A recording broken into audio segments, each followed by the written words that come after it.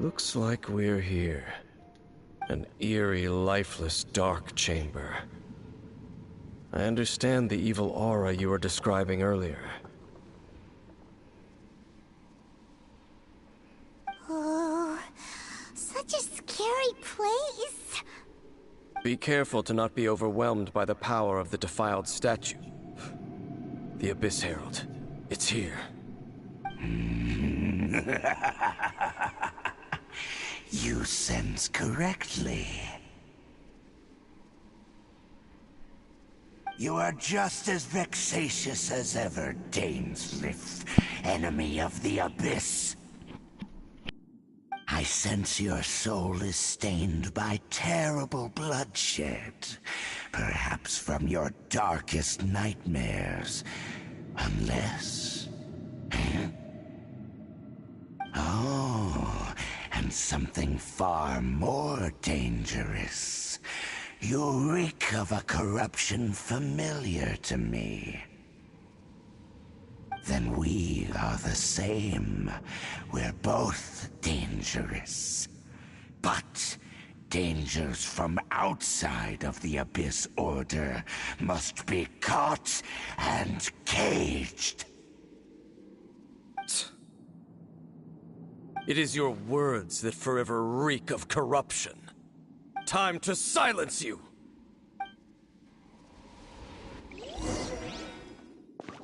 Bow before the Abyss!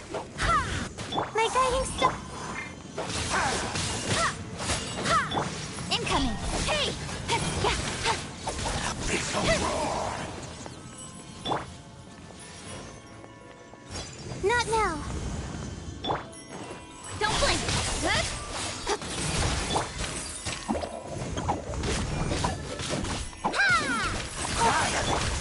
Speed of light.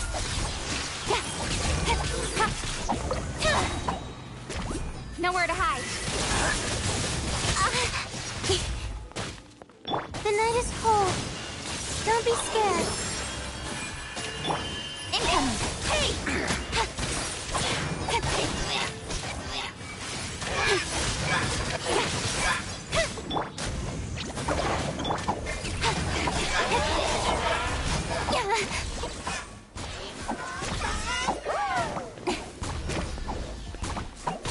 Speed of light.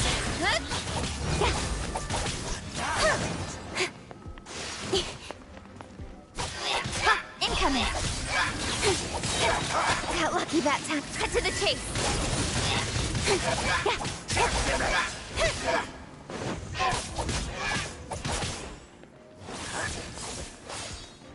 Not now. Don't blink.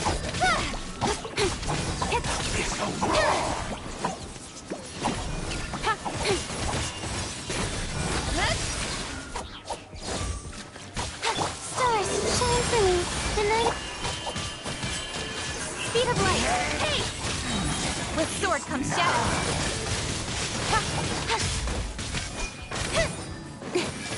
Don't blink.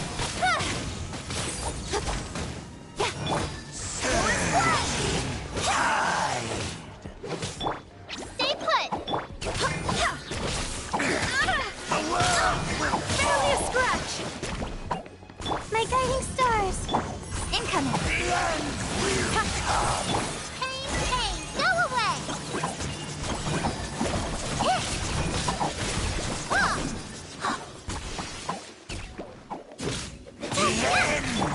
Speed of light. Not now. Don't blink. Nowhere to hide. The Abyss shall rise once.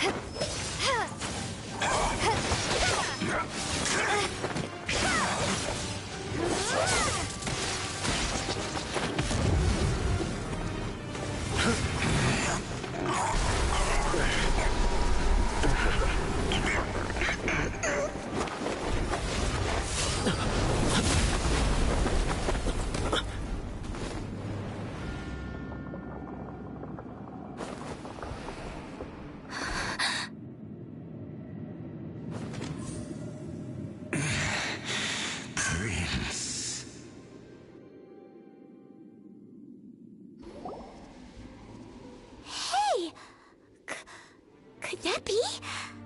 Lumine.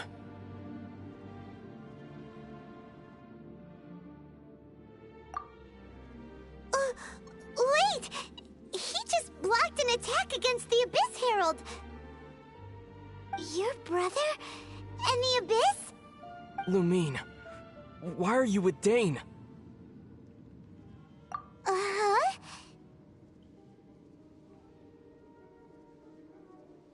Your brother knows Dane?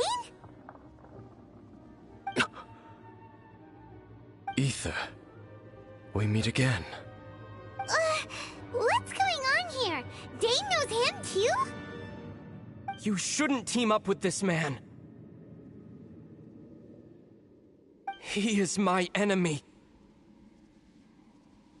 Ether.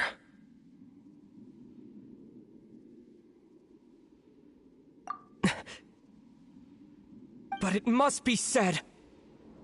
Don't try to stop me. Don't try to stop the Abyss. That man Dainsleif was the Twilight Sword, one of the royal guards of the final dynasty of Conria. 500 years ago, he failed to prevent the destruction of Conria. A curse of immortality was laid upon him, to forever wander the wilderness, while he watched the people he was supposed to protect turn into the monsters of the Abyss. You're saying Dane is from Conria? The same Conria that was destroyed 500 years ago?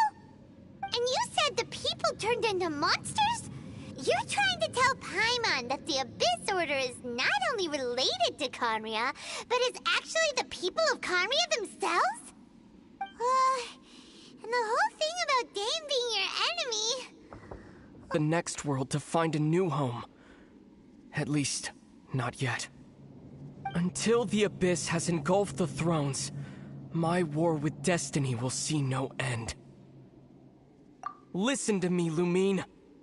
I have already traveled through this world once. Once you reach the end of your journey as I did, you will see for yourself the true nature of this world.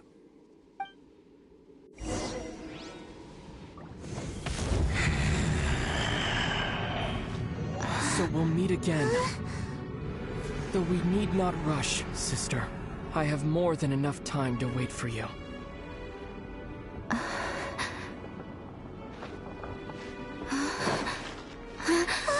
We have always had enough time.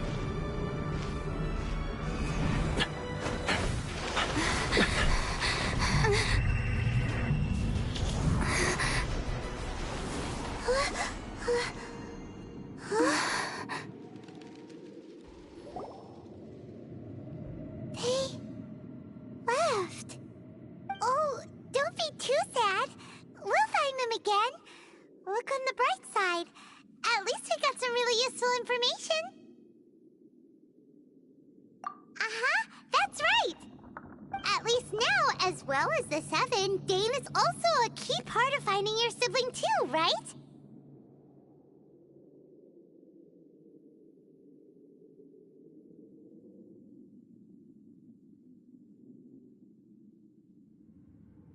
That's right! By the way, what they said just now is all pretty confusing. Did you understand it at all? Oh, well then, let's go over it again.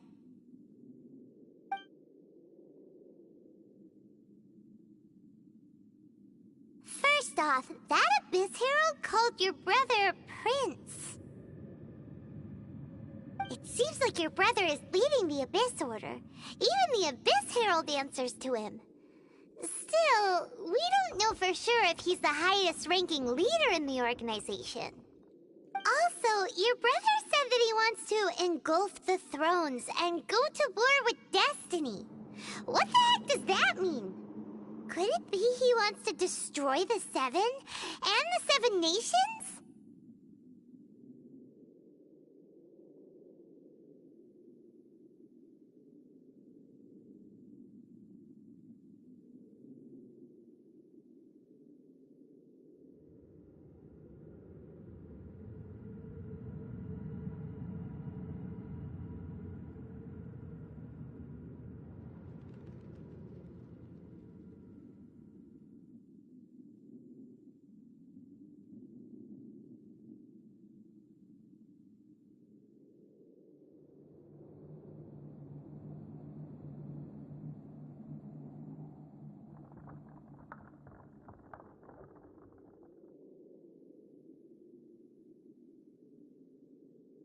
Next thing, turns out the Abyss Order monsters are really what the people of Conria turned into after their nation was destroyed.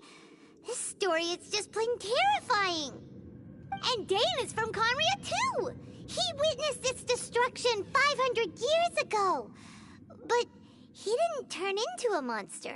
And now he's fighting the Abyss Order. So that's why your brother said that Dane is his enemy, right?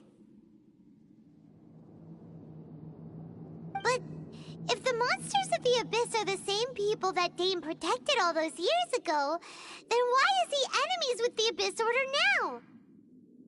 Also, how come after all this time we've spent searching for your brother, it turns out he's on the side of the Abyss? What's up with that? Yeah, you're right. Then we can't let ourselves get down about it now. Our journey's not over yet. Let's get a move on. Time to leave this terrible dark place and get back to the surface where the sun shines bright. If your brother wants you to reach the end of your journey, show him what you're made of. Come on, traveler. Let's go.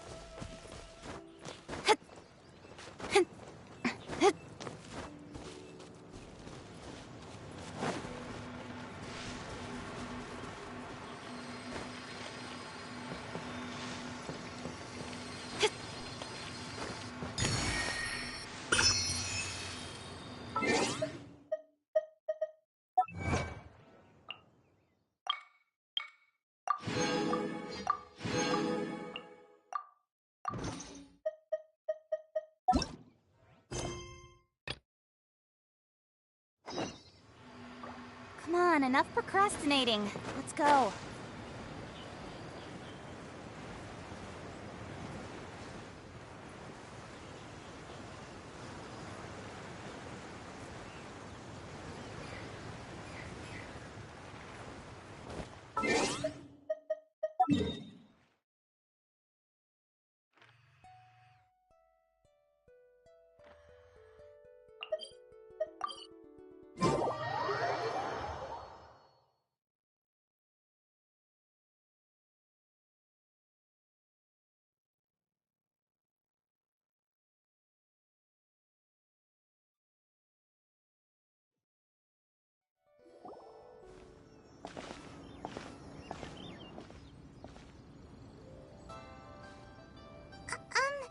Are you okay? Paimon never imagined your brother would have sided with the Abyss. Well, keep your chin up. Paimon believes in both of you. And when the going gets tough, the tough get going. Right? He said we needed to reach the end of our journey. Paimon bets he still has lots more to tell us. And we won't find out what this journey is or where it will end unless we keep going. Aw, don't mention it, partner. Travel buddies are supposed to look out for one another. Although, where should we go next? If we want to continue with the journey... Oh, you mean the god that took your brother away in the first place? You're right.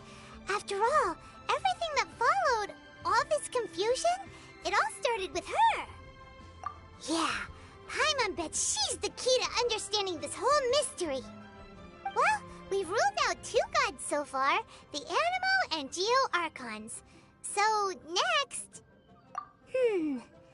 Paimon doesn't think we can simply walk into Inazuma. Zhongli said it was a closed nation. We'll have to find some other way in. Why don't we ask someone from Inazuma how to gain entrance?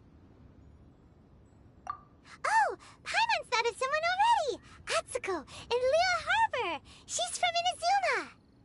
Let's see what she has to say.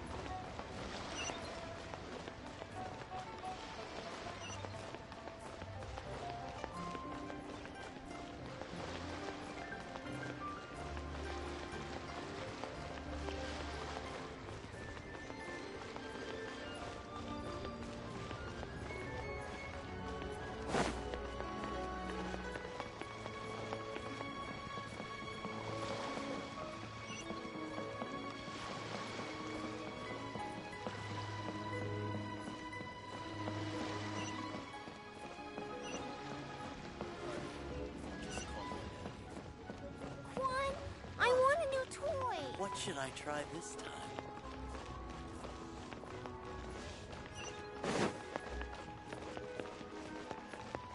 Ha! Adventurer! Think you can last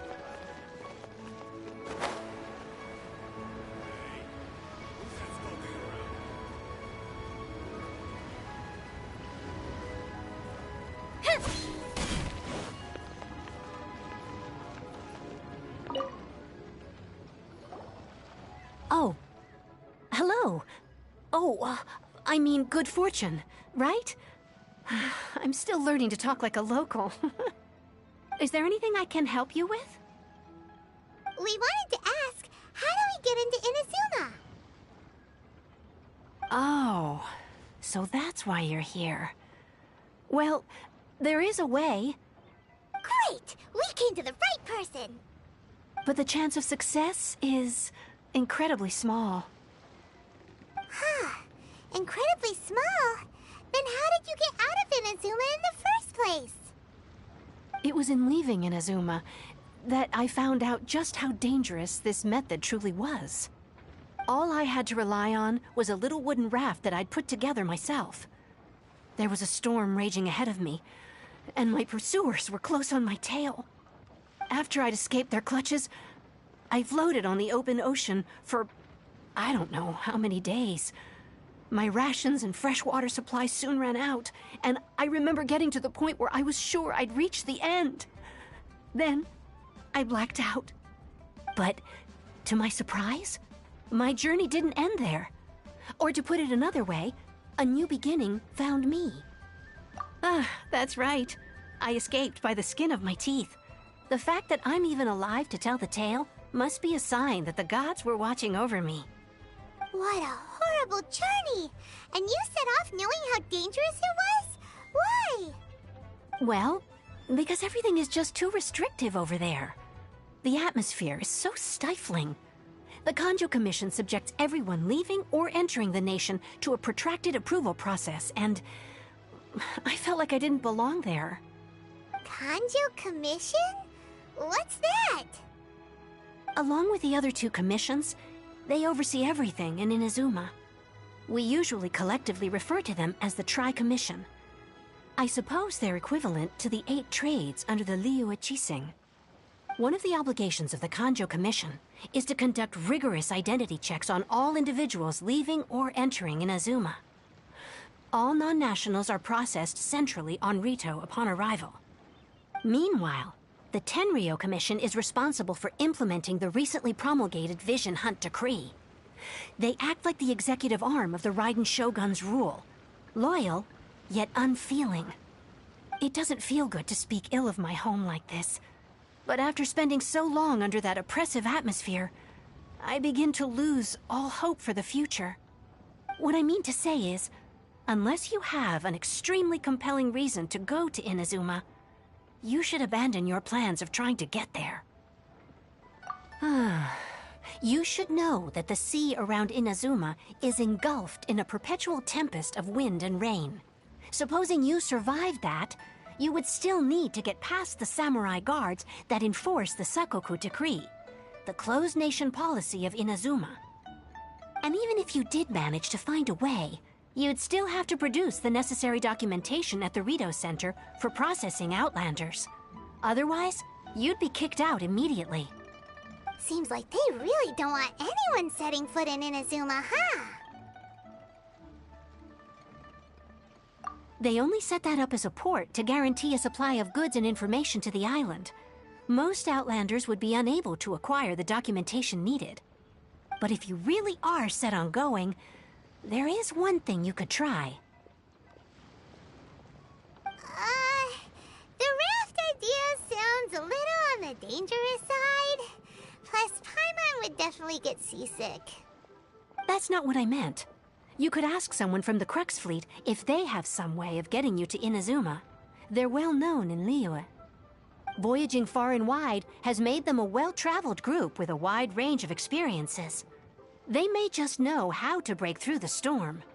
You're right! Paimon sure Beto of all people will be able to get us there. Her crew is super strong.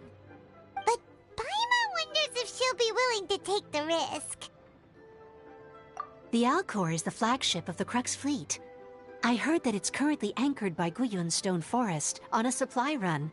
This might be your best chance. Then there's no time to lose. Let's go find Captain Beto.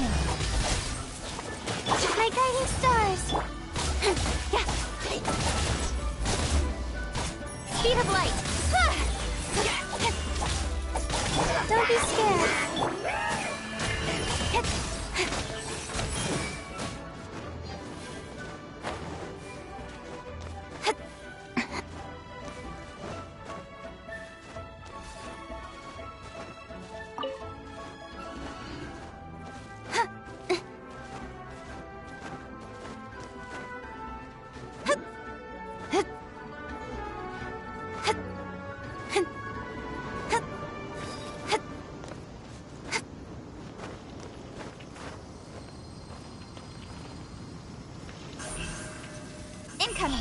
Hey!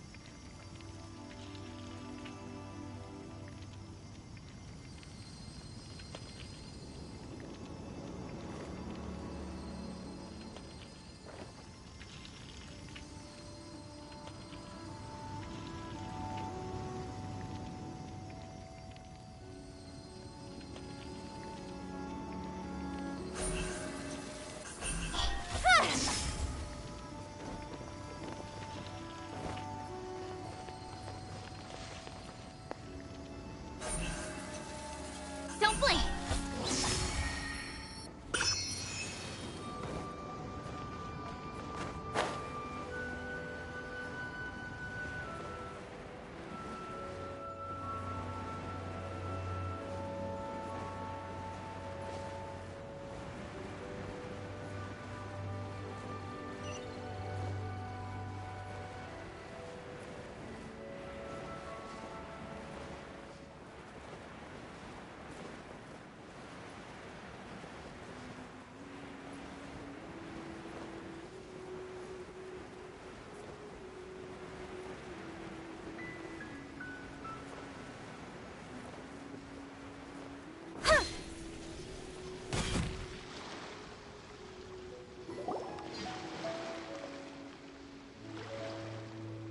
Oh, if it isn't the Traveler in Paimon. I knew you guys would come. Paimon? What a fascinating being. You two give off not only the essence of wind and earth, but also of...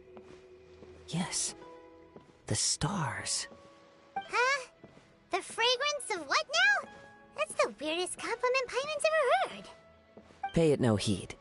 I mean only to say I am certain that it is by fate, not chance alone, that we should meet. And that gives our encounter meaning.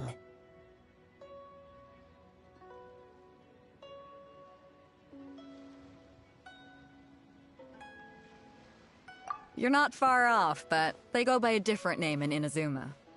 I prefer other means of entertainment. This young man is Kaidahara Kazuha, a temporary addition to my crew for reasons I won't bore you with. Occasionally, he opens his mouth and flowers come out instead of words. With this fine ship and the soft sea breeze, would it not be romantically irresponsible of me not to acknowledge it with a line or two of poetry? No, I can't argue with that.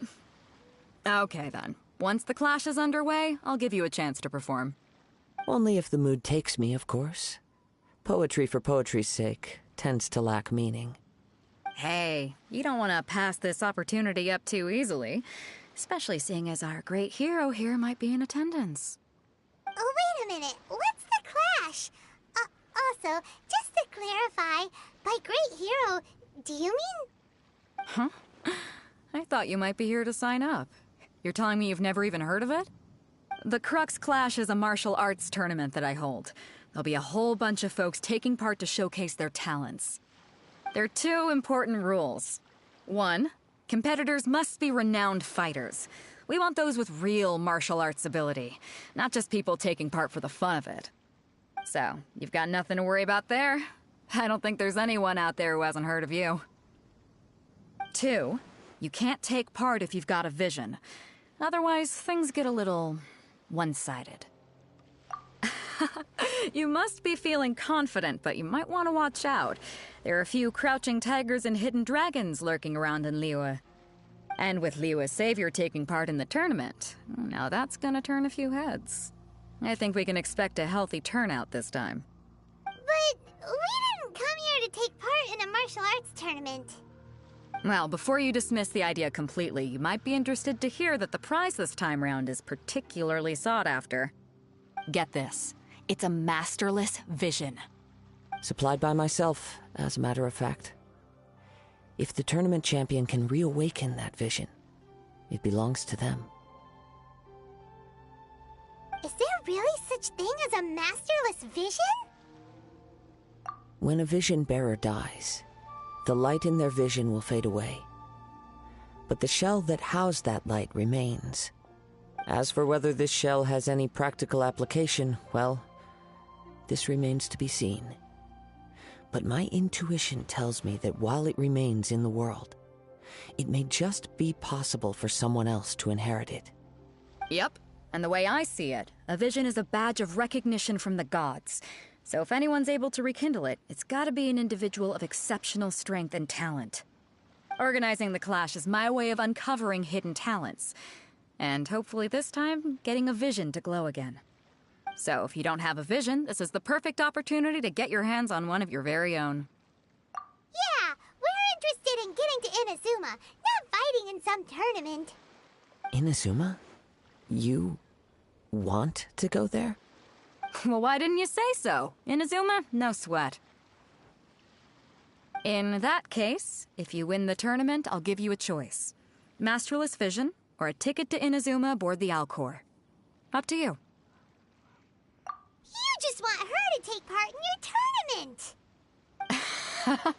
What's wrong with that? The more talent we have, the better the tournament will be. I couldn't let a competitor like you fall through the net. What are we gonna do? Looks like we pretty much have to do this tournament if we want to get to Inazuma, huh? Great. Then let's get you signed up. Head to the tournament arena in Guyun Stone Forest. Kazuha and I will be over soon. It seems like it will only be a matter of time before the answer is revealed.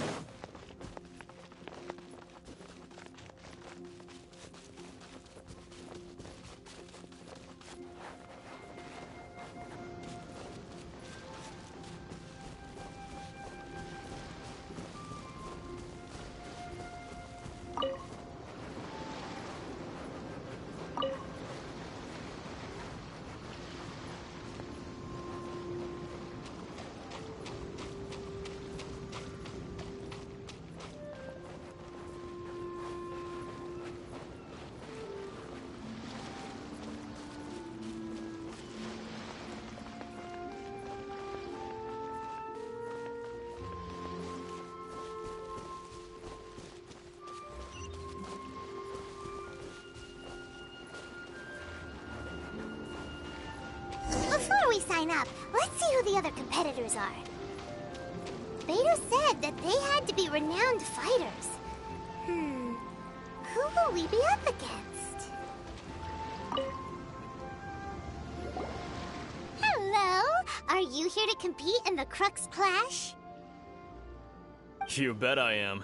Have you put your names down yet? Well, I'd have a look at the entrance criteria if I were you. Then allow just anyone to take part. The Clash is a comprehensive test of fighting ability. Anyone who turns up for show over skill is gonna get their butt handed to them. Nobody wants to see that, right? Yeah, we heard a rule about that. So, Paimon's wondering, are you a renowned fighter? Me? Only a former runner-up in the Chihu Rock Freestyle Combat Summit. Oh yeah. Also, that doesn't sound like the most official tournament out there. What? You... Nonsense.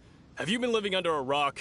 It's been going on for years. There were plenty of competitors when I took part. Not to mention, I've helped the Millilith catch treasure hoarders before. There were 2 of them trying to escape. I soon sorted them out. They tried to sneak past me under the cover of darkness. They didn't know what hit them.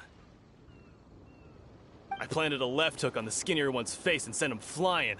Then, the big guy pulled out a knife. I stood my ground, of course. A roundhouse kick sent the blade hurtling into a beam above us.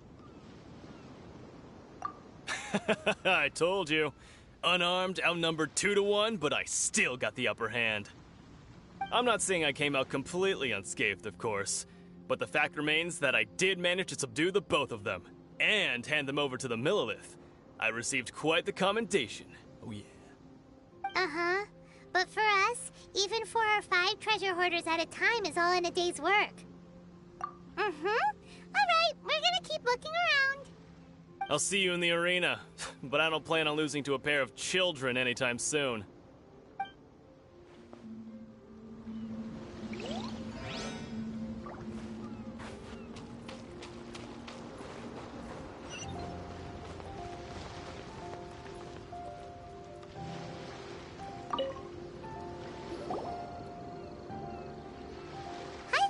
Are you here for the Crux Clash too? That's right. Nothing beats real-life combat for honing your skills. That's what our master taught us. But this tournament is more than just a chance to put training into practice. It's also a chance for us to obtain the masterless vision. Exactly. With a vision, we'd quickly become our master's top students. This master of yours must be pretty incredible, huh? Are they someone famous? Famous? He's the founder of the Lingshan clan, and his skills are unparalleled. Liang and I are both proud disciples of his. You probably wouldn't have heard of it. It was founded quite recently. The clan is nowhere near as famous as the master himself, anyway. He's got to be a grand master or something. He's created many different styles of kung fu, and countless other clans have borrowed extensively from him. To the Lingshan clan, he teaches a special technique known as force dispersal. Force dispersal?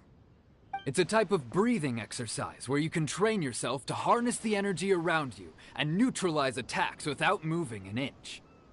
For example, our master can use it to alter the path of an attacking fist, or change the direction of an incoming stone, all without breaking a sweat. One time, he sent a challenger flying into the air without lifting a finger. It sure is, but it's extremely difficult to cultivate this ability. We've been training for ages and we're still getting to grips with the very basics. There's no way we could use it proficiently yet. We're clearly not that naturally gifted, or we would have at least gotten the gist by now. If we don't start making progress soon, we'll probably run out of money to pay the tuition fees and still have nothing to show for all our training. There's a tuition fee? Of course! This is a Grand Master we're talking about here. He doesn't have time to waste. If you want face-to-face training, you've got to show you're sincere about it. But here we are, having trained under him directly all this time without even a hint of improvement. Master is getting increasingly impatient with us. Recently, though, we heard that a Vision Bearer joined the Guhua clan and made pretty much instant progress in their training. So, if we can get our hands on a Vision too, maybe we can finally make our master proud. Well, we have to try something new. Otherwise, we're stuck in the same situation. Exactly. It can't hurt to try. And if it turns out it does work, the Lingshan clan will go down in history. Folks will come from far and wide.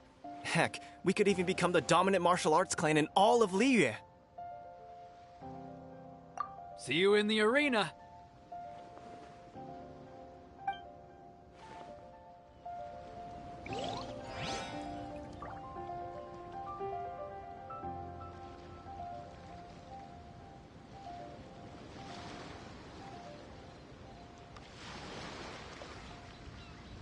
Come on, enough procrastinating. Let's go.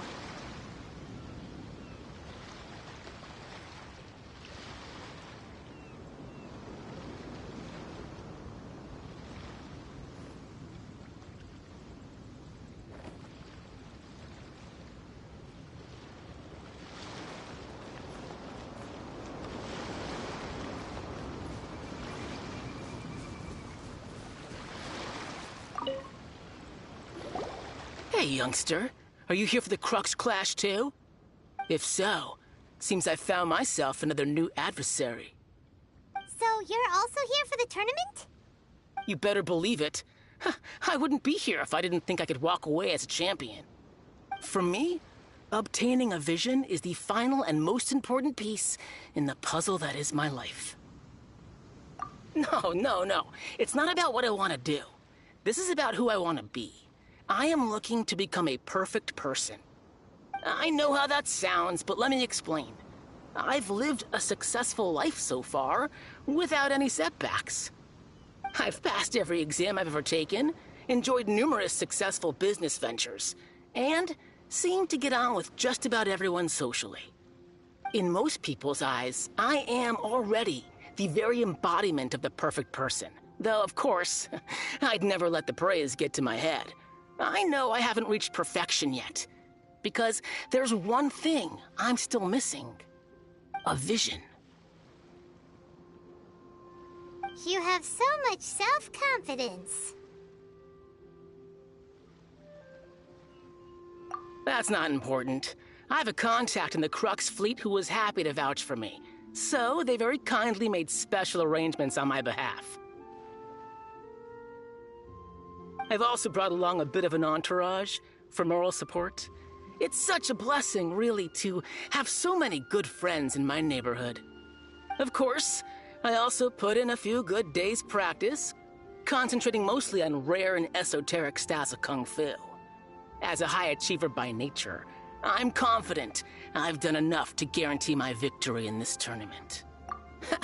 I seem to have gained another fan. Don't let my aura overwhelm you, though. You'll need your wits about you today.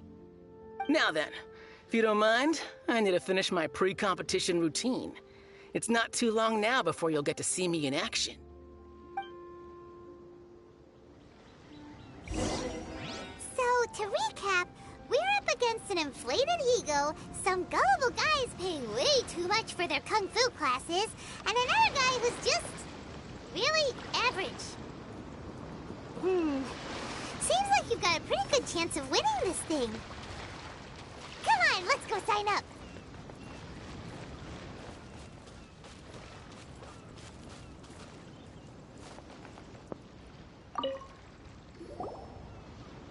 Chinksa Village Arm Wrestling Champion, huh? All right, you're signed up. Next, please. What's your name? Wait, aren't you? Did I hear that right? Is it really them? Huh? Aren't they a vision bearer, though? Why are they trying to enter the clash? I have to ask, aren't you the traveler that helped Liyue fight off that ancient god? It's really her! The one that spoke with Lady Kuching at the rite of parting. Oh, I wonder if I can get her autograph later.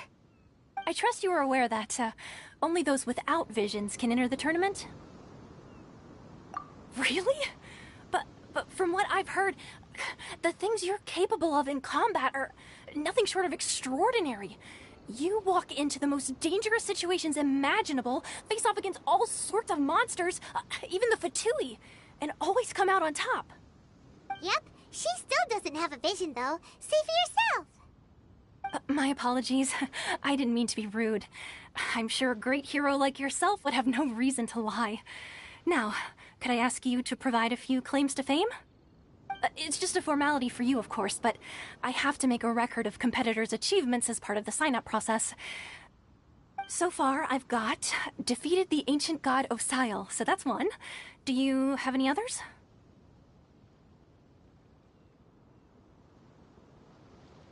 Yeah, and also a dragon too! Put down Battle with Storm Terror. Whoa. Might as well declare her the champion already. I wonder if it's too late to withdraw. Okay, that's plenty.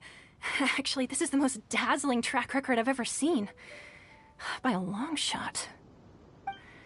Right, your registration is complete. Now, a brief word about the prize. A great hero such as yourself can surely only be here for one thing. To win the tournament and claim the grand prize, namely, a vision. Oh, we're not here for that. We're here because Captain Beto promised to take us to Inazuma if we win the tournament. There's another prize, too? Oh, first I've heard of it. Beto must have upped the stakes this time to attract top talent. But why would anyone want to go somewhere as dangerous as Inazuma? I see. So, I take it you discussed your terms with Beto in advance, then? Well, nobody expected you to sign up to a tournament like this. I can hardly believe it myself, to be honest. Anyway, the qualifying rounds are about to begin. I'll leave you to your preparation. Hey, so Paimon's thinking about that whole no vision bearers rule in this tournament. Even though you don't have a vision, most people in Teyvat think that you can't manipulate the elements without one. So Paimon thinks you probably should mental abilities during the tournament. You know, just to avoid any misunderstandings. In any case, looking at the competition, it should still be pretty easy for you to win, even without using any elements, right? Alright, it's showtime! You got this! You seem like you're raring to go. Are you ready to compete? Good. Then please follow me into the arena.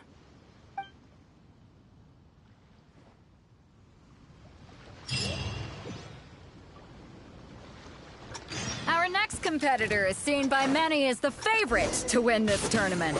Her first bout begins now!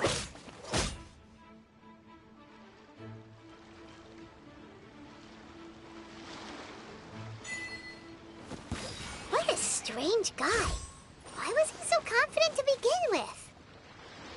Well, now that we've won, let's go and see Beto. She'll probably have something to say to us.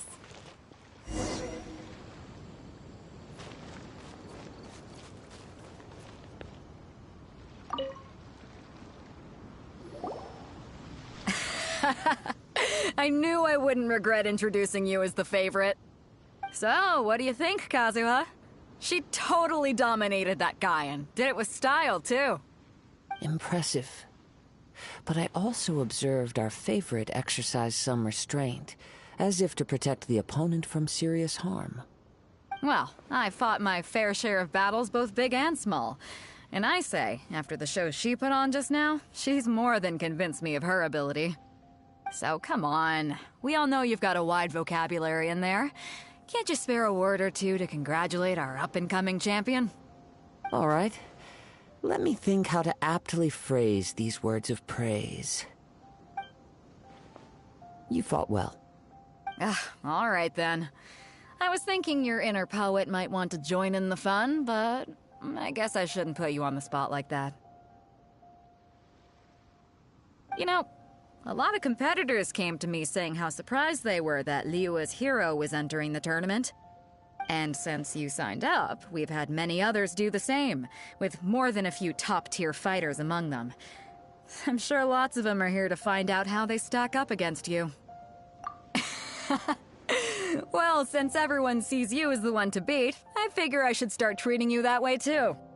For one thing, we don't want you wasting all your energy in the early rounds fighting people who are well below your level. Not to mention, you must be itching to fight someone in your league too, right? So, I'm putting you straight through to the semifinals. Huh? But we only just started the qualifiers. Seems like a crazy system if we just skip straight to the semifinals. This is how Captain Beto works. You won't persuade her otherwise. Besides, at your level, you would have made it to the semifinals anyway. Huh. To be fair, Paimon was thinking that too. Alright, I'm gonna watch some more of the tournament. If there's any potential contenders for you out there, I want to know who they are and what they're about.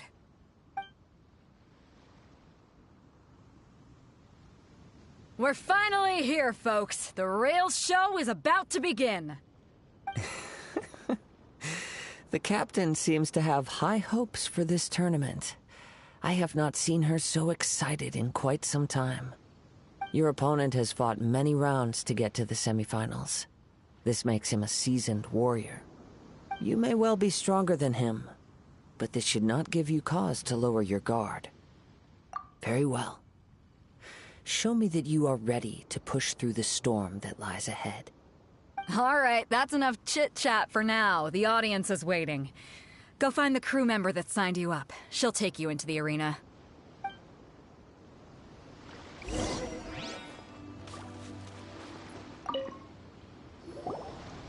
Your opponent in the semifinals is new to the Crux Clash, but he has quickly become the dark horse of the tournament. I do not doubt your abilities, but I would suggest that you make sure you are fully prepared before you begin. Relax. My girl's at the top of her game. She ain't gonna lose. Okay, follow me. At last, the moment we've all been waiting for. The semifinals have begun. Who's it gonna be this time? The hero or the dark horse? I don't care about the prize. You're a strong opponent. That's what I'm here for. We'll talk! Yeah. Yeah.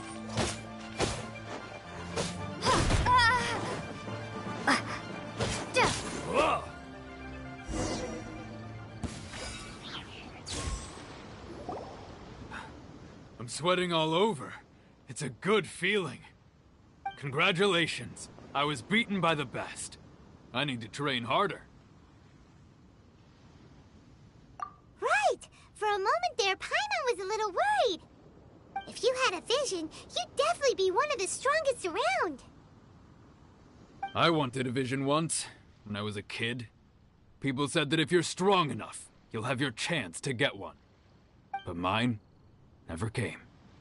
I lost interest eventually. You can't depend on a vision like you can your own body. I've fought and won against vision bearers before. The power they have was given to them by the gods. I don't envy it. Huh?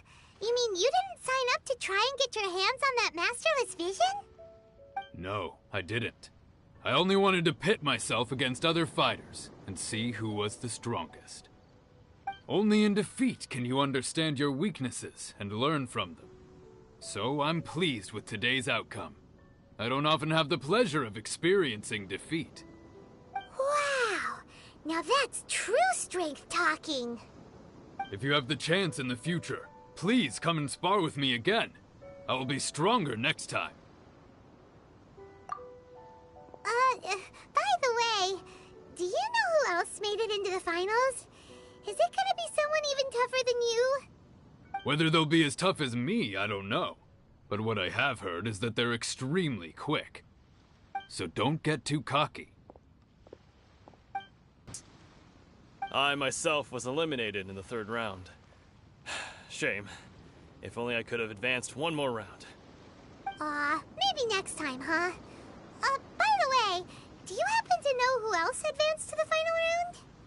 Why, yes. He's the same one who defeated me. He is a formidable opponent, quick on his feet and swift to take advantage of his opponent's missteps. I faltered for but a brief moment, but before I knew it, he had me on the floor. Given my stature, I have no fear of squaring off with physically strong opponents. But faced with a nimble, agile opponent such as him, I found myself completely out of my league. Still, I'm sure he'll be no match for you.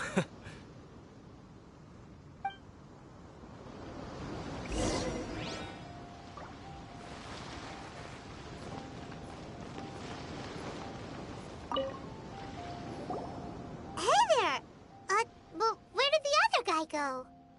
He tried to use force dispersal to deflect a punch, but instead he took it straight to the nose. There was blood all over the place. His opponent was pretty freaked out by it. He kept asking him, "Why didn't you dodge?" But he was pretty much out cold by that point and couldn't reply. "Why don't you dodge?" they ask. Because to not dodge is the very essence of Lingshan clan kung fu. It's just that he hadn't quite mastered it yet. Don't even get me started. I spent all my energy helping him get from here to the boat to take him back to the harbor. But by the time I got back, my scheduled match time had already passed and I had to forfeit. I don't dare tell my master about this, otherwise I'd never hear the end of it. Sorry, I shouldn't be complaining in front of you like this. I'm afraid I'm still a bit out of sorts at the moment, so I probably won't be able to help you with whatever you were here to ask me about. Oh, alright then. Hope your buddy makes a swift recovery. Hang in there. Thanks, I'll do my best. We still haven't got any useful information yet. Maybe we can go talk to Beto. Surely she's gotta know something. You gave an outstanding performance. Truly commendable. I could sense that you're not familiar with bouts of this kind, and it could have cost you the match. But you were quick to adapt, and managed to claim victory over your opponent. That is a most invaluable skill. In fact, I discerned this not from what I saw, but what I heard. The ground beneath your feet, and the pattern of your breathing. But it is nothing remarkable, for I discerned nothing more than Captain Beto did. He's right. But in my case, I was purely relying on previous experience. I guess not using your elemental powers must be quite new for you, huh? We wanted to ask about who our opponent will be in the final round. Do you think they'll be stronger than the one we faced in the semifinals? Not exactly. Contenders that reach the finals aren't necessarily stronger. They tend to have something unique about their style. As for the guy you'll be facing, his skill lies in his speed, and he has superior form. It's also obvious that he's seen his fair share of battles. What's the matter? Worried that you've bitten off more than you can chew this time? If that is the case, then I have a proposal for you. Let's go somewhere a little quieter, shall we? I haven't properly introduced myself yet. In the land of Inazuma, I was a wandering samurai. Yeah, we could tell that from your getup. But at the same time, when you talk, you don't really sound like someone who's used to waving a sword around. It is true that I am versed both in literary and martial traditions. But on the straggling path of a wandering samurai, is there harm in acquiring a surplus skill? I do not mean to flaunt my martial prowess, but I myself have witnessed reputable fighters hailing from across the lands. I do possess some knowledge regarding your opponent's particular skill set. Given your talents, a few hints from me will be all that's necessary to bring your opponent down. Hang on. Don't you think you're bending the rules a bit there? Gathering intelligence is an essential part of any duel. You must know your enemy. Besides, our favorite here has fought many battles on their journey from Mondstadt. Such impressive feats require more than just bravery alone. You betcha!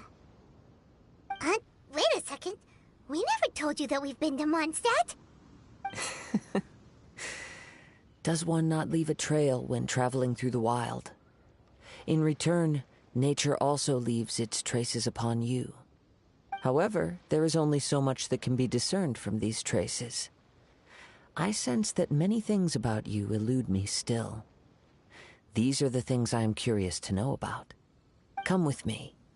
Some post-match entertainment is in order.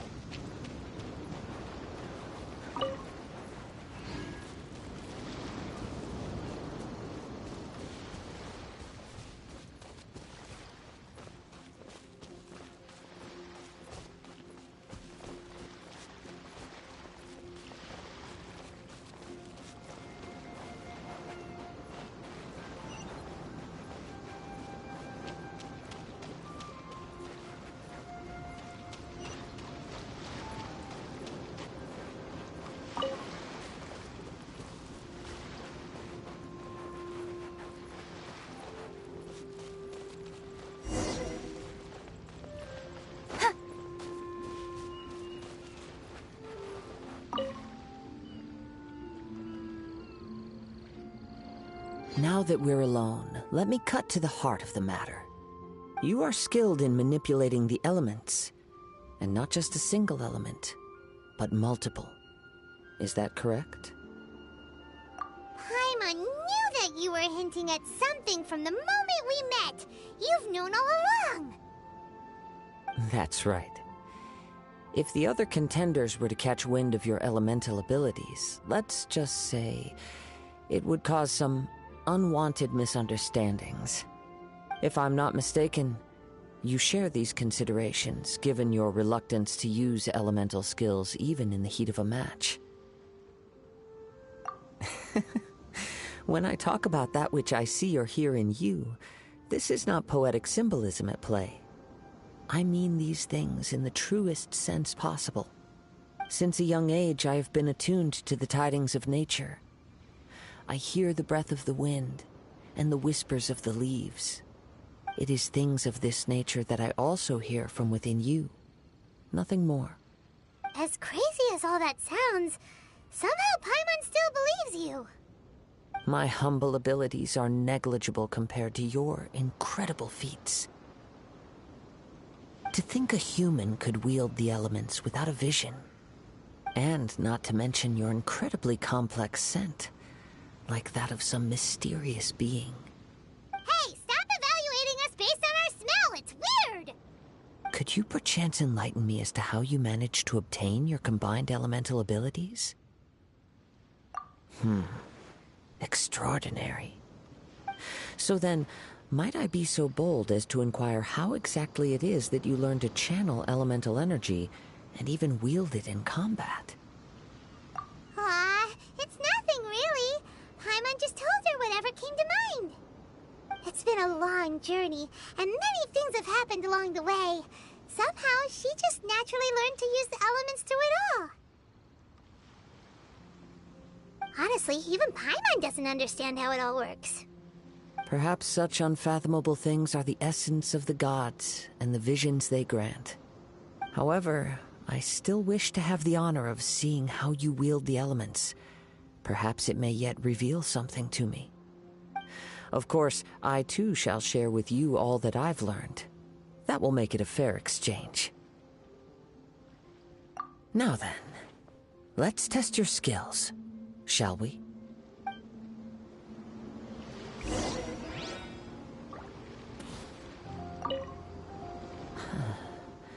You control the elements without a vision.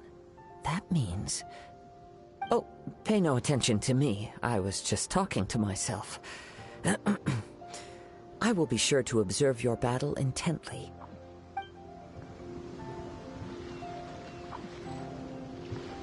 Hey!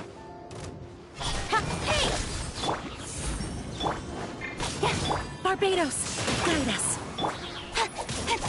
Incoming.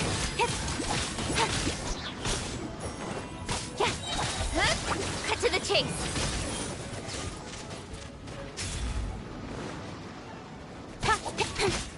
Don't blink.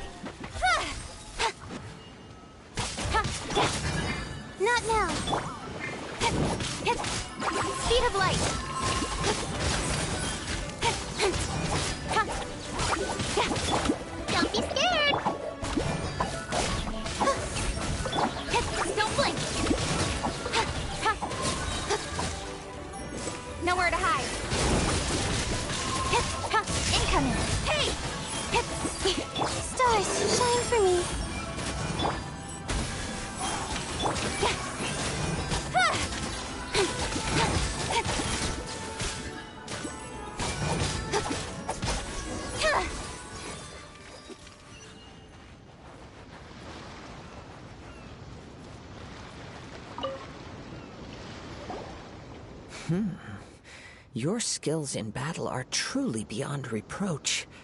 Even with your opponent's speed, he shouldn't be able to overwhelm you. Your opponent is skilled at controlling his breathing and maintaining balance, which enables him to execute moves that many would find impossible. He relies entirely on the element of surprise to defeat his opponents.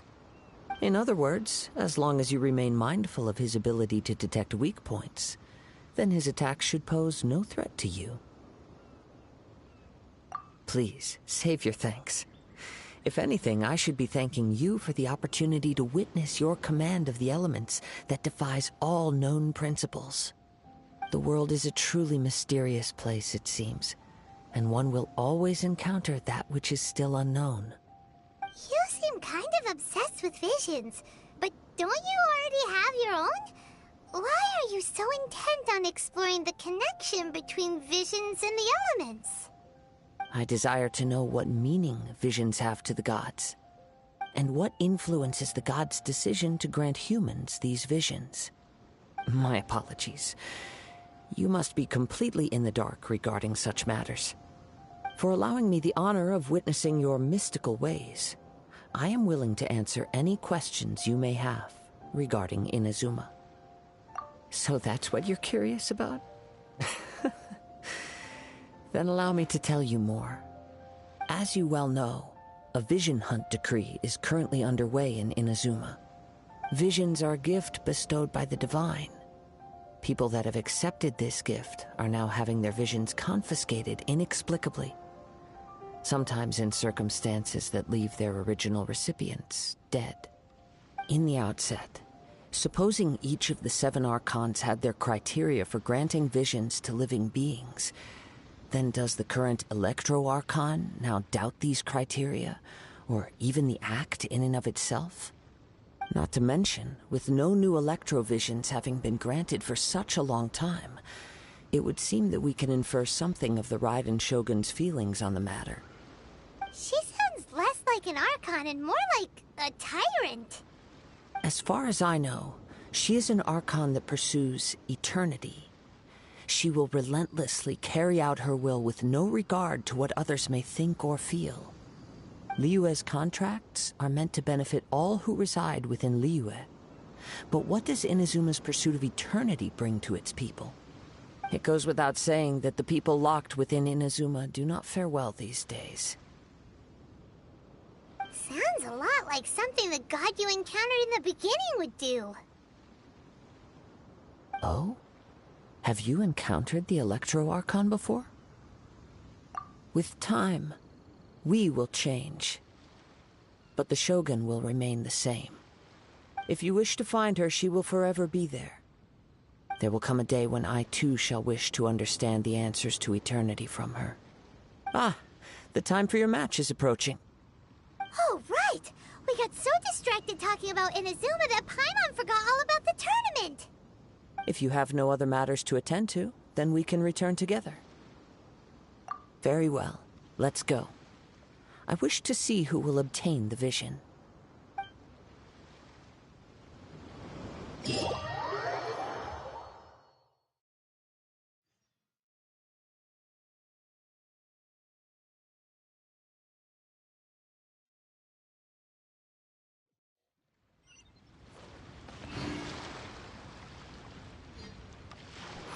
Why isn't he here yet? Never mind. We can start by making your entrance first.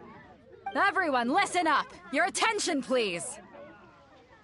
We've reached the climax of the Crux Clash! This is the final match! We've seen many exciting battles today, and now, at long last, the 2 finalists have emerged. Now, I'd like to introduce our first combatant. Though few have seen her, her reputation knows no bounds.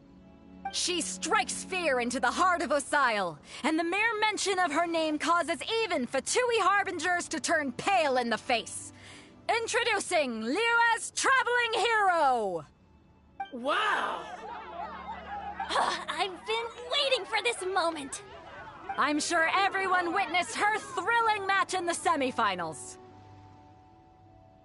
But today's final round will surely take things up a notch. As for our other combatant, he still hasn't arrived. Oh, come on, what could be taking him so long? You can't just forfeit for not showing up like in previous rounds. This is the finals. Apologies! Everyone just sit tight!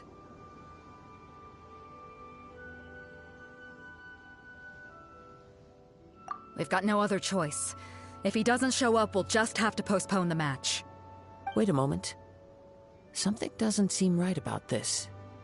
Captain Beto, perhaps we should check on the prize. Traveler, come with us.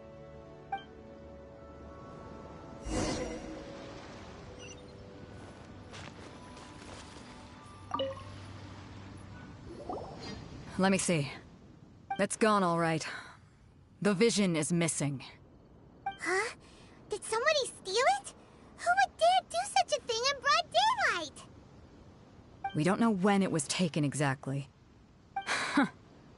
I never thought that someone here would have the guts to cross Captain Beto. No need to worry. Even the craftiest sleight of hand does not escape nature's watchful gaze. The culprit has only acted recently. They will not have gotten far.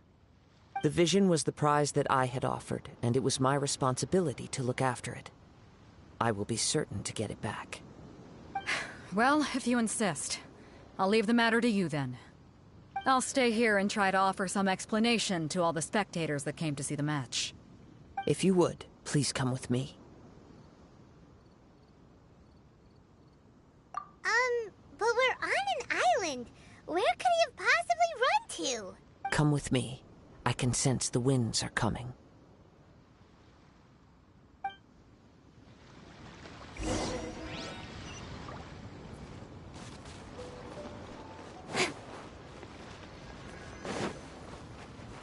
Huh? A wind current? The winds have come at an opportune moment. Let's seize this chance. Ride the winds upward. From there, we can continue our search for clues.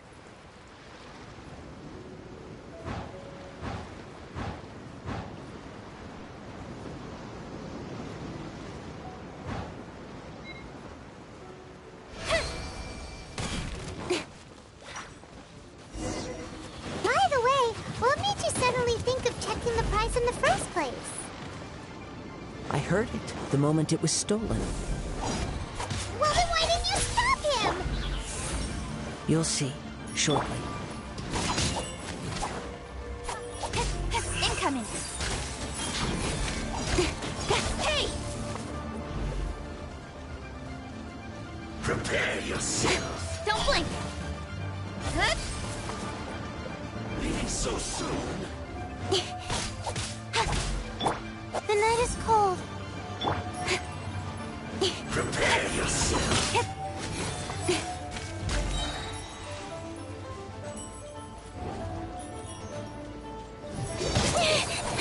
Abandoned. With sword comes shadow. Hey! Speed of light.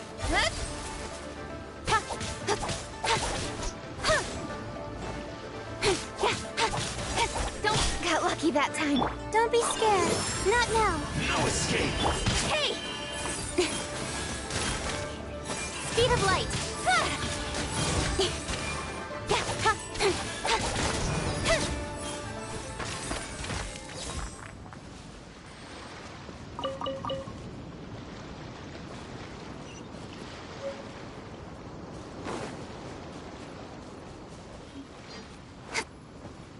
The winds are guiding us forward. The culprit is on the opposite shore now. You can hear that too? What does it sound like? Hubris. This way. Follow me. There may be an ambush waiting for us up ahead, but I trust that you are well prepared for such a scenario.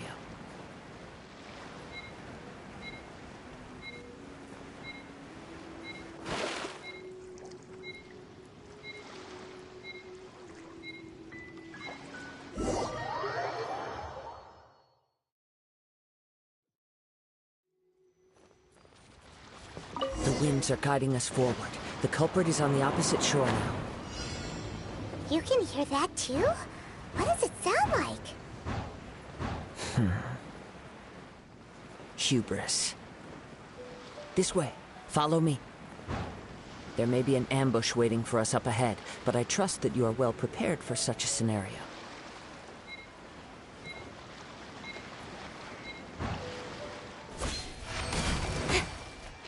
Incoming!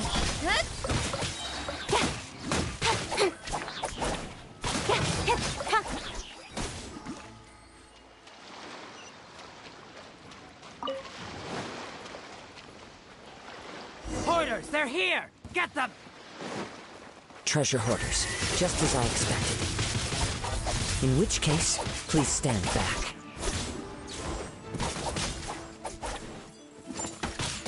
Speed of light! Don't get it, Uruguay! Stay put! Ta! Hit! Ta!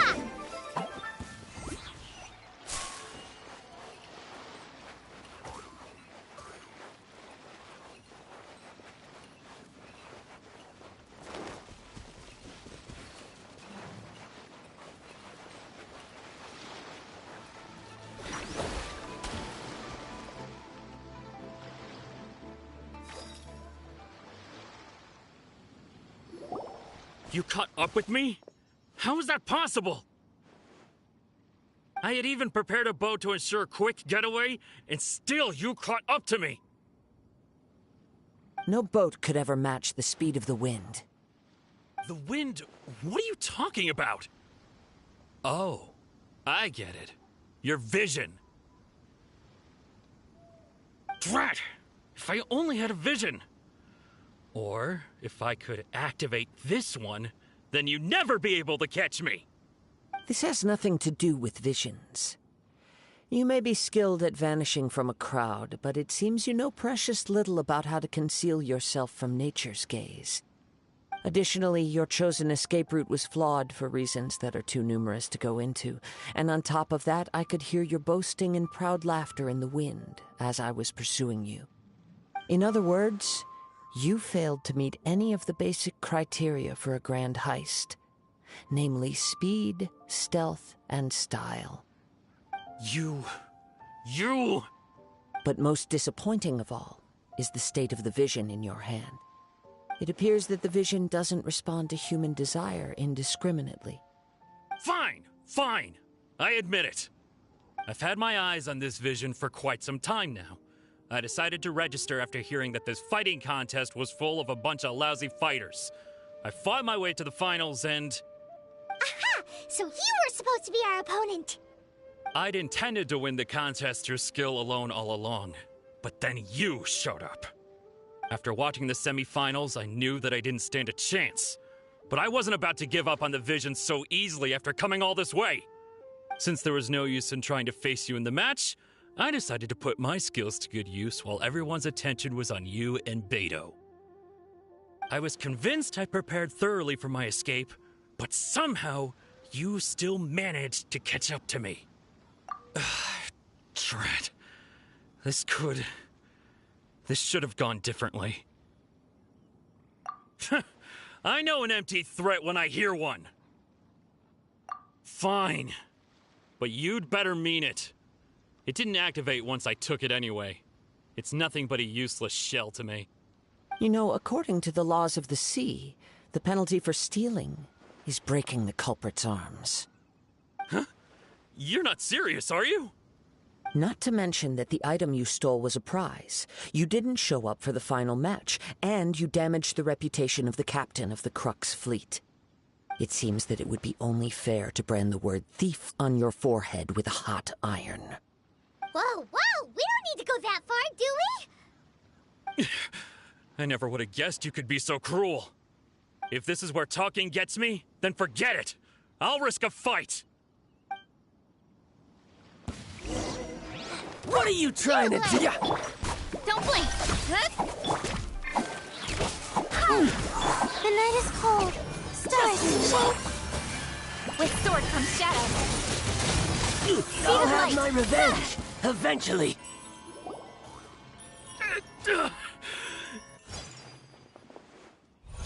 No! No! Do what you want, but please, don't brand my forehead, please! He has persevered to the bitter end, and now death looms near. Yet still the gods do not bestow their favor upon him. Put down the vision and leave. I've changed my mind. No further punishment for you.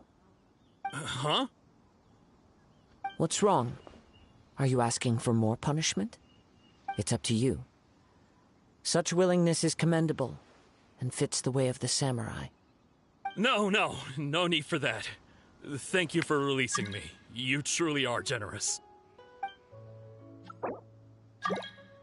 Huh? Paimon doesn't get it. Were you just trying to scare him? I take no pleasure in frightening others. I was just testing all possibilities while the vision remained in his hands. When people are forced into a corner, that is when their greatest strength will appear.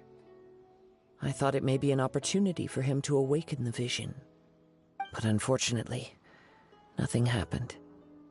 Yes, I wanted to know whether it were possible for an extinguished vision to be reawakened. From the moment he stole the vision, I decided to use him for this experiment. I've tried many other methods in the past, though few tales tell of a masterless vision reawakening. After seeing you command multiple elements, I figured that nothing is impossible. Come, why don't you give it a try?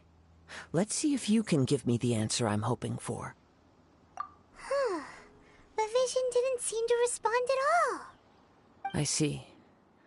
So you are also unable to rekindle the vision. No matter. This was expected. I suppose this vision is still mine to take for now. Yeah, what's the story behind this vision anyway? The story begins with an old friend. He was once a good friend of mine. One day he asked me about a sword art of which he had heard, the Musono Hitotachi. I told him it can only be witnessed when divine punishment is administered. It is the pinnacle of the Raiden Shogun's skill, a symbol of ultimate power. But he replied, there must be one who can withstand it. There will always be those who dare to brave the lightning's glow. Then, the Vision Hunt decree arrived. People's aspirations were stripped away as the Raiden Shogun began to construct her ideal of eternity. While I was fleeing from place to place, I heard that my friend had challenged the Vision Hunters to a duel before the throne. A solemn yet brutal challenge. The defeated face divine punishment, while the victors gain a second chance. Perhaps he thought he of all people should make a stand. Coming face to face with the Musono Hitotachi was all that he truly desired, after all. When I arrived at Tenshukaku, the duel was over. I heard his sentence of divine punishment, his severed blade hitting the ground. Perhaps that was the glory he had yearned to witness. In his last moments, what expression was on his face? Before I knew it, I had stepped forward and snatched the dying vision and was running from the scene. All I knew was that I mustn't let his hope, which burned so brightly, become buried among the ice-cold statue of a god. Perhaps one day, I may come to find that all I have done is meaningless. But as a wandering samurai, I find meaning in traveling and the sprawling beauty of nature that lies along the way, while still retaining the warrior way in my heart. Kazuha! It's just another way of saying I do as I please. All right then, it's time we returned. Do not let my feelings trouble you. But thank you.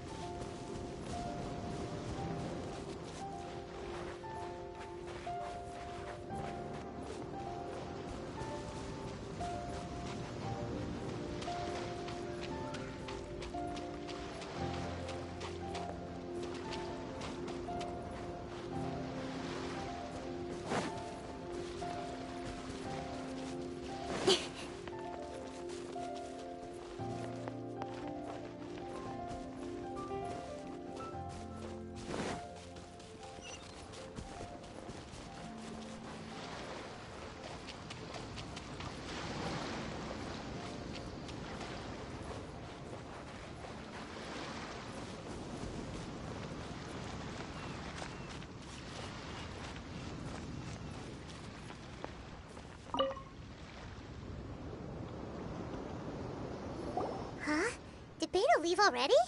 Maybe she went back to her ship.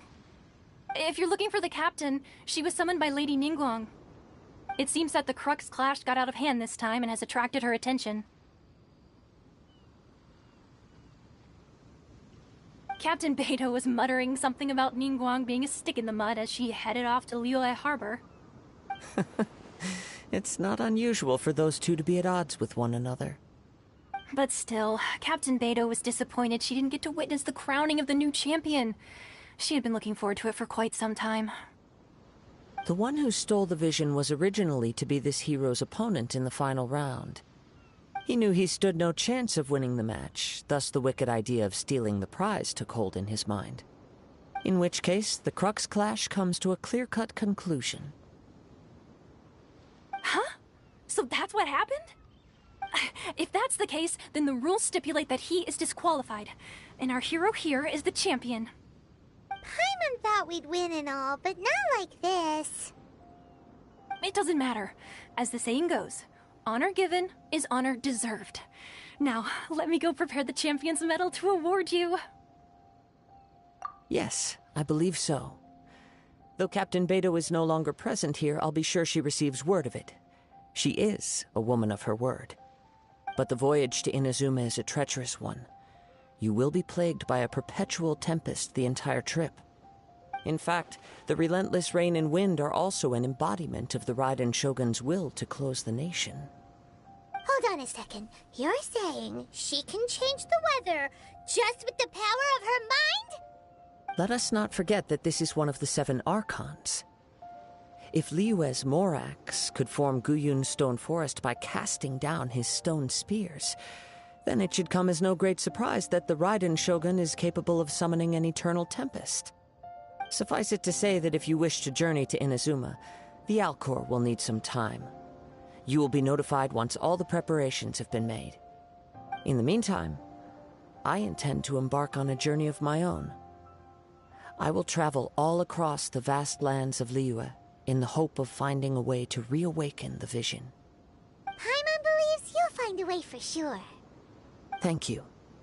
May both our journeys prove meaningful. One final word of warning. The part of your journey that lies after the storm may well prove to be the most arduous.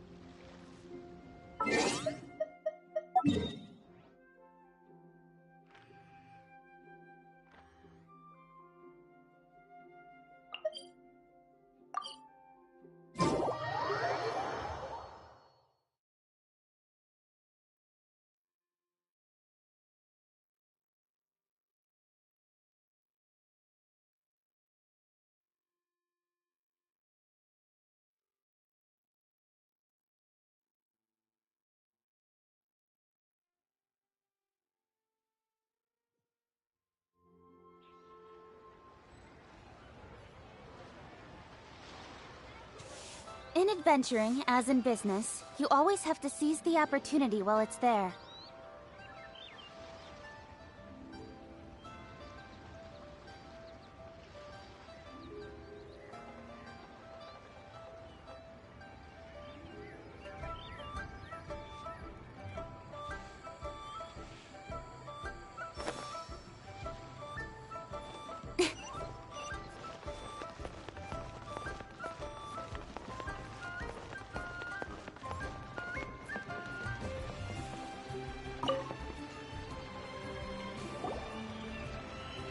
Ad Astra Abyssosk. What can I do for you, traveler? Ah, yes. I've heard that you've already made arrangements with the captain of the Crux fleet regarding your passage to Inazuma. Is that correct? Now that I think about it, it's been quite some time since I last visited those lands. Unfortunately, I don't have any current intel that would be worth sharing with you. There you are. You're the traveler that Beidou will be taking to Inazuma, right? Oh, is that right? Well, it's an honor to meet you. The fleet is nearly completed reprovisioning. Once the crews have taken a head count, we can get underway. Captain Beidou sent me to come get you. We'll weigh anchor as soon as you're aboard. Seems Beidou is the captain of her word. Of course! There are many things that the captain insists upon. I'm sure you'll see for yourself once you're on board. So you'll be heading off then? I suppose congratulations are in order.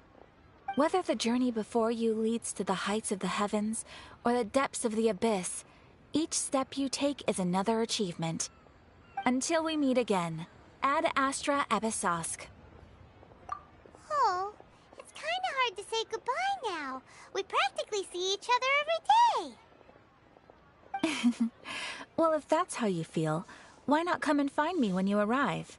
I'll be awaiting you on Narukami Island. So there's another Catherine in Inazuma? See? There's no need to get all sappy now.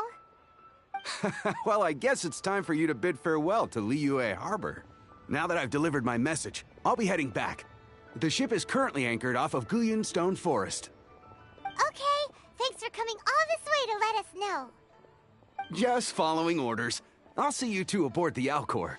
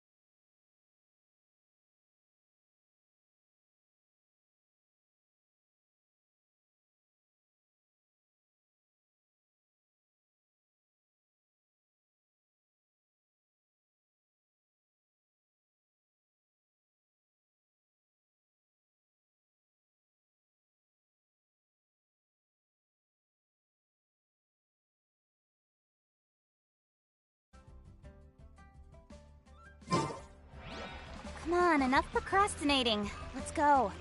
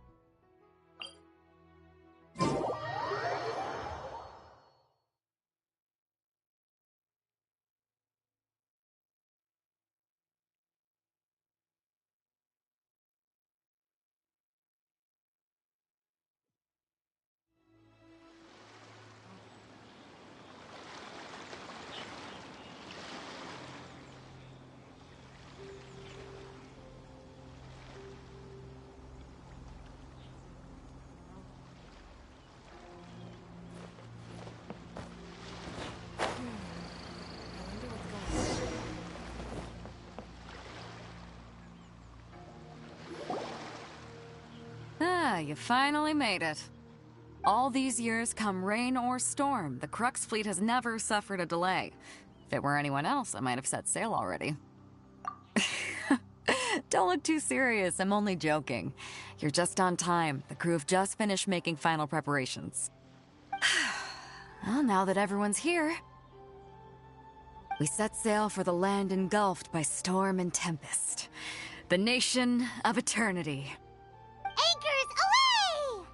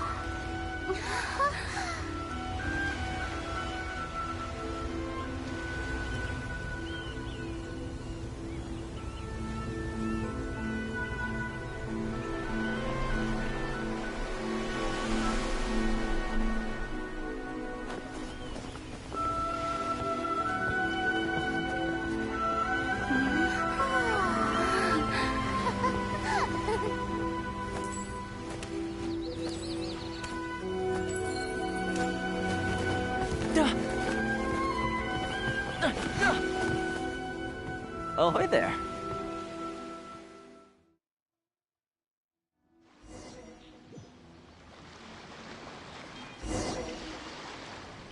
So, you finally made it. You sure kept me waiting, Captain.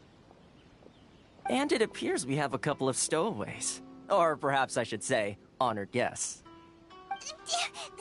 Shush! You can blame your almighty Shogun. The tempests around Inazuma have been growing all the more fierce lately. Though the fleet was fully up to the challenge, the inclement weather still caused some delay. Now then, let me introduce everyone.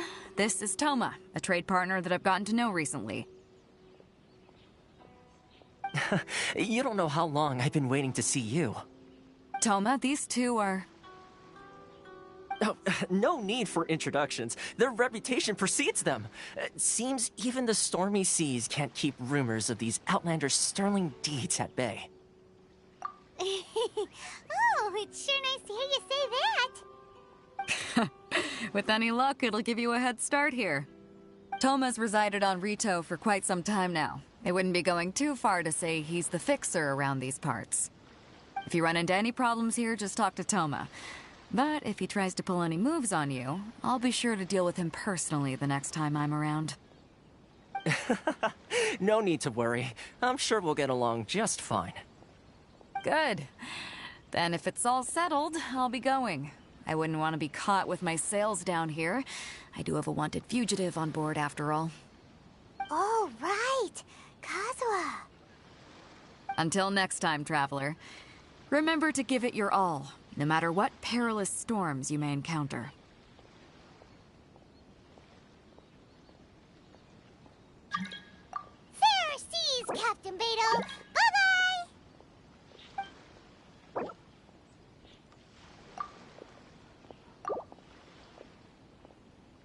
Now then, first things first. We need to go get you registered at the border checkpoint. Paimon thought we were supposed to be keeping things on the down low. Are we just gonna walk into the government's hands? Don't underestimate the reaches of the Sakoku Decree. You wouldn't be able to avoid inspection even if you tried. So we have to play by the rules, even if we're kind of bending them.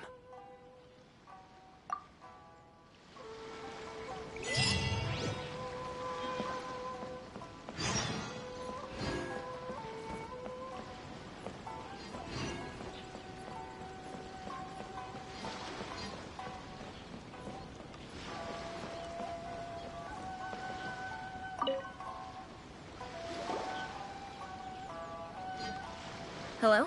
Please state your name, identity, and the purpose of your visit. Oh, except you, Toma. You must be new here. Excuse me? Please provide the information requested and also declare any goods you are carrying with you. Oh, well, I'm sorry. We cannot approve entry for purely personal reasons. So, unless you have a valid reason for visiting in accordance with the rules...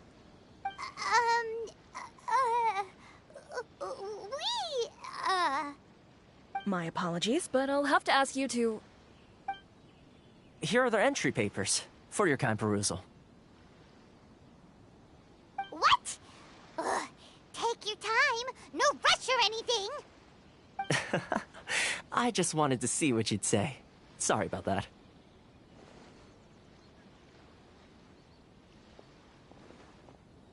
I see. Okay. Your papers are all in order. Welcome to Rito.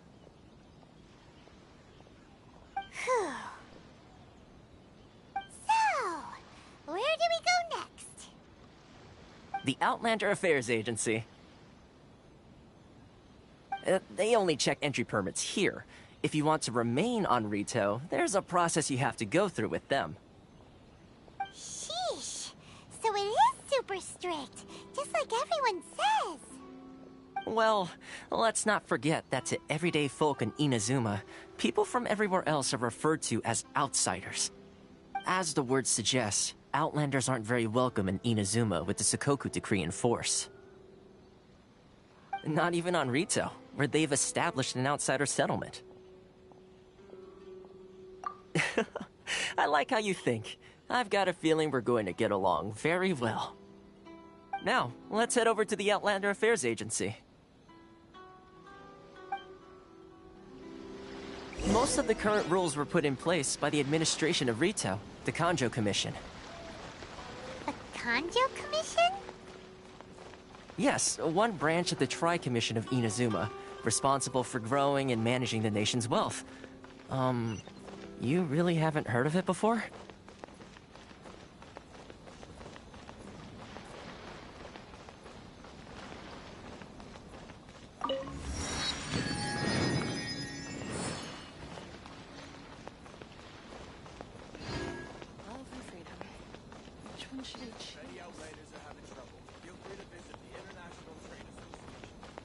This is the Outlander Affairs Agency. Please have your documents and proof of identification ready.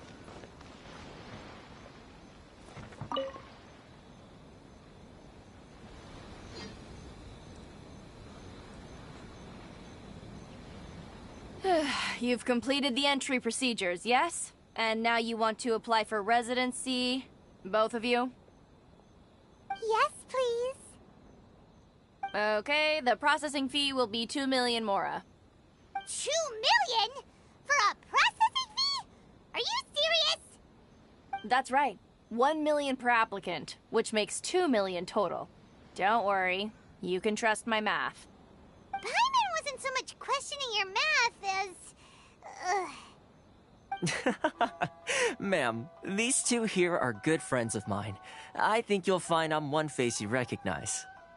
Ah, Mr. Toma, it's you. By way of courtesy, allow me to reduce it to 400,000 mora total.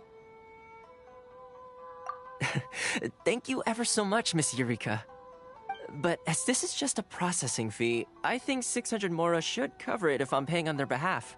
I'll treat you to dinner too. How does that sound? That's not how you haggle!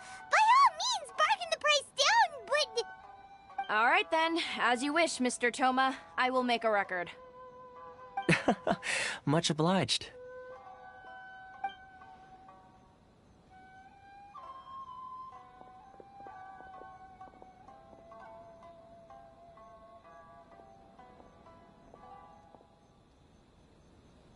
What? She went from 2 million down to 600? There's something seriously wrong with people's sense of finance around here!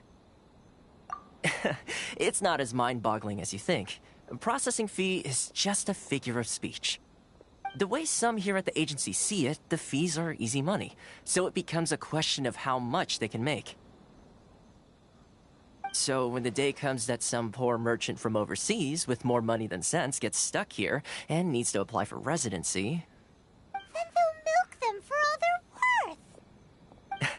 Exactly. It's at times like this that having a local friend really comes in handy. Yes, but when you're an outlander in Inazuma, far from home in this closed nation era, there's very little that can be done about it. The most that overseas merchants can do to look after themselves is stick together. That's how the International Trade Association came about. So it's a trade association built by and for Outlanders? Yep. And as well as advancing commercial interests, the association provides help, support, and structure for Outlanders trying to survive on Rito. Essentially, it's an association devoted to both commercial excellence and survival skills. Sounds like just staying alive is an achievement when you're an Outlander in Inazuma. I see. So this is the real purpose of your trip. Yes, given that you are Outlanders, it's certainly a lofty aspiration. After all, the Raiden Shogun is the most exalted and revered one in all of Inazuma. She is a deity who reigns on high, while all other life gazes up in awe. Huh. I was going to say nothing is set in stone when it comes to who you will encounter in this world. Who's to say you won't happen to run into the Raiden Shogun one day after lunch? Uh-huh. And is that likely? Okay, I'll give it to you straight. I know of a way to introduce you to the Raiden Shogun. Really?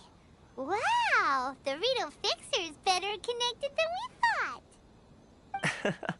I mean, it will take all the resources I have at my disposal, but it can be done.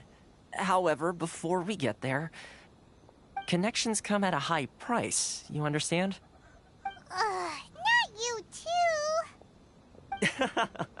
No. In this instance, when I say price, I'm not talking about Mora. In fact, there's no real cost as such. It's just that if this is something you really want, you'll have to agree to help other people solve some of their problems first. I like to do things in a way that keeps everybody happy.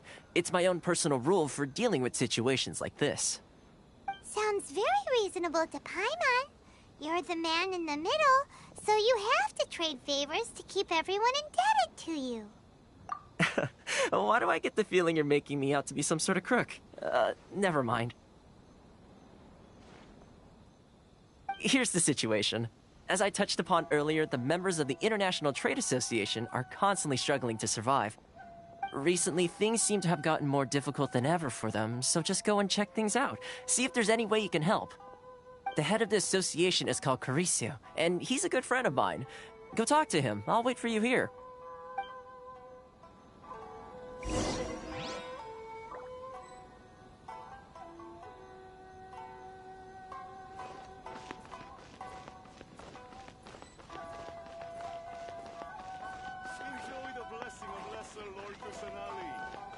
tuition blessing now 10% off.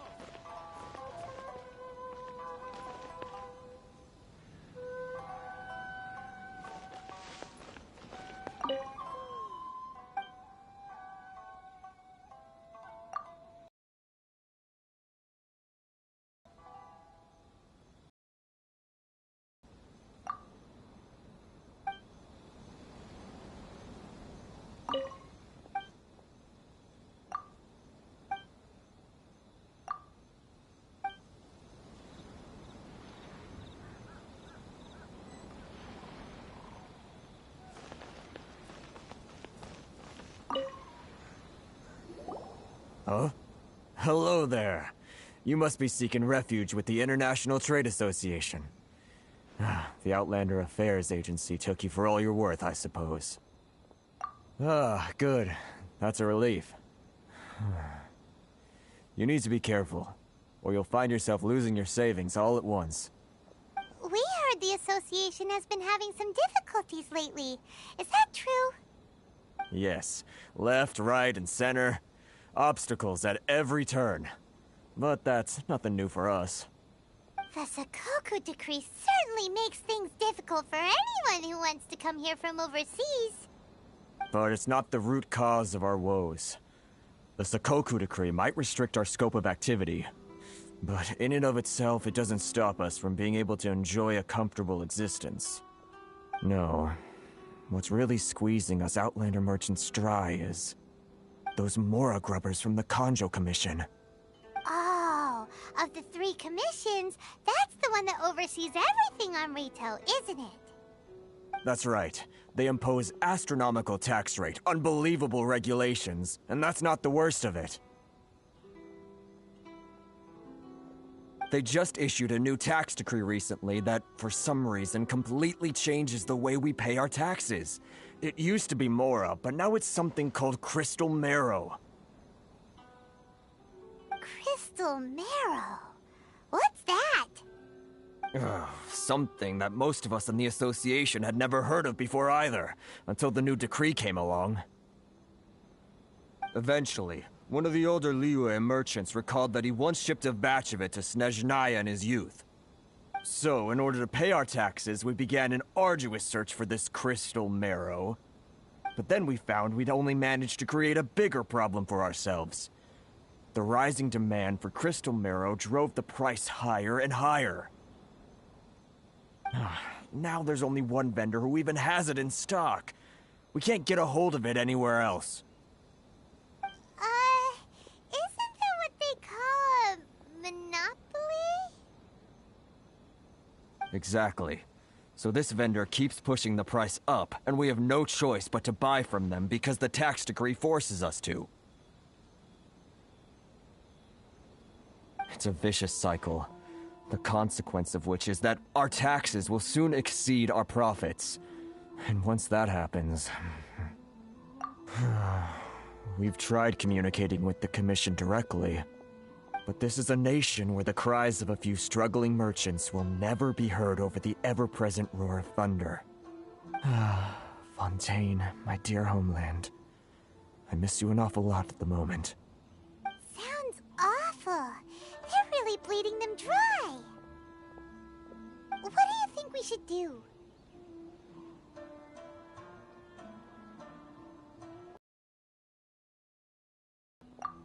That vendor... I've actually done business with him in the past, but after a point he stopped contacting us. I have no idea where he sources the stuff. Well, it definitely sounds like he's being unfair. How do we find him? We could go talk to him and see if he lets anything slip. Hey, that's a pretty good idea. Since you're not affiliated with the association and you're new to Rito, he may just let his guard down. If I remember correctly, our usual meeting point with him is under a tree by the coast in the residential district. See if you can find him there. Got it! We're on the case!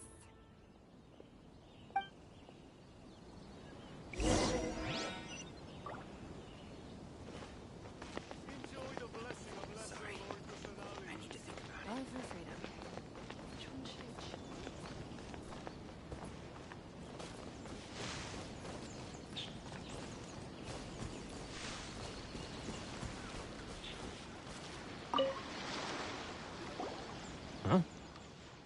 don't think I recognize you. Are you new arrivals? So, what do you need with me? The sheer nerve. You don't go around asking questions like that. If I gave you my sources, I might as well hand you the whole darn business. Trade secret. Got it? You know what trade and secret mean, right? This guy's got a bad attitude. Ha! Are you even buying? Oh, I see what's going on here. Kurisu and his associates sent you here to try and plead their case, didn't they? They're wasting their time. The price is non-negotiable, not by a single Mora. Hey, what's your problem? Get out of here, go on. Tell them they're lucky to be buying from me in the first place, and they ought to be more grateful. If it weren't for me, they'd be in seriously hot water. What are we gonna do?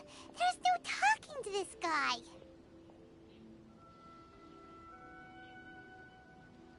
Good idea. Let's check back in with him.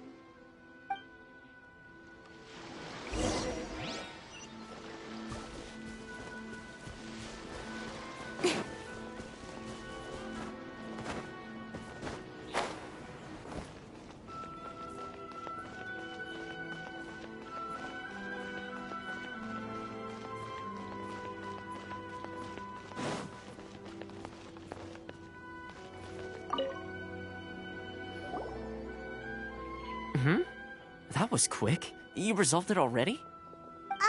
Actually, we're having a little trouble. No? Well, by all means, tell me what you need. I'll help as much as I can. Getting you to go fixing things when you've only just arrived is quite a demand. Oh, that guy? I'm familiar. He used to be a bit of a sorry sight, selling shells that he'd collect on the beach just to get by, but he seems to have suddenly shot up in the world recently. I can only assume he must have found himself a patron after leaving the International Trade Association. Huh. You're saying he used to be a member of the International Trade Association? So he's an Outlander too? Yes. Couldn't you tell when you spoke to him? That's right. Werner was born in Mondstadt, then went into the shipping business, trading between Leah and Inazuma. When Inazuma closed to the outside world, he was one of a group of Outlanders that ended up stranded on Rito. Huh. What a bummer. The International Trade Association was initially very generous to him, but over time, with decree after decree, the association members found it increasingly difficult to make ends meet. So he left the association and turned his back on them. I'm sure it's more nuanced than that. I believe even the most ungrateful and cold-hearted of people still have some amount of gratitude and warmth left in them somewhere. Really? Is that all you need to know? Well then, it sounds like you may have found a way in with him.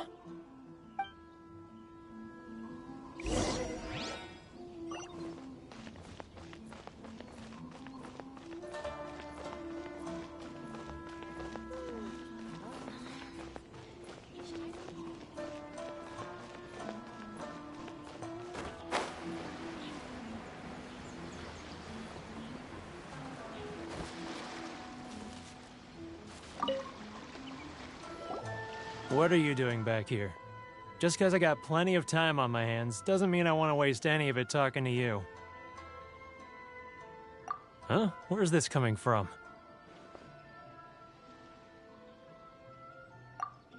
Mondstadt? You were talking about Mondstadt.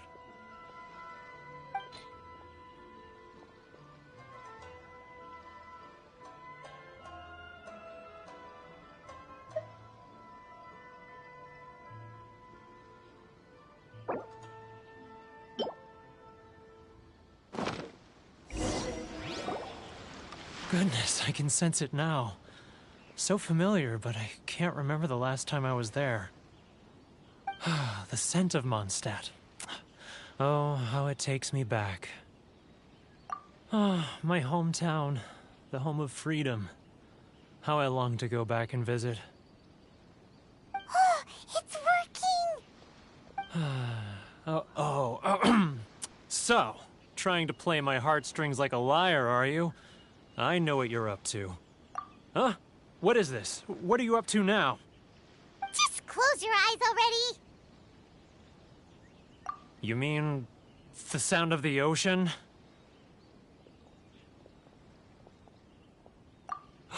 Leah Harbor. I can see it so clearly. Oh, and the sound of the waves. The calls of the merchants.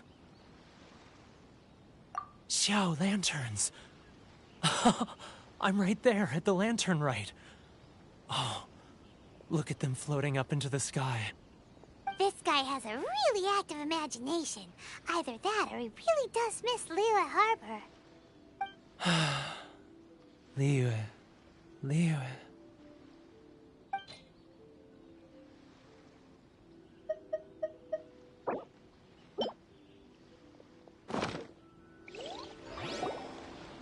Wait.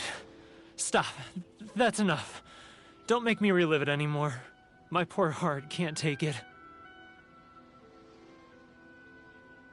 You mean the folks from the International Trade Association? And I suppose they are far from home, just like me. Often, I'll sneak down to the shore at night and listen to the sound of the waves. I like to imagine it's the voice of my hometown, carried across the ocean. I've run into folks from the association more than a few times doing just that, but I always hide my face and slip away. Don't you think I've wanted to talk things through with them and free myself from this anguish? Well, no one's stopping you, so... They're so resilient. None of them had anyone else to rely on, so they rallied together, committed to finding a way to survive. But I couldn't do it. I'm not strong enough. So I caved. Those people, they'd make the smallest of promises, offer the most measly benefits, and I'd do whatever they asked of me. And make Mondstadters look like the worst people in the world. All right, I'll tell you the whole story. It's eating me up inside, and I can't take it anymore. You ready to talk now?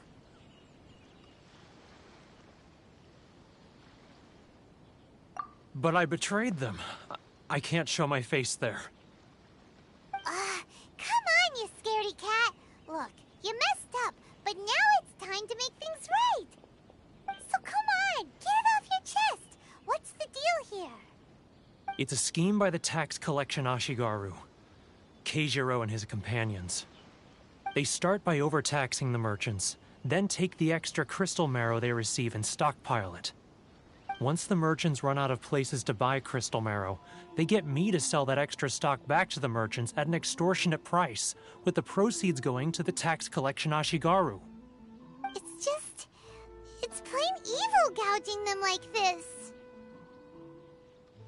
I'm their puppet, yes. But my cut is a tiny fraction of what we take in total. It's barely enough for me to live on. Evidence? You're right. Without conclusive evidence, he will never admit it. Now that I think about it, whenever I report back to him after a sale, he always heads to the same place. It's always made me suspicious. As it happens, I handed some Mora over to him not long ago. I can show you where he went if you want. Really? Well, then there's no time to lose. Let's go.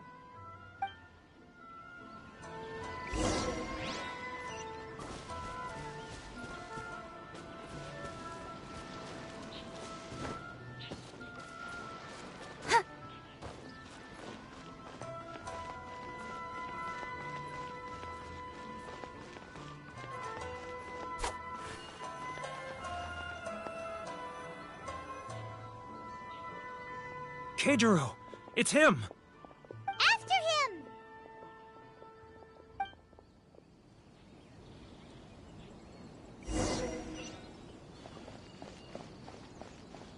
Too close! Come out! I can see you! Who are you? And why are you following me? Uh-oh! Seems like he's noticed us.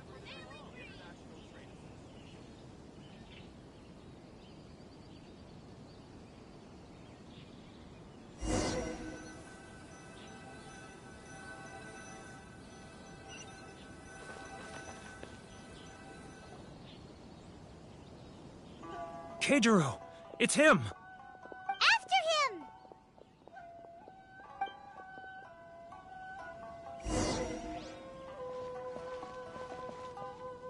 Mizuna's cooking.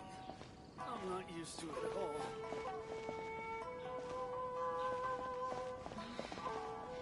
Should I close early? Sorry. It's not like I'll get I need to think about it. Love your freedom. Which one should I choose?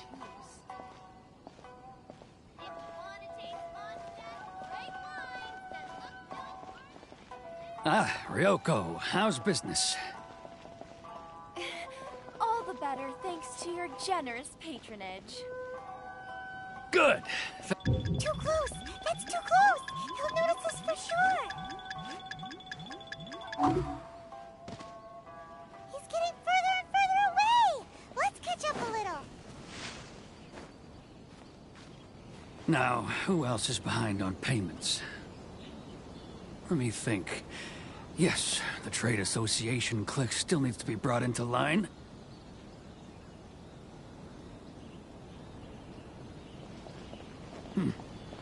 What was that sound? Quiet! Don't let him find us!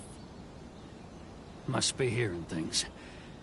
Drat, I'm behind schedule. I need to hurry. He's getting further and further away! Let's catch up a little!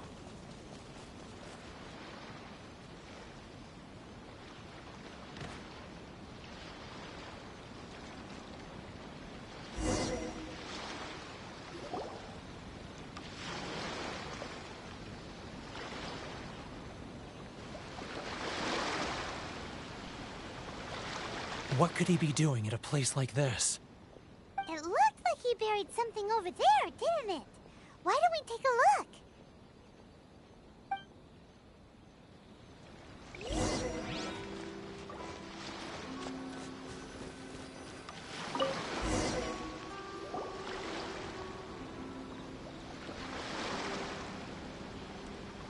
Whoa, it's a ledger.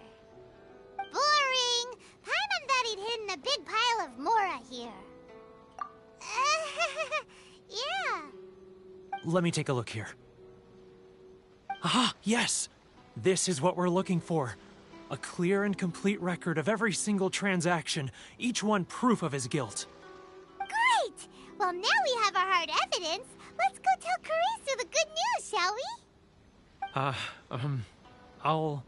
I'll say goodbye to you here then. Huh? You aren't gonna come with us? I need a little more time before I'm ready to face the head of the association. I'm sorry. Huh. Poor Werner's a pretty awkward guy, huh?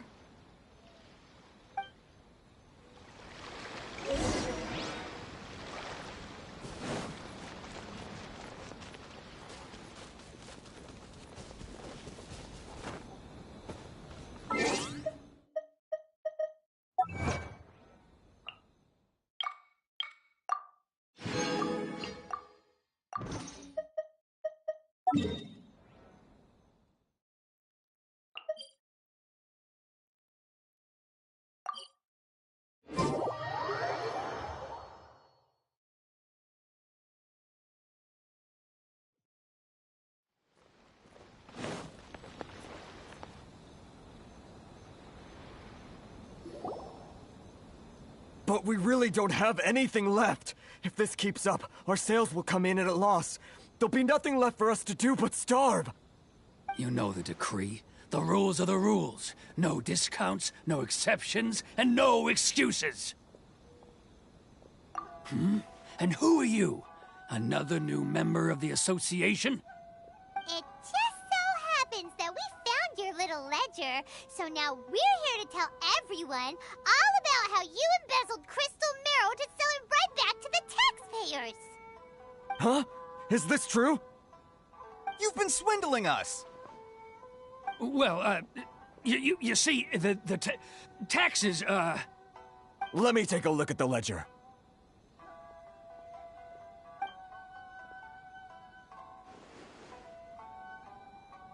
Well, would you look at that? Every payment the association has made is right here in your personal ledger. So, Mr. Keijiro, it seems you have some explaining to do. How shall we settle this, So you think you can use this against me, do you?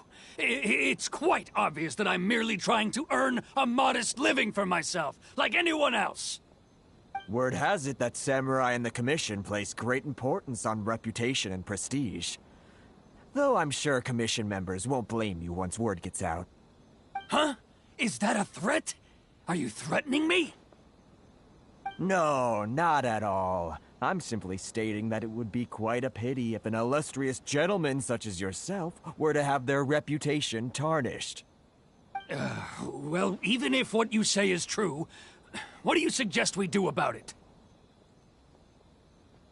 I believe you still have a quantity of crystal marrow in your possession, correct? Perhaps that crystal marrow could be used as compensation for the recent tax hike, and us merchants could finally have some more breathing room. Is that it? Oh, do you have any idea the hoops I had to jump through to get the crystal marrow and keep it hidden? Fine. In that case, I'll send it over to you today.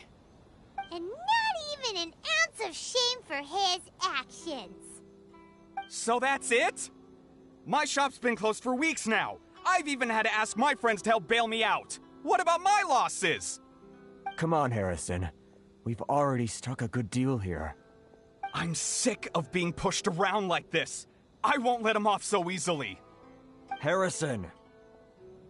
Hey, what's all this racket? Does someone dare question the decree? Ah, Chief, you've arrived. What was all the commotion I heard just now? Oh, we were just discussing a minor tax issue. I do my utmost to lend them a helping hand. A helping hand? The only thing you're doing is stuffing your greedy pockets with our hard-earned wealth. I assure you that Hirage Shinsuke will hear of this. Oh, and you dare to utter the Commissioner's name. You Outlanders have no respect for the rules. Seize the merchants. We will resolve this dispute back at headquarters. Uh-oh. This is going in a bad direction. Gentlemen, come now. Is there any need for this? If there's a dispute to resolve, let's get a drink and talk it over. Who are you supposed to be? And why in my right mind would I join you for a drink? Ha! You never heard of the Fixer? Here's my card. Huh. You're from the Yashiro Commission. Shh. Huh. Well, this is Kanjo Commission territory. However powerful the Yashiro Commission may be, you have no business meddling in Rito's affairs.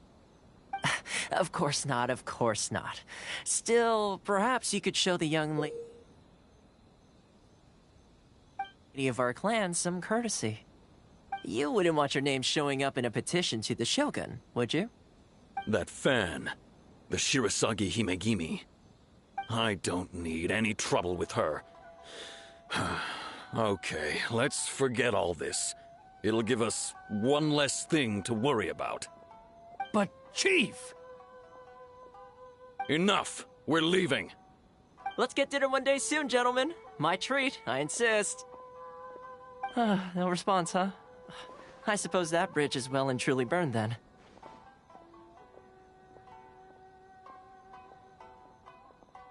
Thank you so much, Toma. But I'm sorry your relationship with the Kanjo Commission had to suffer for our sake. Hey, I was joking. It's a small price to pay, and you're more than welcome. If there's anyone you should be thanking, it's the Traveler. She's the one who found a way to turn things around. If nothing else, I'm sure the tax collection Ashigaru will tread a little more carefully in the future. Toma, what was all that? Shh, not here. Too many people listening. Let's move somewhere else.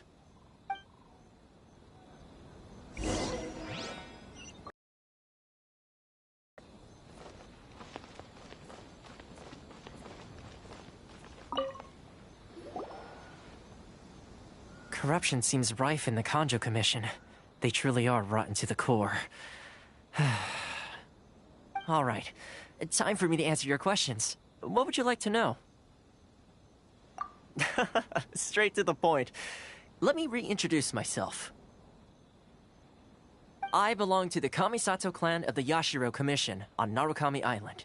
I'm an attendant of the Shirasagi Himegimi. You've been keeping your true identity a secret from us this whole time? So, the Yashiro Commission. Guessing that's another branch of the Tri-Commission? Correct. The Kamisato clan is the head of the Yashiro Commission, who manage ceremonial and cultural affairs. I'd go into more detail on what exactly that covers, but I'm not even sure myself. I'm just someone who was fortunate enough to be taken in by the Kamisato clan. My role is to take care of the daughter of the clan, Kamisato Ayaka, also known as the Shirasagi Himegimi. Seems like she must be super famous in Inazuma, given the reaction of those guys just now. Oh, most definitely. She's graceful, dignified, and kind-hearted, too. The people of Inazuma quite adore Miss Kamisato.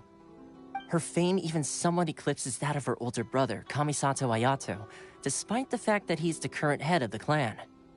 I suppose those who treat others with compassion earn themselves the same treatment in return. Miss Kamisato's situation certainly seems to attest to that. Take me, for example. I'm just an attendant, and yet she treats me as an equal, as she would a friend. You're asking the right questions, and to be honest, I don't want to keep you in the dark any more than is necessary. Firstly, you should know that being a fixer is not something you can fake. I spent the better part of a month tirelessly building up a network of relationships on the island, and I got to know Captain Beto during that time too. Still pretty good going for just a month's work. Well, maybe I have a slight knack for schmoozery. But the main thing was, I had to make sure I'd be in time to receive you when you arrived. Inazuma may have closed off to the outside world, but that hasn't stopped a lot of people from hearing about your feats in Mondstadt and Liyue. So, when Miss Kamisato heard of your intention to come to Inazuma, she began looking forward to your arrival with great anticipation. She's excited to find out whether the rumors are true. That is, that you have what it takes to change the tide of the times. Change the tide of the times? In the test I gave you earlier, although there were a few hiccups at the end, it was you who found the way to turn the situation around. Navigating powerful people, using their character flaws to your advantage. It's just what Miss Kamisato had hoped to see. With your help, even the Vision Hunt decree...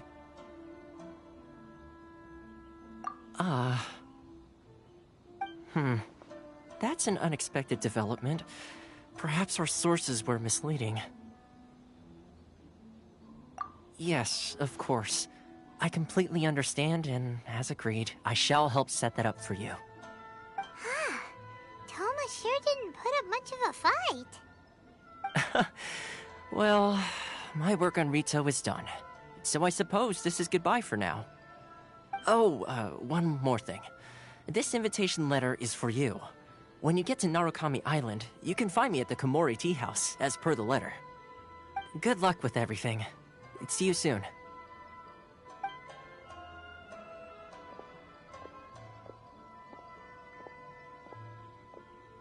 Toma's not such a bad guy, huh? We should get going. Huh? What's up? Oh, right! Paimon forgot all about that! Wait, so did Toma forget that too? Oh, darn it! No wonder he was so matter-of-fact about the whole thing! As soon as we get off Ritu, Paimon's going straight to Komori Tea House to settle the score! Well, guess we should give it a try. Let's head to the border and see how far we get.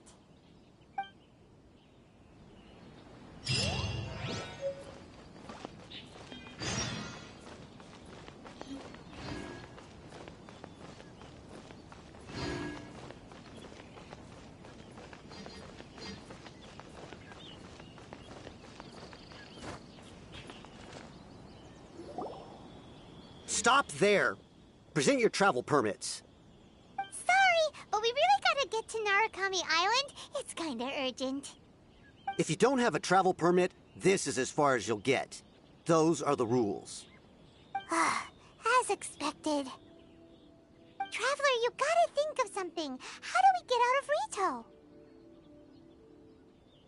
Are you saying we should go and meet with the Kanjo Commissioner? Guess it can't hurt to try. Even if Paimon has a few choice words to say about his subordinates. Who knows? Maybe he's our biggest fan.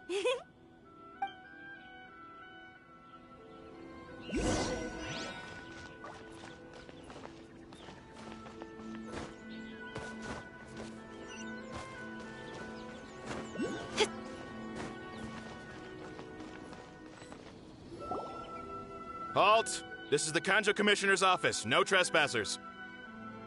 We're here to see, the Kanjo Commissioner? The Kanjo Commissioner seldom entertains Outlanders. Leave now or we'll be forced to...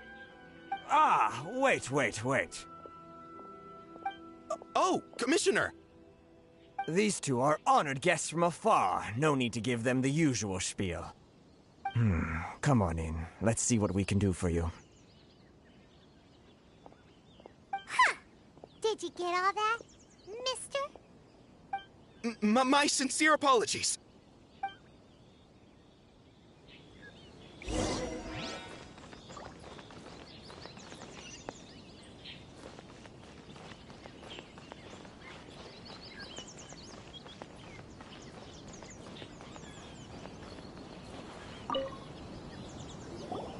I am Hiragi Shinsuke, Kanjo Commissioner and head of the Hiragi clan. It's an honor to meet you both.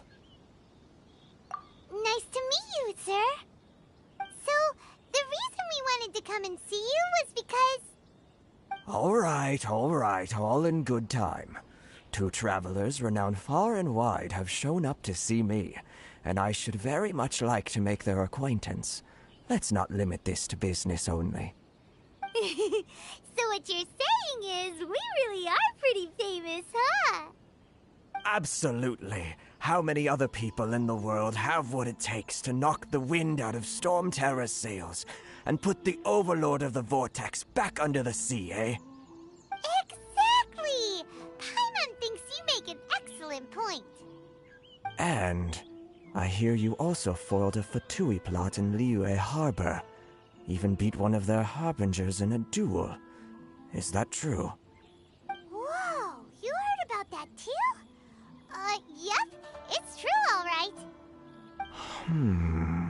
As I thought. Something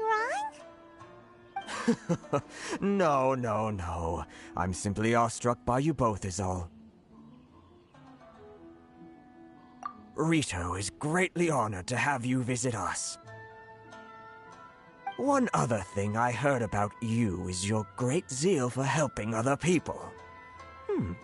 This makes me wonder whether you might be so kind as to render your assistance to the Kanjo Commission.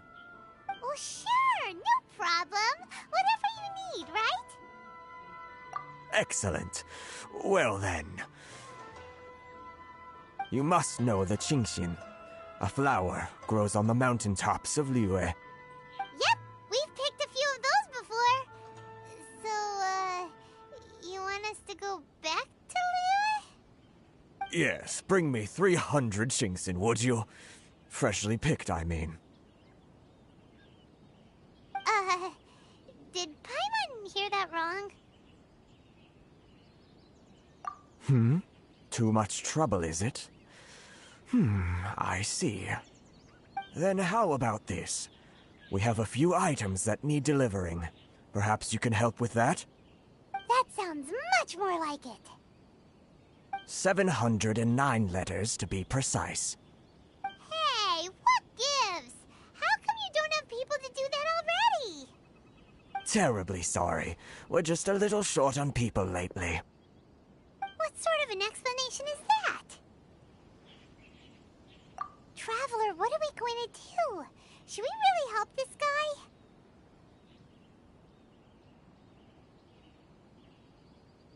That's the spirit. Don't keep me waiting too long now.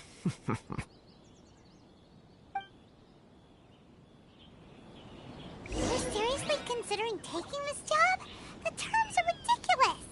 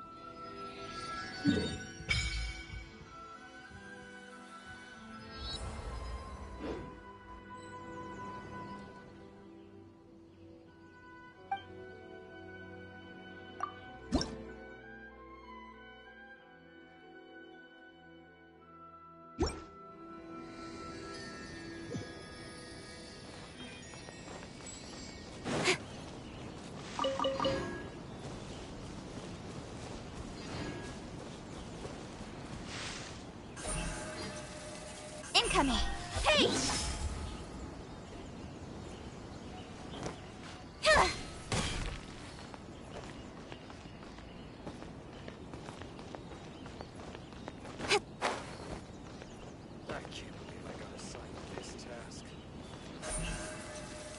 Speed of light.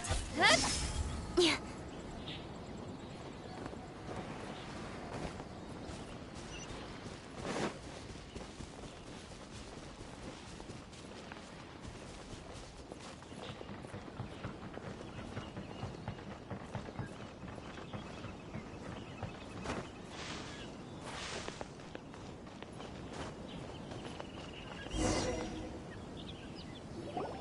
Halt, you two!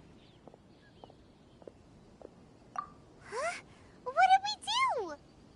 Miss Hiragi has a letter for you. She insists that you read it immediately. A letter?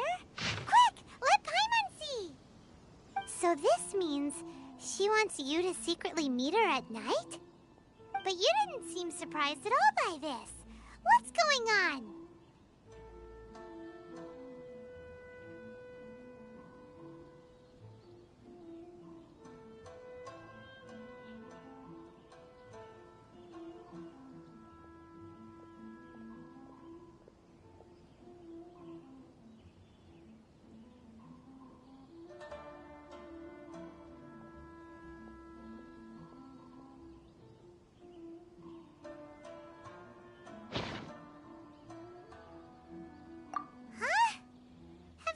Up to something behind Paimon's back?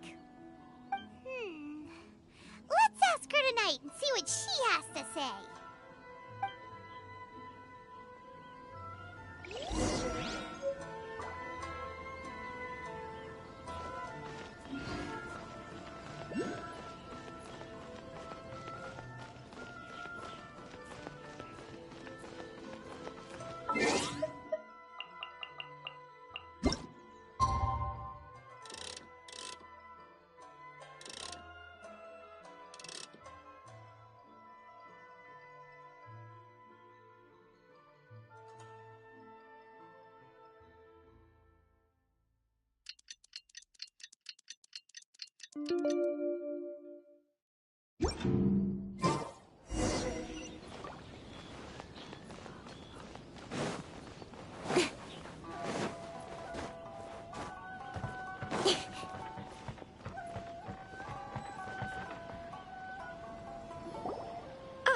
You finally arrived. Allow me to introduce myself. I am Hiragi Chisato. This is technically the second time we have met. It's a pleasure to see you again. Wow.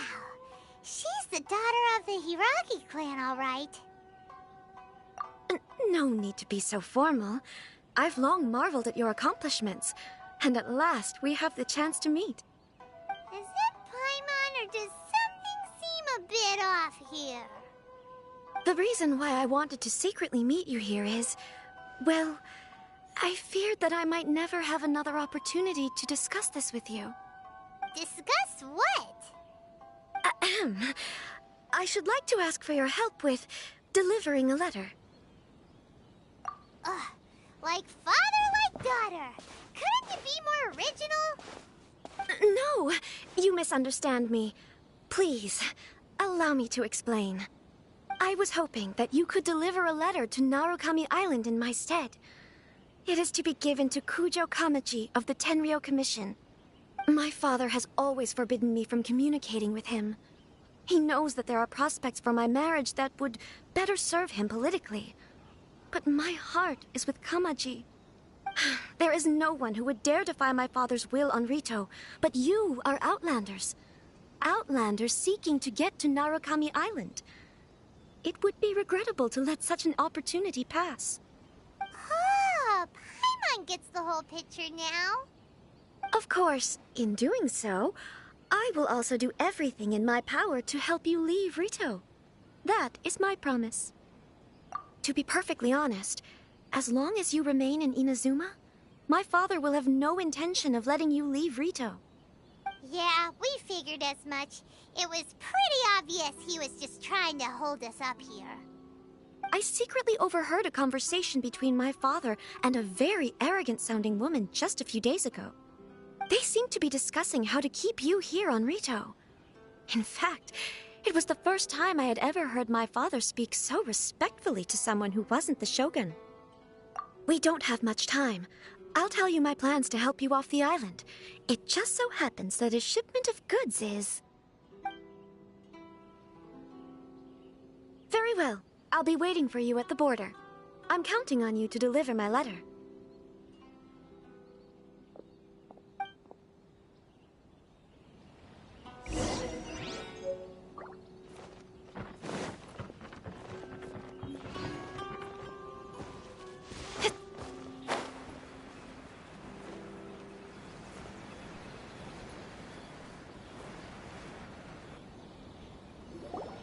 Hold on, please. These goods are being sent to Watatsumi Island? My lady, this is an unexpected honor. You are correct. These goods have been repeatedly requested by the Kanjo Commissioner. We must be certain that they reach Watatsumi Island intact. Is there something wrong, Lady Hiragi? No, as you were. My father simply has some concerns of the shipment's safety, and has ordered that myself and an additional qualified escort be dispatched to ensure safe transport of the goods. My lady, you aren't suggesting that you intend to escort this shipment personally, are you? There's certainly no need for you to trouble yourself with such a matter. And as for this qualified escort... Please, do not cause us any further delay. If memory serves me right, my father has already asserted that this shipment must arrive on time. I'm certain punishment will be duly dispensed if it fails to do so. Yes, of course, my lady. It's just that, well, we don't know who this... Now, need I remind you of the penalty if anything were to happen to me en route? I'm sure you are all quite familiar with my father's temperament. Do you really presume that you can fully guarantee my safety on your own? Boy, Chisato can talk the talk. They don't stand a chance. Yes, my lady. Very well then. It's an honor to have you accompanying us. Your safety is our highest priority. Shinojo, you can't really be agreeing to this. Well, the request is from Lady Hiragi herself. It is our duty to serve her in the utmost capacity. Yes, but that's not the problem here. Well then, if we're through here, I suggest we set off at once. Dawdling will only allow potential thieves more time to prepare, no? Yes, my lady. You heard her. There's no time to lose.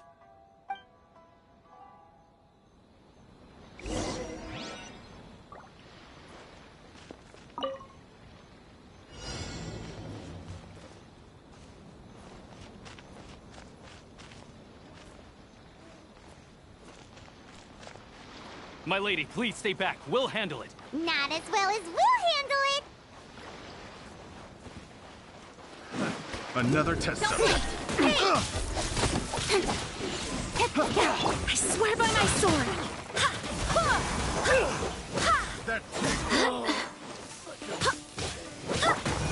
Speed of light. Picked the wrong test subject. Nowhere to hide. Picked the wrong test subject.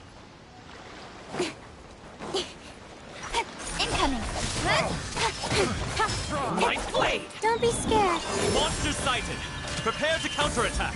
Protect Lady Hiraki at all costs. We'll take care of this. Stay with Chisato. The fairy.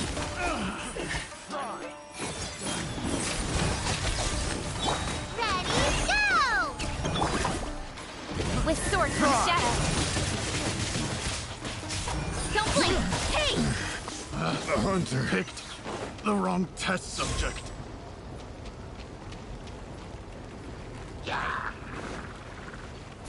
Speed of light! Watch out! More monsters inbound! Lady Hiraki, stay close.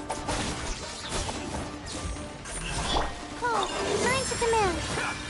The night is cold. Nowhere to hide.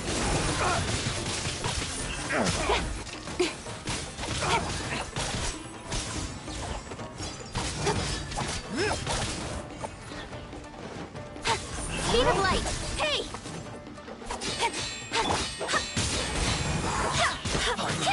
Barbados, guide us.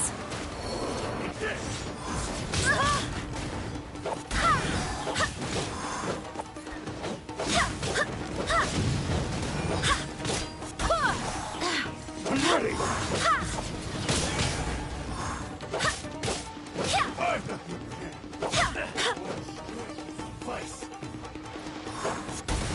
Don't be scared. Not now.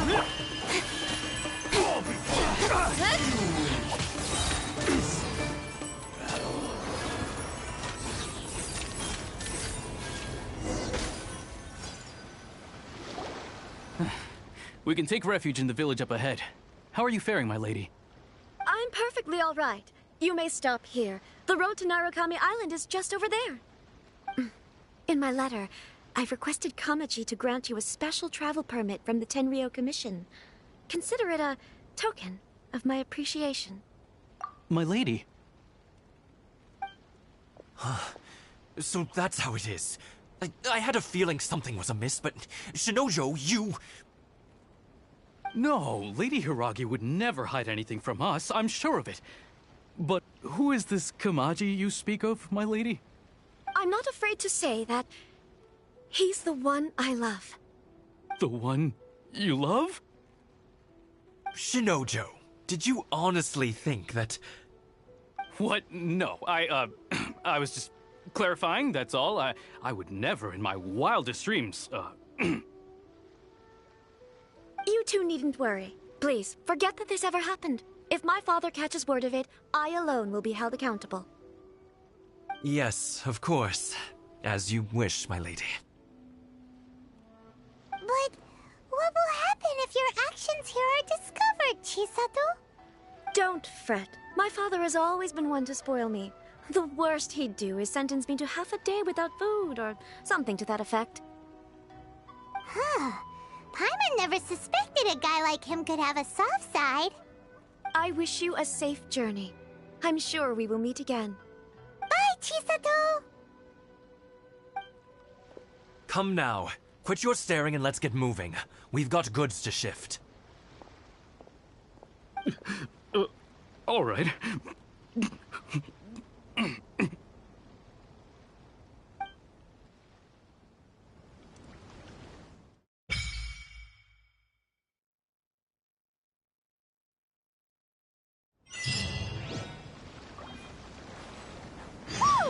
We're finally on our own way again. I suppose it's time we find Toma. Now, where did he say he would meet us again? Oh, right! Komori Tea House!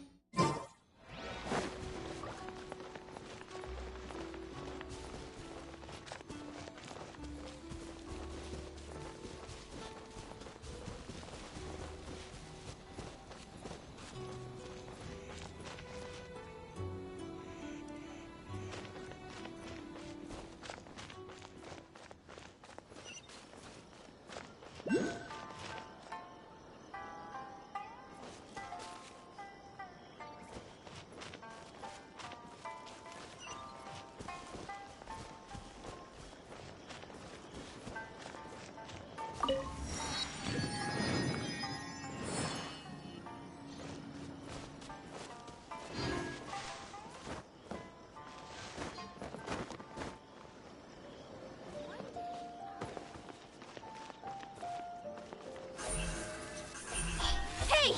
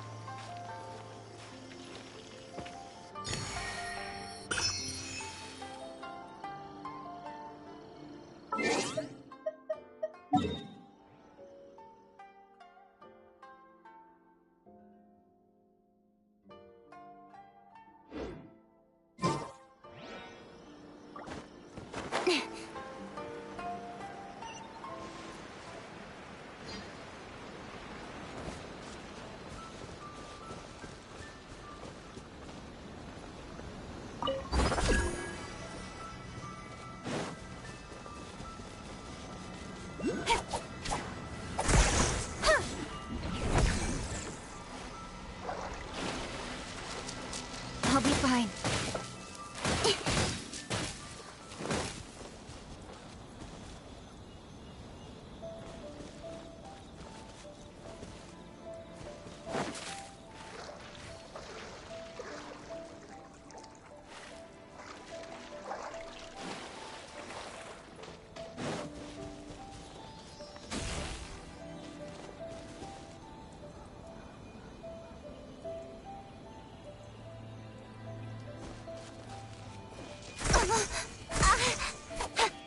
Got lucky that...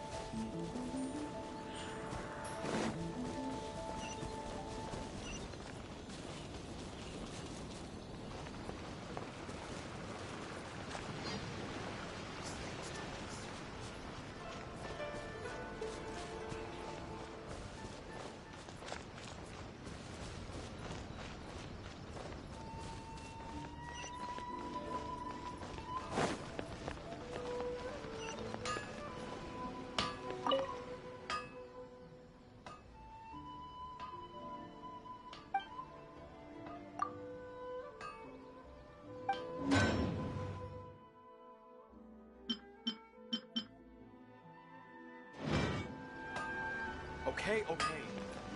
I guess it's something all they don't want.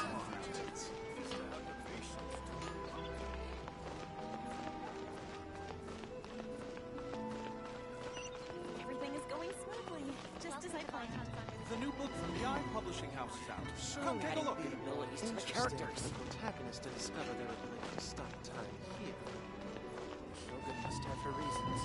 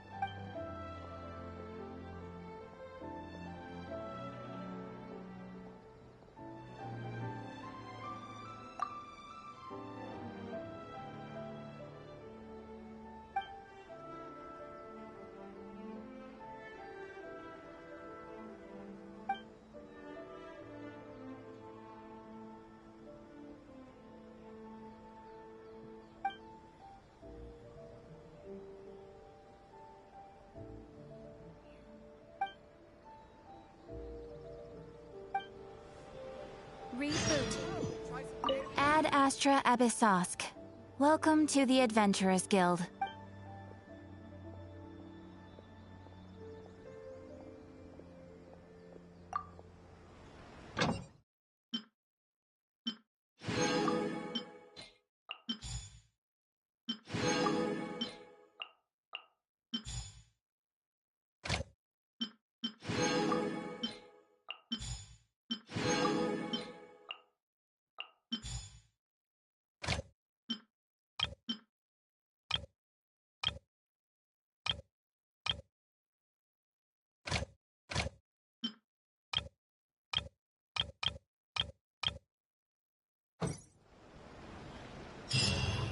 Why do new explorers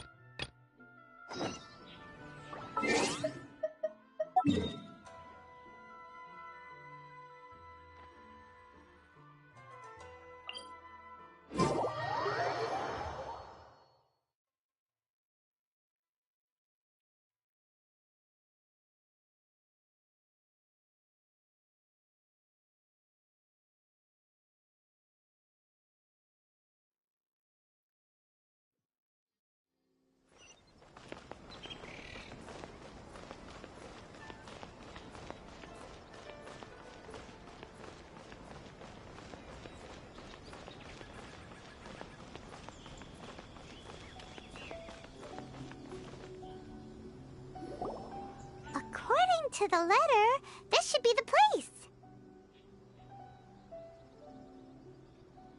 Sorry, we don't serve the general public. I'm afraid you'll have to leave.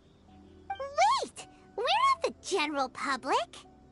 Well then, you must be a couple of wandering outlanders that snuck into the nation, judging by your attire. Are our clothes really so... what Paimon means to say is... The Yashiro Commission's seal. This must be from Mr. Toma.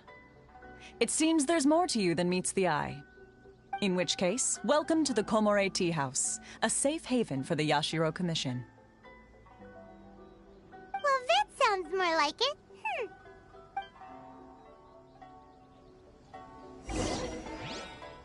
Pleasant surprise. What kind of tea is this?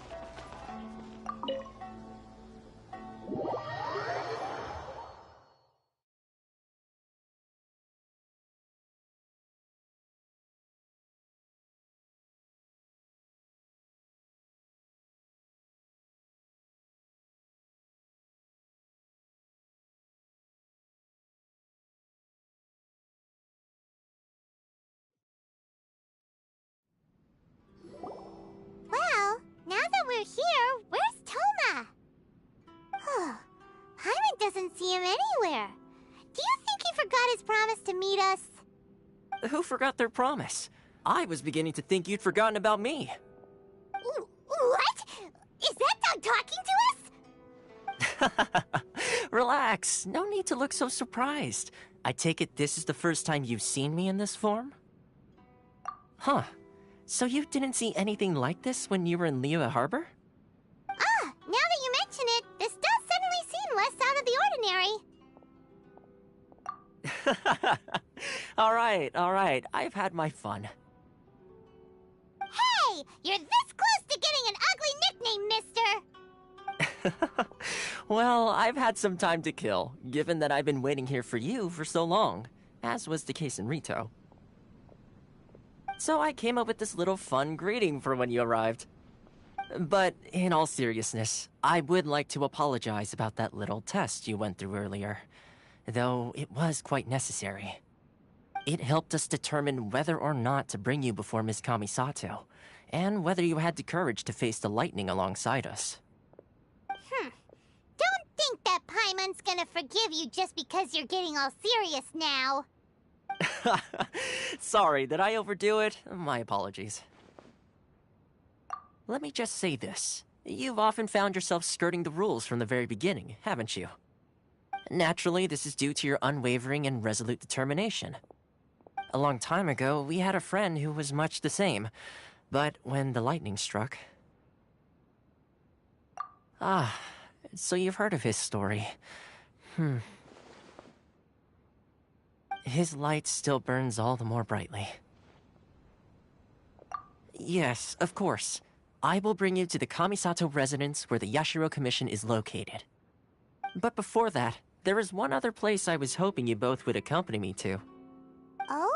Where? I would like you to come with me to the statue of the omnipresent god.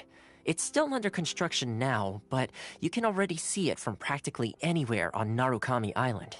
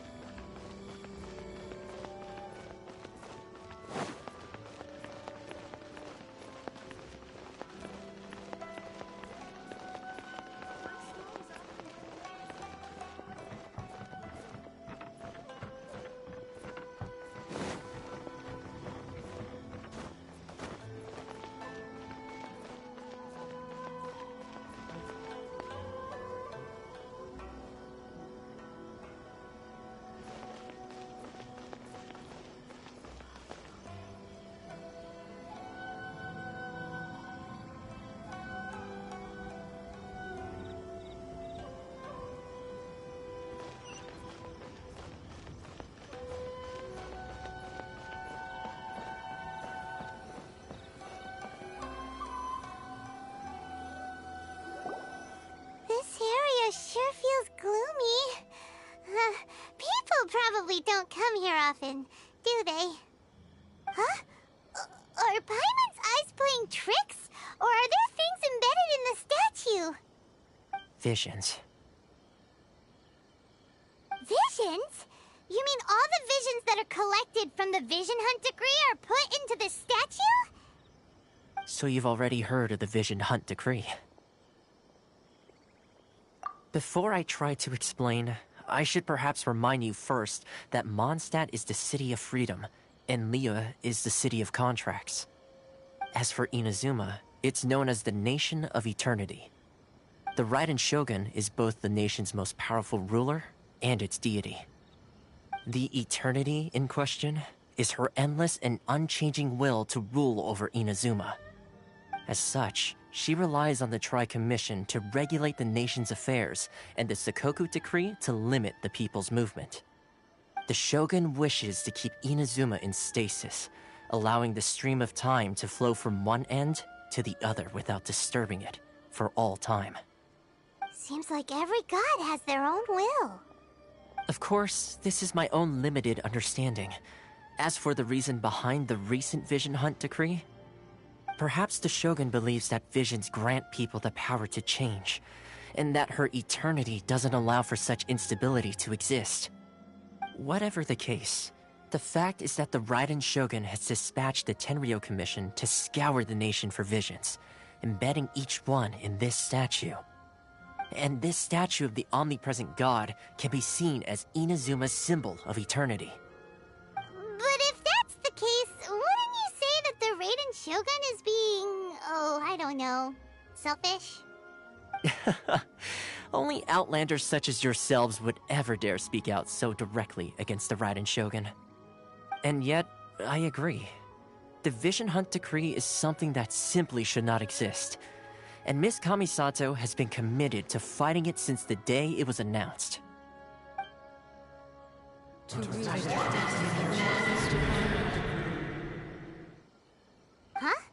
Hey, are you okay? You look like your mind is elsewhere.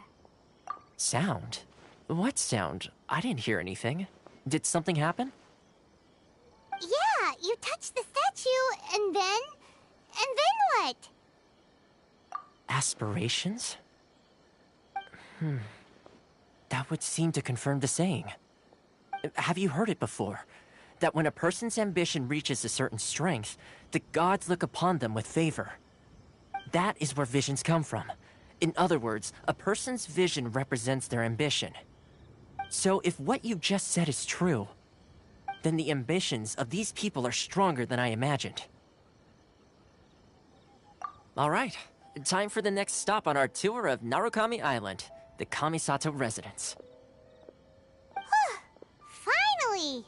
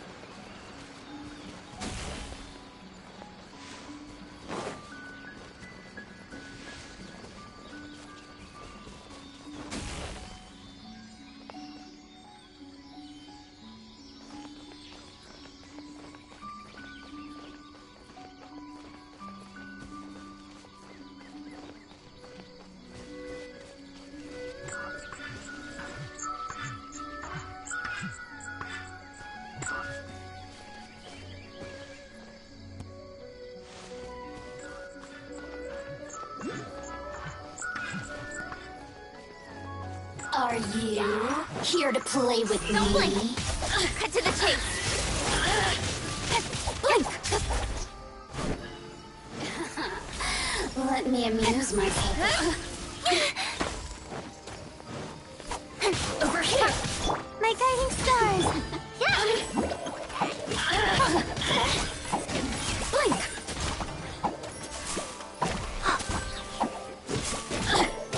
Go and fly! Over here! Incoming! You really know how to get me going.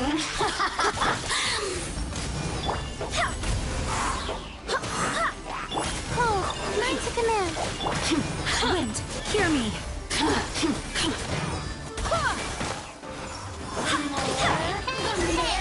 away! Look at me. Just...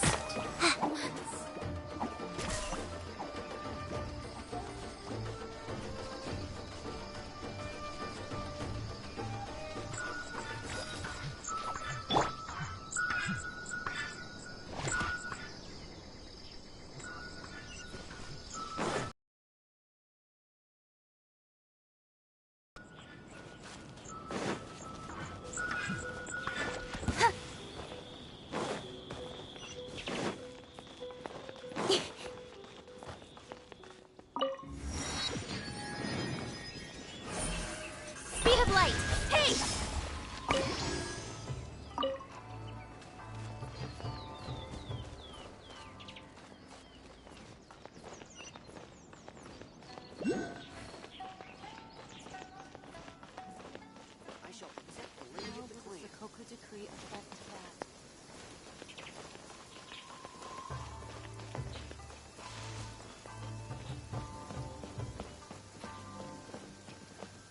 Quite a downpour. Nothing will get done until it clears. Let this be a lesson to those who yesterday said I'll do it tomorrow.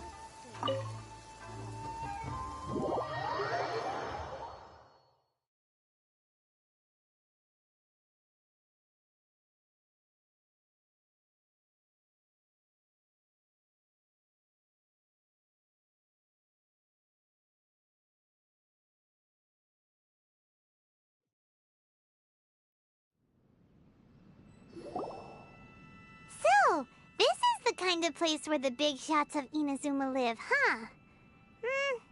Paimon kinda expected it to be... snazzier. Welcome at last to the Kamisato residence, honored guests. Miss Kamisato is delighted to finally meet you.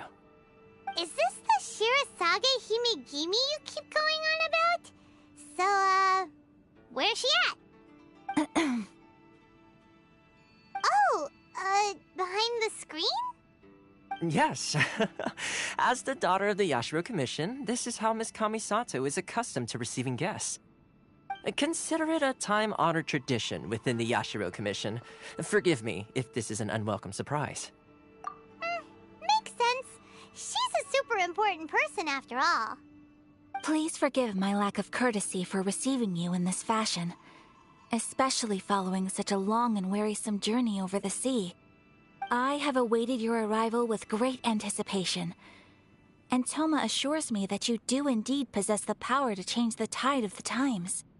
At present in Inazuma, in the name of the Vision Hunt Decree, the people's aspirations are being senselessly trampled underfoot. Though the Yashiro Commission serves the Shogun, it is the people with whom we share close bonds, given the contact we are required to have with them in the performance of our duties. A commission's power rises and falls with the trust of their people. Thus, we cannot remain indifferent to this situation without also remaining indifferent to our own fate. Traveler, lend us your power, and we can... Oh. See, milady, it's just like I said. This will take us nowhere. No, please! Wait! Please, don't go! I will introduce you to the Raiden Shogun on one condition. You must fulfill 3 small wishes on my behalf. What are your wishes? They pertain to 3 whose visions were taken from them. Perhaps once you've met them, you will understand.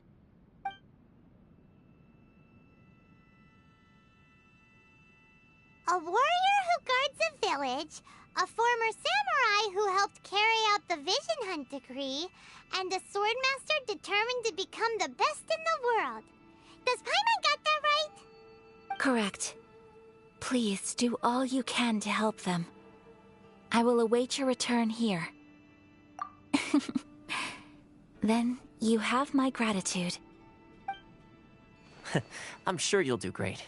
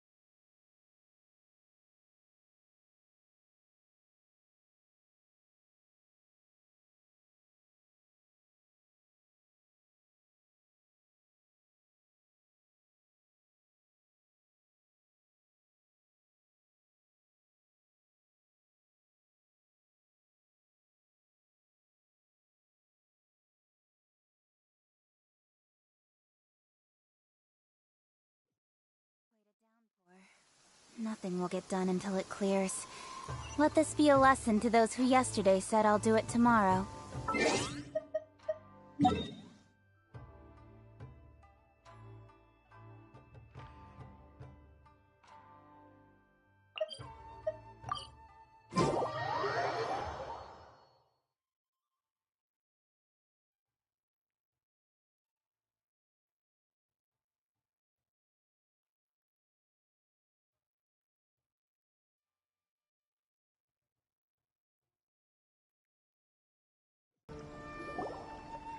See, where's the person Ayaka told us about? Why are you doing this? Why leave all of a sudden, after all these years? Precisely. It's much too sudden. We've had no time to prepare. The children are desperate for you to take them out to play. Please, we urge you to reconsider. That must be the guy Ayaka told us about. Let's go over and see.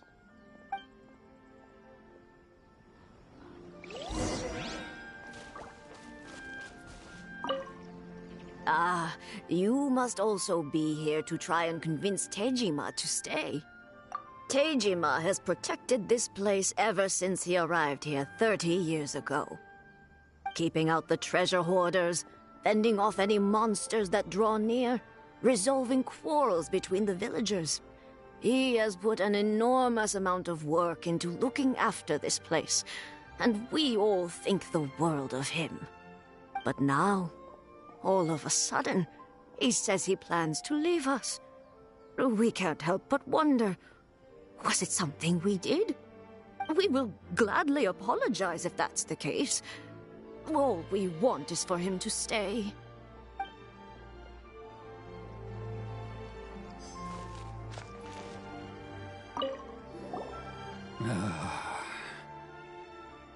If you want my opinion, something to do with the Vision Hunt decree. It's clear that Tejima had done nothing wrong, and still they confiscated his vision. After that, he became a completely different person. I can't claim to fully understand it, but I could tell that he'd lost something very important to him. He went off on a walk, alone, circled the village a few times, and then, out of the blue, he announced that he was going to leave and become a wanderer. truth be told, we aren't sure whether trying to keep him here is the right thing to do. But equally, it doesn't feel right to let him leave when he's in this state. He's a lost soul. Seems like he's a well-respected guy around here.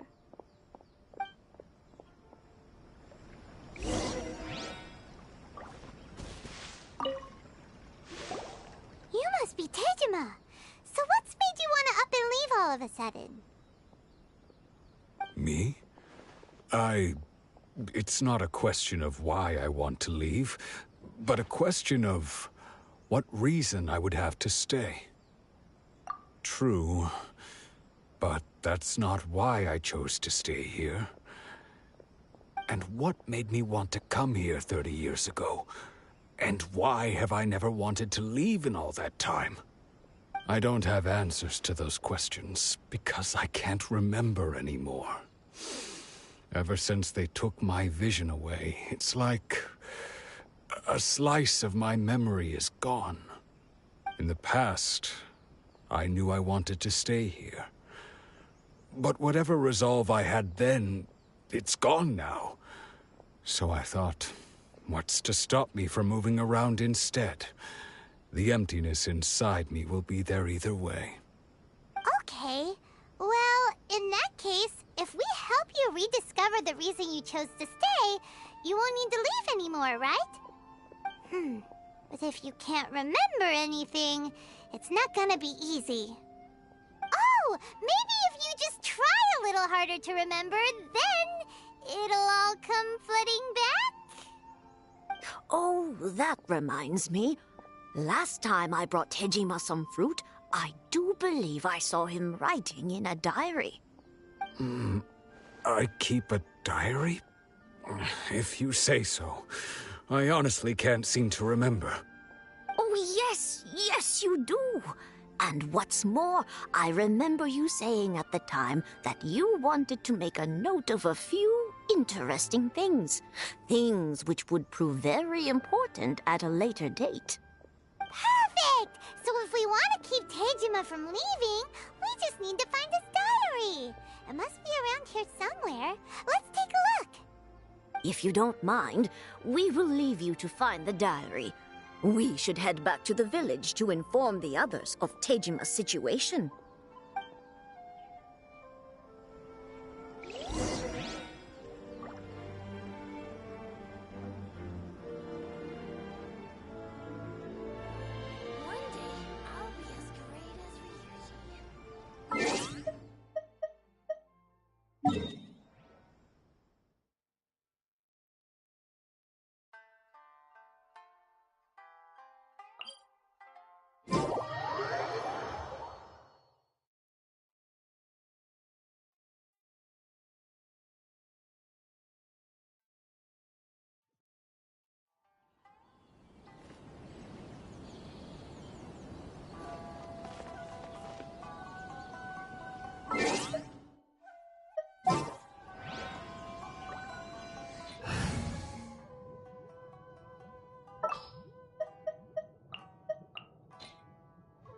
Just what will we come across this time?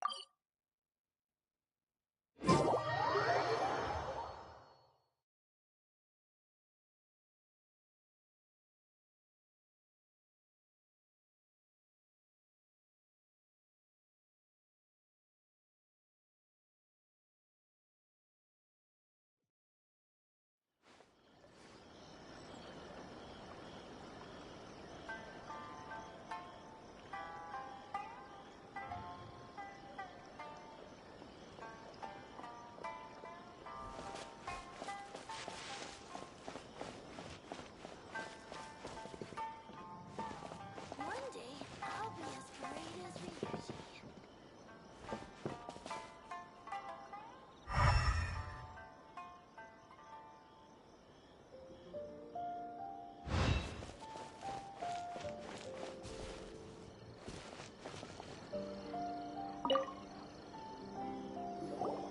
This looks like Teijima's diary, all right. Let's see what we have here. Today, the villagers and I got together to cook dry braised salted fish. I messed up and burned mine a little, so I had to pretend that it was black snakehead instead. Today, I helped rescue a kid who had fallen in the water. After I pulled him out, he told me that his best friend Bamboo was still in the water. I searched the water the whole afternoon before finding out that Bamboo was the name of his pet crab. I went kite flying today. The string broke, so I chased after it as fast as I could. I soon realized I was never going to get it back, so I just found somewhere to sit and watch as it flew away into the distance. Seems like your average diary of daily village life. Huh? Wait, there's more! I went to pray at the shrine again today and stayed there a while. Still my most treasured possession. Now that's the kind of info we're looking for. Time to pay a visit to the shrine.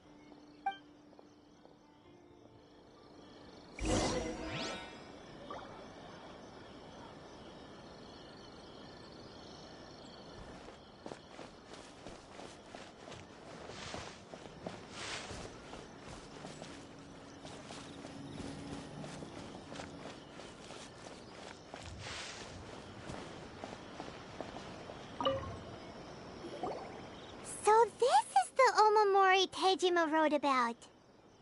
Interesting.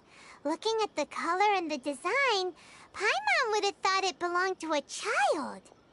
But anyway, if he had this with him all the time, there's a chance some of his elemental energy remained on it. Do you think that it might come in handy?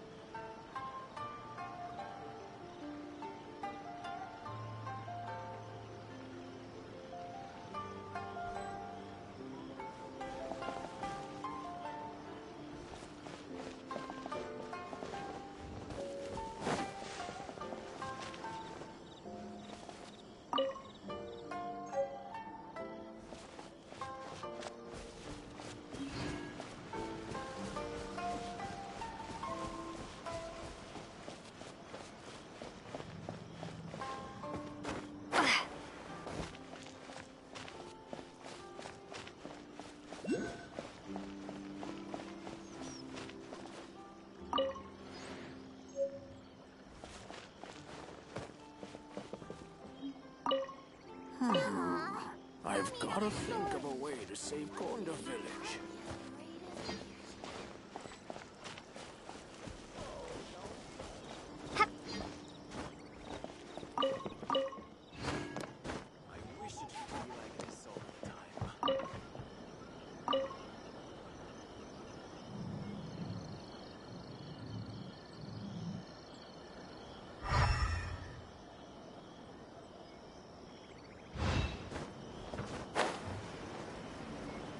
One day, I'll be as great as Ryuji.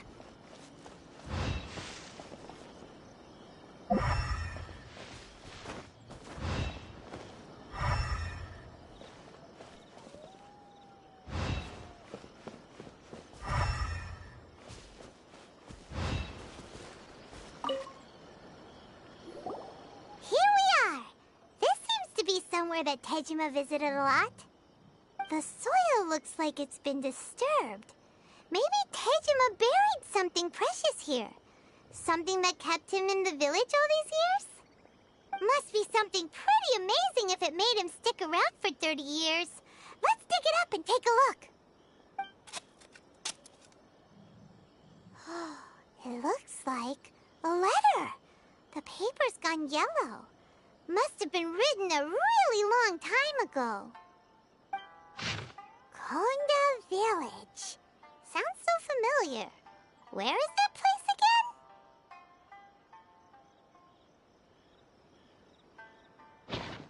Huh. So the reason Tejima came here was to wait for someone. But he's been here for 30 years. Oh, guess they didn't show up in the end, huh? Well, let's go give Tejima his stuff back and take it from there.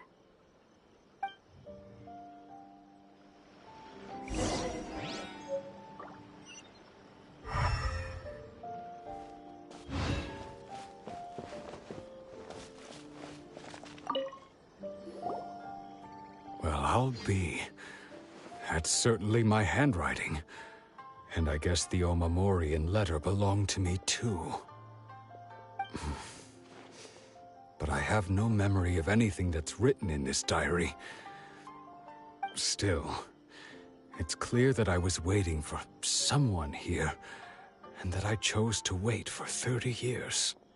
Over the years, I must have made a note of anything interesting. Anything that I could share with her when we were finally reunited. And just look at all the things that did happen over the years. The time has flown by so quickly. 30 years feels like the blink of an eye. How could I have forgotten something so important to me?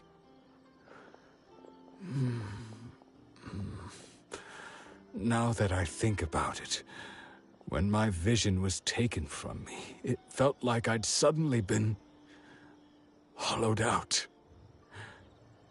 Love, regret, everything I felt for her, it's all disappeared. No, not especially. After all, I've forgotten who she was. Her face, her voice, the things we experienced together. I barely recall any of it. It's as if she'd never been in my life to begin with. As if all these years have been nothing but a hazy dream. I think maybe not. If this is something I waited most of my life for, I suppose I should carry on waiting. Although, what if she were to turn up eventually, only to find I didn't remember so much as her name? Wouldn't that be upsetting for her? When I think about it like that, I do feel a slight tinge of sadness in my heart. How curious.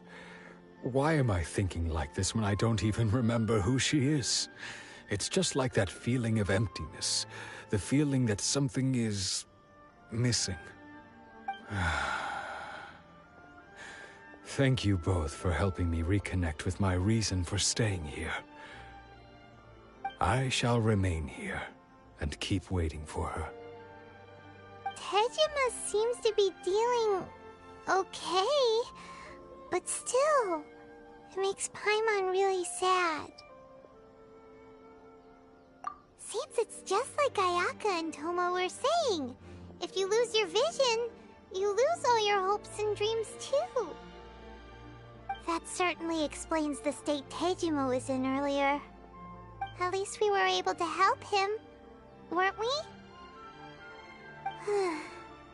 Well, let's go find the next person. According to Miss Kamisato, the second one who lost their vision is a samurai from the Tenryou Commission.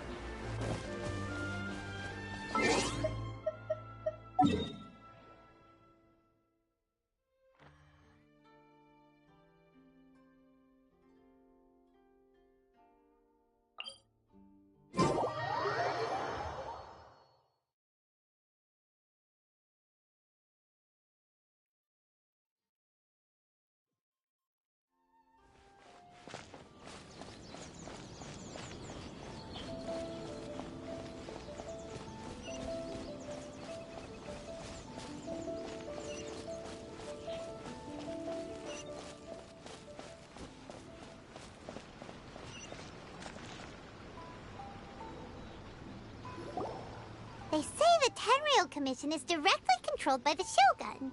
They're the ones responsible for maintaining law and order in Inazuma, the ones actually enforcing the Vision Hunt decree. But why would they take action against one of their own?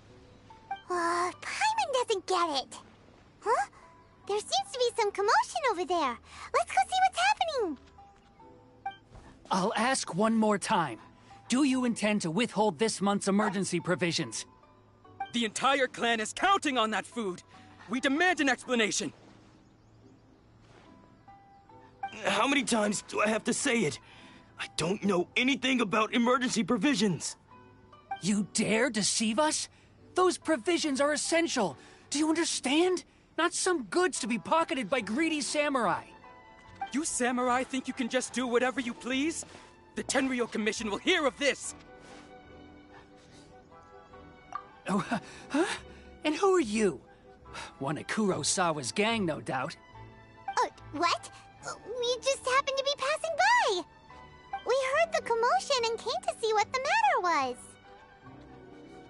I see. You seem to have come just at the right time.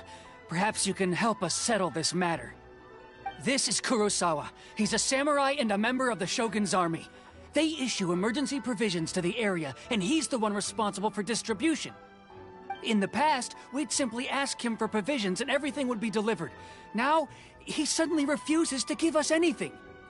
He's keeping the provisions for himself, I just know it. We'll starve without them. No one seems to care about us. But he's shown his true colors. He's the same as all the other samurai. It's no wonder all the visions have been confiscated. The Raiden Shogun doesn't need people like him helping her rule the nation.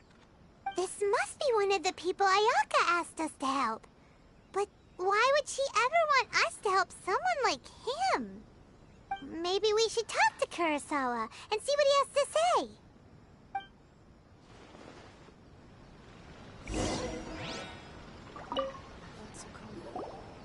I've never even heard of these emergency provisions. I don't know whether it's rumors or whether they're trying to blackmail me. But either way, it's ridiculous. If I was hoarding supplies, would I still be the poor man I am today? My own family can barely get by as it is. Now, if you'll excuse me, I've got other matters to attend to. And that's the first bit of truth I've heard all day. The Shogun's army told me that I was unworthy of my vision. And they said I was slacking off in my work. Apparently, I'd even disappointed the Raiden Shogun. And that's why they confiscated my vision. Well, that's strange. You were helping enforce the Vision Hunt decree. Why would you be unworthy of your vision? To be perfectly honest, I don't seem to remember the details. All I know is that I would perform certain things every month. But I don't recall what they were. And it's not just that. I have this unsettling feeling, like someone owes me something. Does it have to do with the missing emergency provisions? I didn't take any. Like I said, if I was taking them for myself, I wouldn't be going through such hard times right now. To top it all off, my house was just raided by treasure hoarders, which is why I came here in the first place. I was chasing after them when I got held up by these two.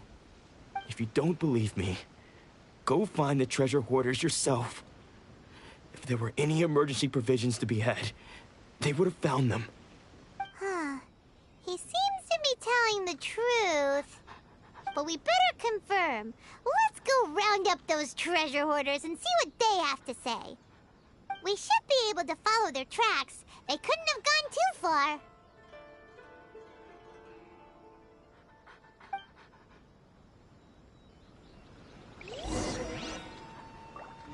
Don't worry.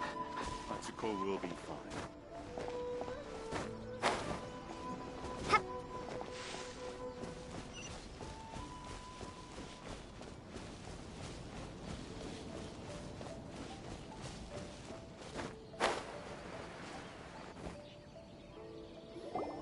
We really outdid ourselves this time. All those samurai houses packed with goods. We really hit the jackpot. I mean, besides that one house. You haven't seen anything yet. There'll be a lot more where this came from. Today's just the beginning. I'll be leading you all on an epic journey of pillage and plunder that will go down in hoarder history. You demand, boss! These seem like the treasure hoarders we're after. Let's teach them a lesson!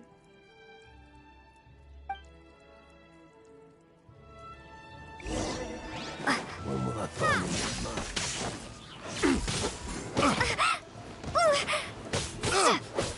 You're open!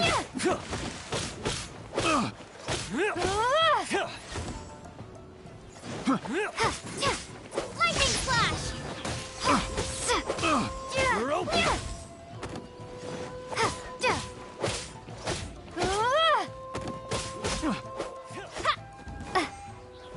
You're open! Take this!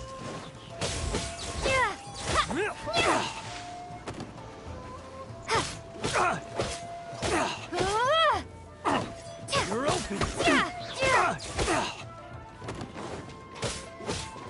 Lightning flash!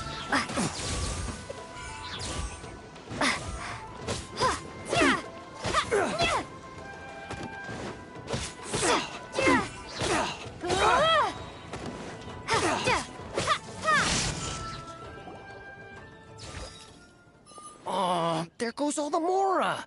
We worked hard to steal that, you know? Come on, boss. Think of something. Not bad, kid.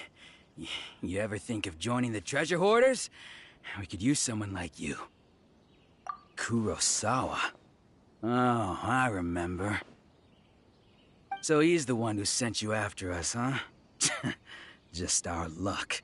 I knew he shouldn't have hit that place. So what did you see inside? Was it stuffed with food supplies?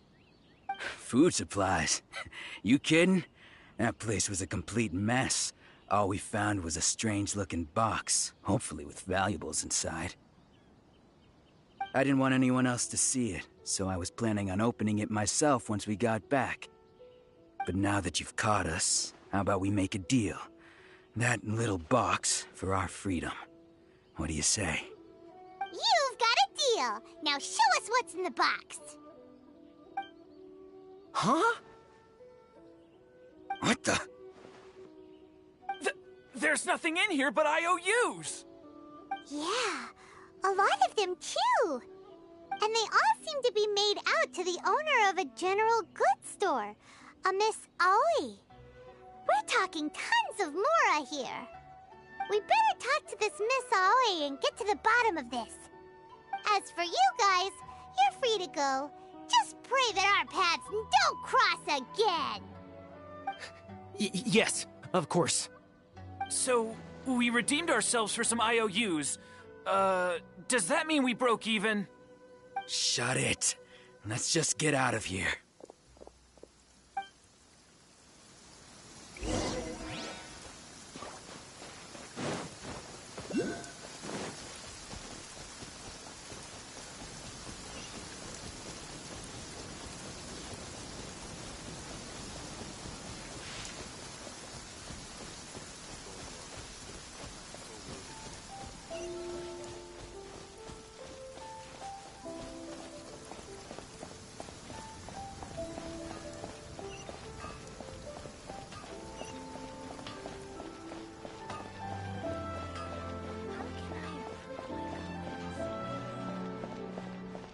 Please speak to President Song.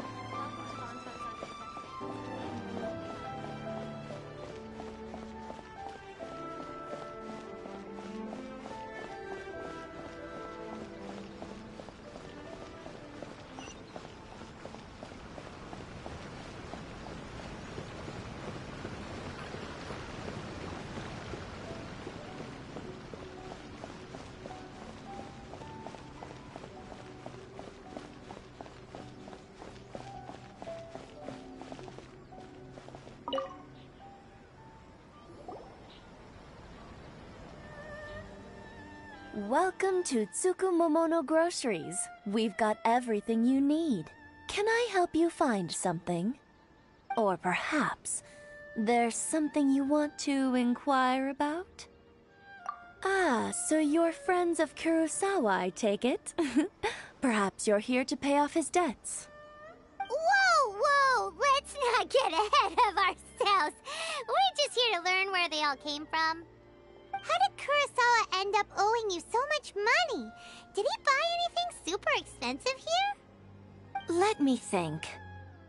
Kurosawa would come regularly to purchase large quantities of foodstuffs. He'd always put the payment on his own account.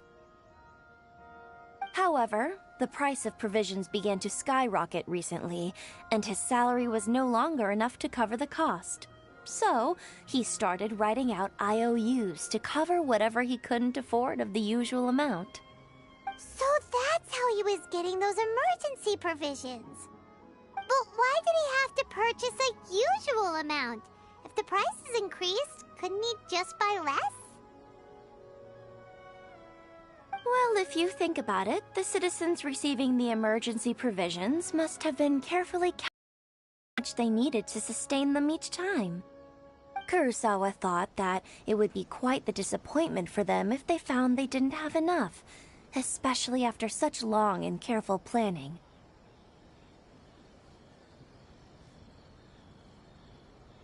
So he deemed it necessary to take on the debt rather than let the people down. Wow. Kurosawa was purchasing all the emergency provisions at his own expense. And no one ever appreciated what he did. They just complained and held him accountable. People's attitudes will always reflect their circumstances. In the face of hardship, nobody cares to think twice. If you ask me, had Kurosawa told everyone the truth about the supplies from the start, then there wouldn't be such a severe backlash now. Of course, I'm sure there would still have been some unrest. What he was doing was truly a thankless deed. As for why he chose to spend his own money on emergency provisions and never tell anyone, I'm still not too clear myself. If you're still curious, why don't you go ask him yourself? I see. That reminds me, it seems that his vision was recently confiscated. Most unfortunate. If he doesn't clear the debt on his name, he'll have no choice but to sell that sword that is so dear to him. Sword? What sword? Oh, didn't he tell you? He possesses a very valuable blade. He's carried it for years now. I've asked him about its origins. He told me that it was a gift from his father, that it was too precious to sell. In hindsight, I regret that I never made an offer on it. Everything has its price, at least that's what I think. Why don't you ask him about the sword yourself? Perhaps it'll even provide you with the answers you're looking for. Oh, but before you go, if you would kindly settle today's bill. But we didn't buy anything! Information is also a kind of commodity, wouldn't you agree? Don't worry, I won't charge much for information about Kurosawa. Nothing we ever discussed was explicitly confidential anyway. Oh, let me think. 2,000 mora should be a fair price. At least we now know where the emergency provisions are coming from. Plus, we found out that Kurosawa has a priceless sword in his possession.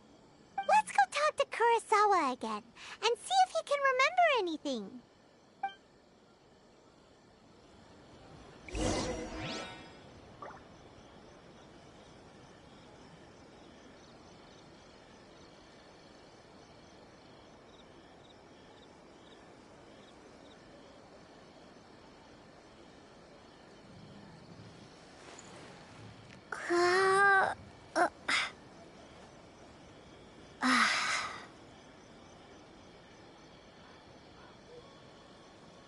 You can find everything and anything in Tsukumomono groceries.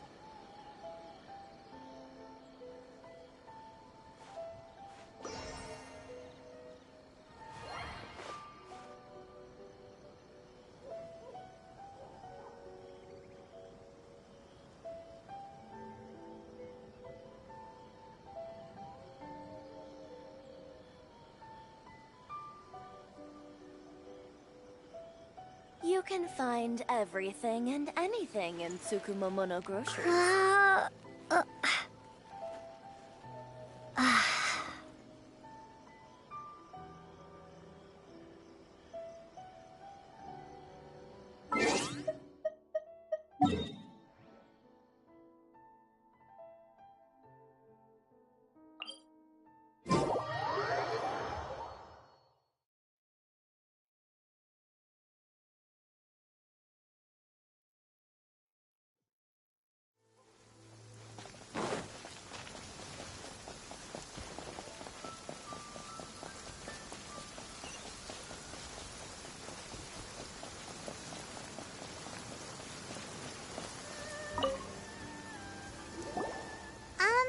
What are you doing here all by yourself?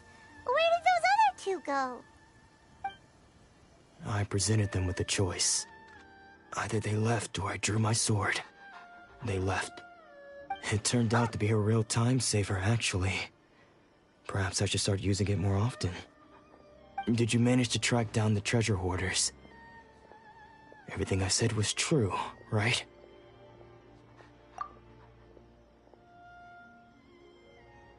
That just about sums it up. It turns out that you really were distributing emergency provisions, but they were all purchased at your own expense. Strange. Is that really the kind of person I was? I don't really have any such recollection. Even after all you've told me, I still don't remember anything. Why was I purchasing emergency provisions for everyone? And why would I put myself in such a difficult situation? I really don't understand. But I cannot deny that when I brandished my sword to scare those two away, I could sense that my body was somehow reluctant to do so. This sword was once wielded by my father. I remember once when I was young, I wanted to sneak out with the blade and show it off to the kids next door. My father ended up catching me in the act and scolded me severely. What did he say? I can't seem to remember that either. It would seem that I forgot many important things when my vision was taken from me. So many memories gone. Forever. No matter how hard I try to remember, all I can remember now is my father telling me that this blade bore his life's creed. Before he passed away, he placed the sword in my hands and said to me, "With this sword, you should..." Hey, if you look carefully, there seems to be some some words engraved on the hilt. Can you recognize the words? Virtue and justice? Somehow those two words seem to explain everything now. Taking on seemingly endless debts to make others happy. I guess that must have been my greatest ambition after all. But what use are virtue and justice? I purchased the provisions for those in need. And look how things ended up. The Tenryo Commission seized my vision. And the very people I was so desperately trying to help refused to understand me. And the irony of all of it is, I somehow still felt sorry when threatening them with my blade. I'm incapable of being a good person, yet I'm equally unable to be bad. I don't know what to do with myself. Yet another troubled soul. When we get the chance, let's speak to Toma about Kurosawa's debt. The Yashiro Commission would surely help cover his expenses. In any case, we must never let him sell off that sword. Yeah, seems like losing all ambition is a terrible experience. Fortunately for us, you don't have a vision. Let's go find the next poor soul.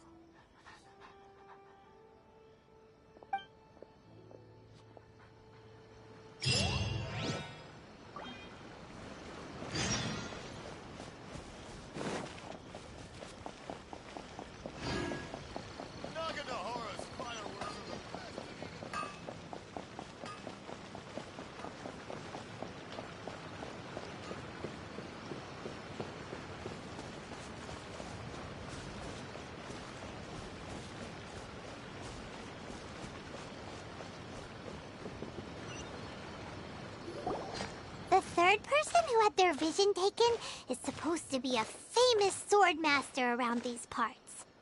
Hyman heard that he's the present-day master of Meikyo Shisui art. Sounds pretty impressive. This is his dojo. Luckily, there's some people around. Let's go talk to them. Nanako, don't worry. Sensei will be fine. Those thugs that challenged the dojo were strong, but he fought them all off in the end, didn't he? Maybe, but I'm still worried about him. Things have gotten dangerous before in the past, but it's never shaken him. This time, though... It's just because he's been possessed, that's all. Once the exorcism has taken place, he'll be right as rain in no time. Hey there! Did something happen?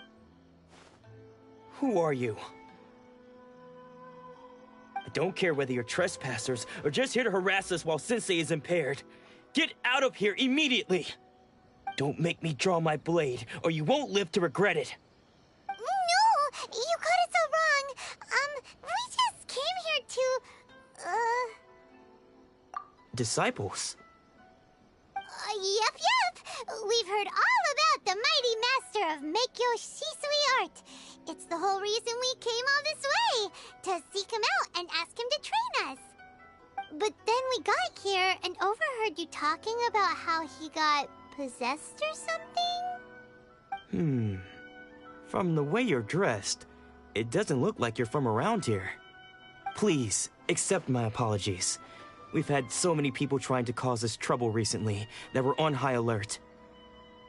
You haven't arrived at the best of times, I'm afraid. Sensei got possessed recently, and he's still recovering. He's not able to take on any new disciples for the time being. I see you are earnest in your pursuit. Okay, how about this? My fellow disciple Nanako and I will explain Sensei's situation to you in a little more detail. Then you can decide whether to stay or to leave. Sensei's name is Domon, a name I'm sure you've already heard. Though self-taught, he mastered the art of the sword to a high level. He then proceeded to defeat many other prominent sword masters, never losing a single fight. He once said that his goal was to become the best sword master in the world. And so, even while training us, he continued to hone his own art. His fervor truly inspired us, and we trained hard, determined to keep up with him. But then... Not long ago, Sensei had his vision taken away.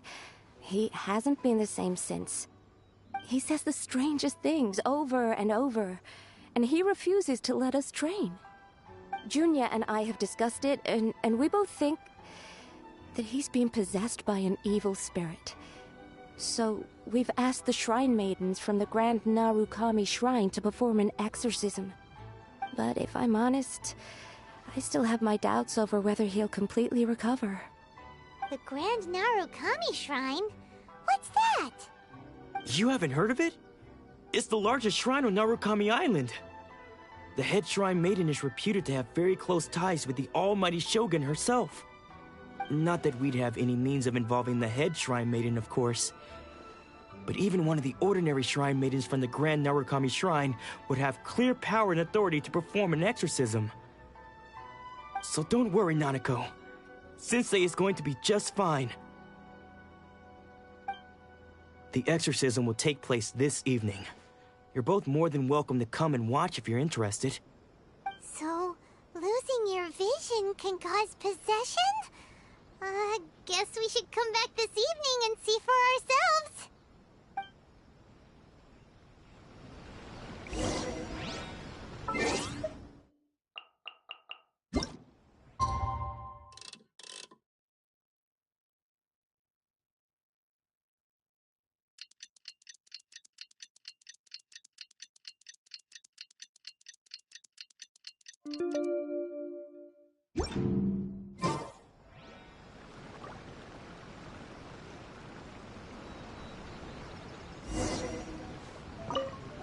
Shh.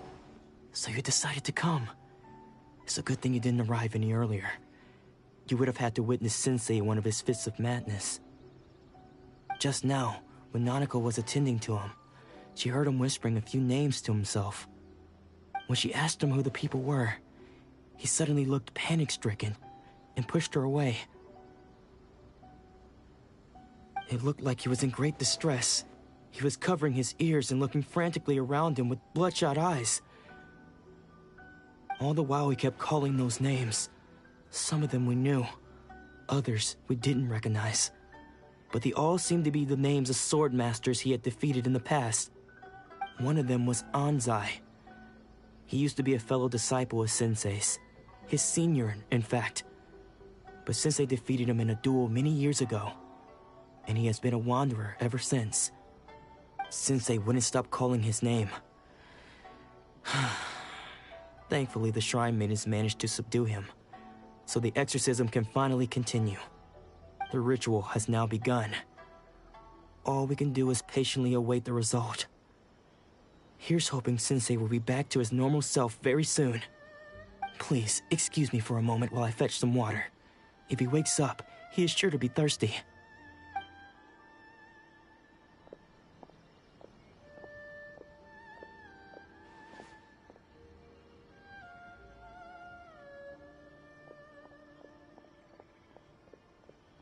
Huh? Who's that sneaking around? Uh-oh. Could they be here to mess up the exorcism? We won't let them get away with it. Come on, let's go after them.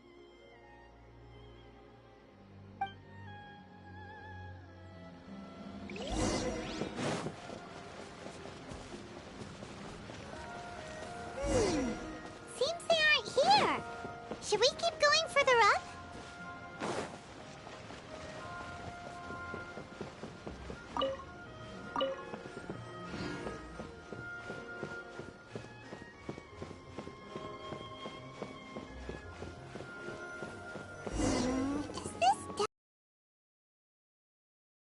Let's look a little further up.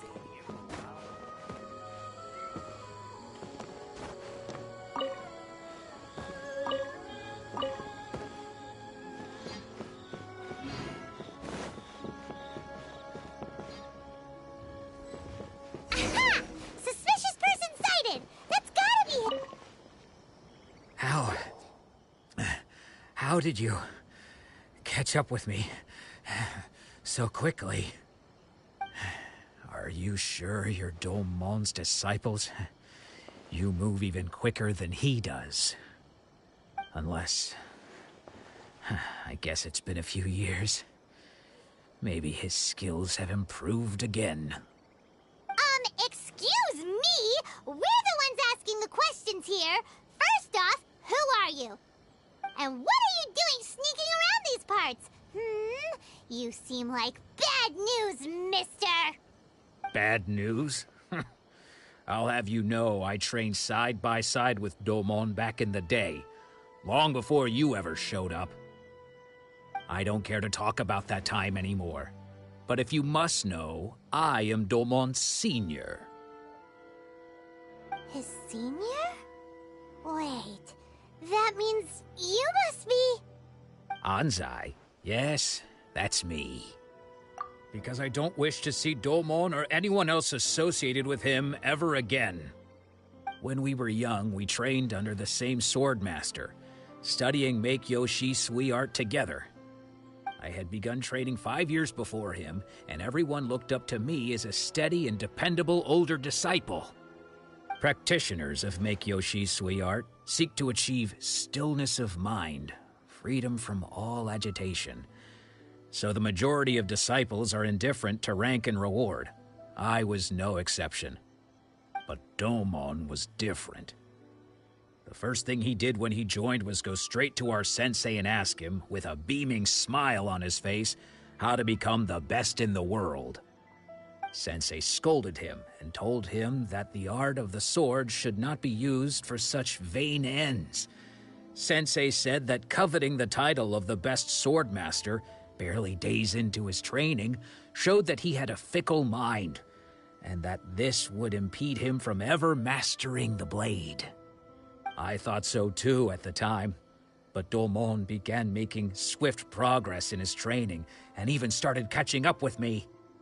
Only then did I realize that it was Domon who had long since freed his mind from all agitation. He was consumed by his singular desire to become the best in the world.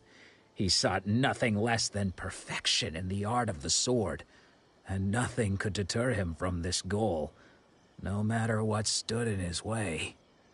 Sure sounds like he meant business. So how come you don't want to ever see him again? Because until he arrived, I was convinced that I would succeed our sensei as the master of Make-Yoshi Sui art.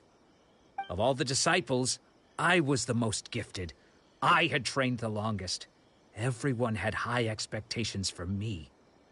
Domon's arrival changed everything. When we sparred, I lost not just the match, but my pride and my status too. I fled the dojo that day and never looked back. Later, I heard that he sparred with Sensei too.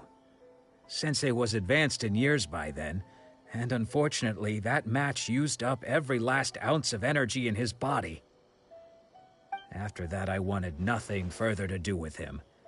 Deep down, though, I still respected his mastery of the blade and his commitment to the art of the sword.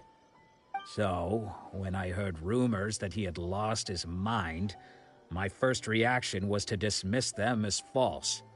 How could he, of all people, have lost his mind? His mind was the sharpest of them all. He had practiced Make-Yoshi Sui art to perfection. I decided to quietly come and see if it were true. Then, to my complete astonishment, I heard him call my name. I thought mine was a name he had long since forgotten. So you see, I came here not to cause him any harm. I just wanted to see for myself. Okay, you've heard my story. You should get back now. The exorcism is probably finishing. Seems like we got it wrong this time. He wasn't here to mess up the exorcism at all. Still, Paimon's not sure we should bring him back with us. Let's go see how the exorcism's coming along.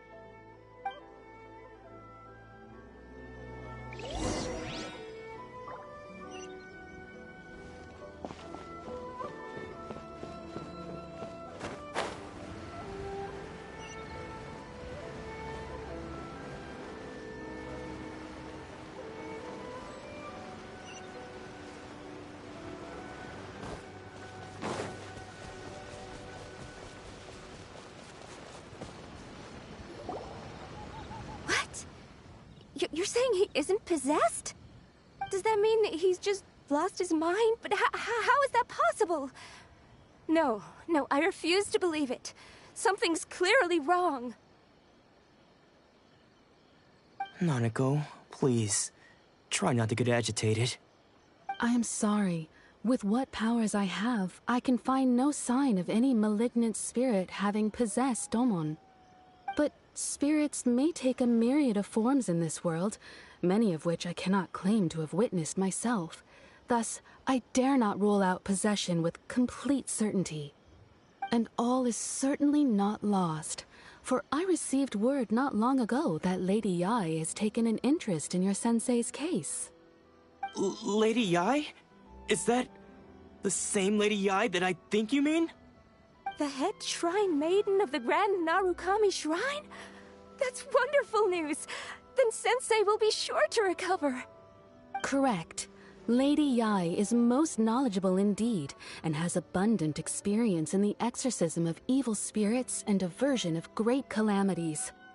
I am unable to say for certain whether an evil spirit has possessed your sensei, but Lady Yai can give a conclusive verdict. Excuse me, Miss Inagi, but I must ask, should we prepare a greeting gift for Lady Yai? That won't be necessary. All that is required of you is your timely arrival at the Grand Narukami Shrine. Lady Yai does not like to be kept waiting. I must leave now, but we will meet soon at the shrine. I wish Domon a full and speedy recovery. Who'd have thought Lady Yai herself would have taken notice of our sensei's case? Do you mean to say that Sensei isn't renowned enough to deserve Lady Yai's attention? No, that's not what I meant at all. You misunderstand me. I just mean this is Lady Yai, the head shrine maiden. She has direct and close contact with the almighty Shogun herself. Anyway, you should join us too, tomorrow. Given that you've traveled all this way just to meet our sensei, we, the disciples of Meikyo Shisui Art, will do our best to help you. Sure! After all, everyone seems pretty excited about Lady Yai. We're curious to meet her too. Who knows? Maybe we'll be able to find out a thing or two about the Raiden Shogun from her.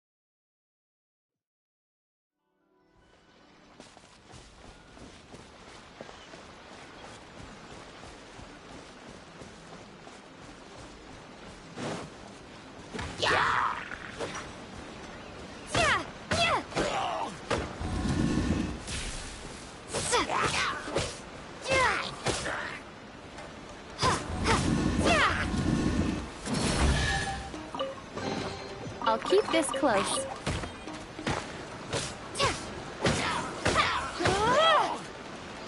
Take this! Thunderclap!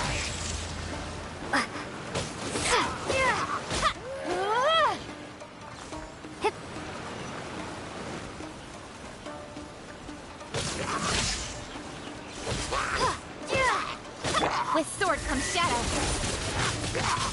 Incoming.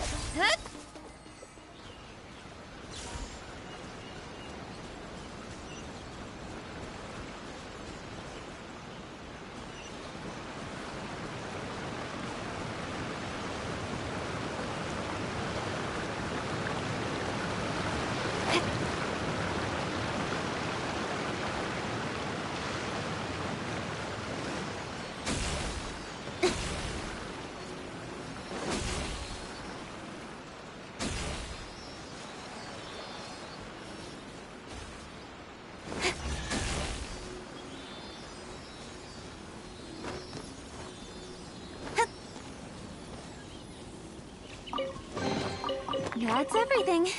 On to the next.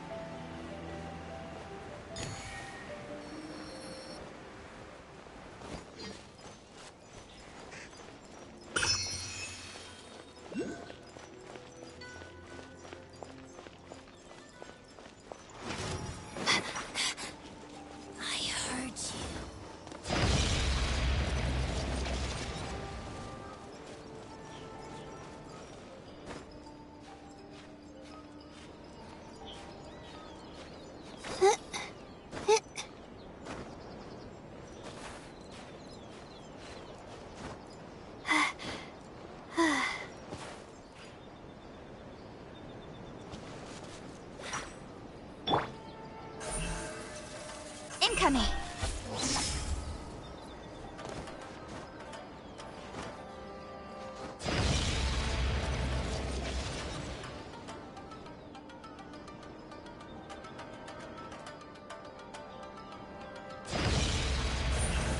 Speed of light!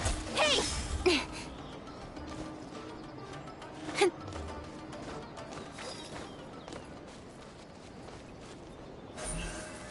Don't blink!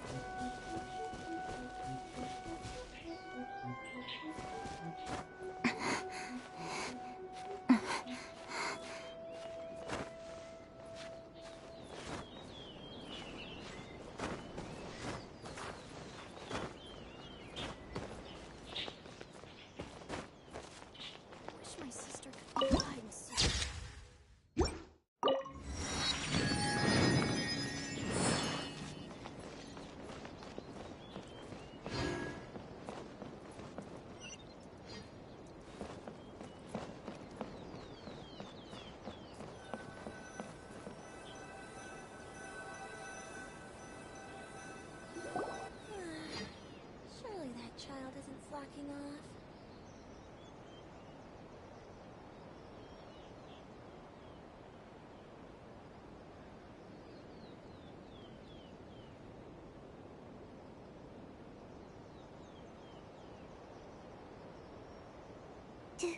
Do you think that's Lady Yi? Oh, no wonder Junior is so excited. She has a really striking presence. Also, is it just Paimon? Or did she look right at us just now? It was probably nothing. Keep away. Keep away from me. I gave up the art of the sword. Please, let me go, I beg you.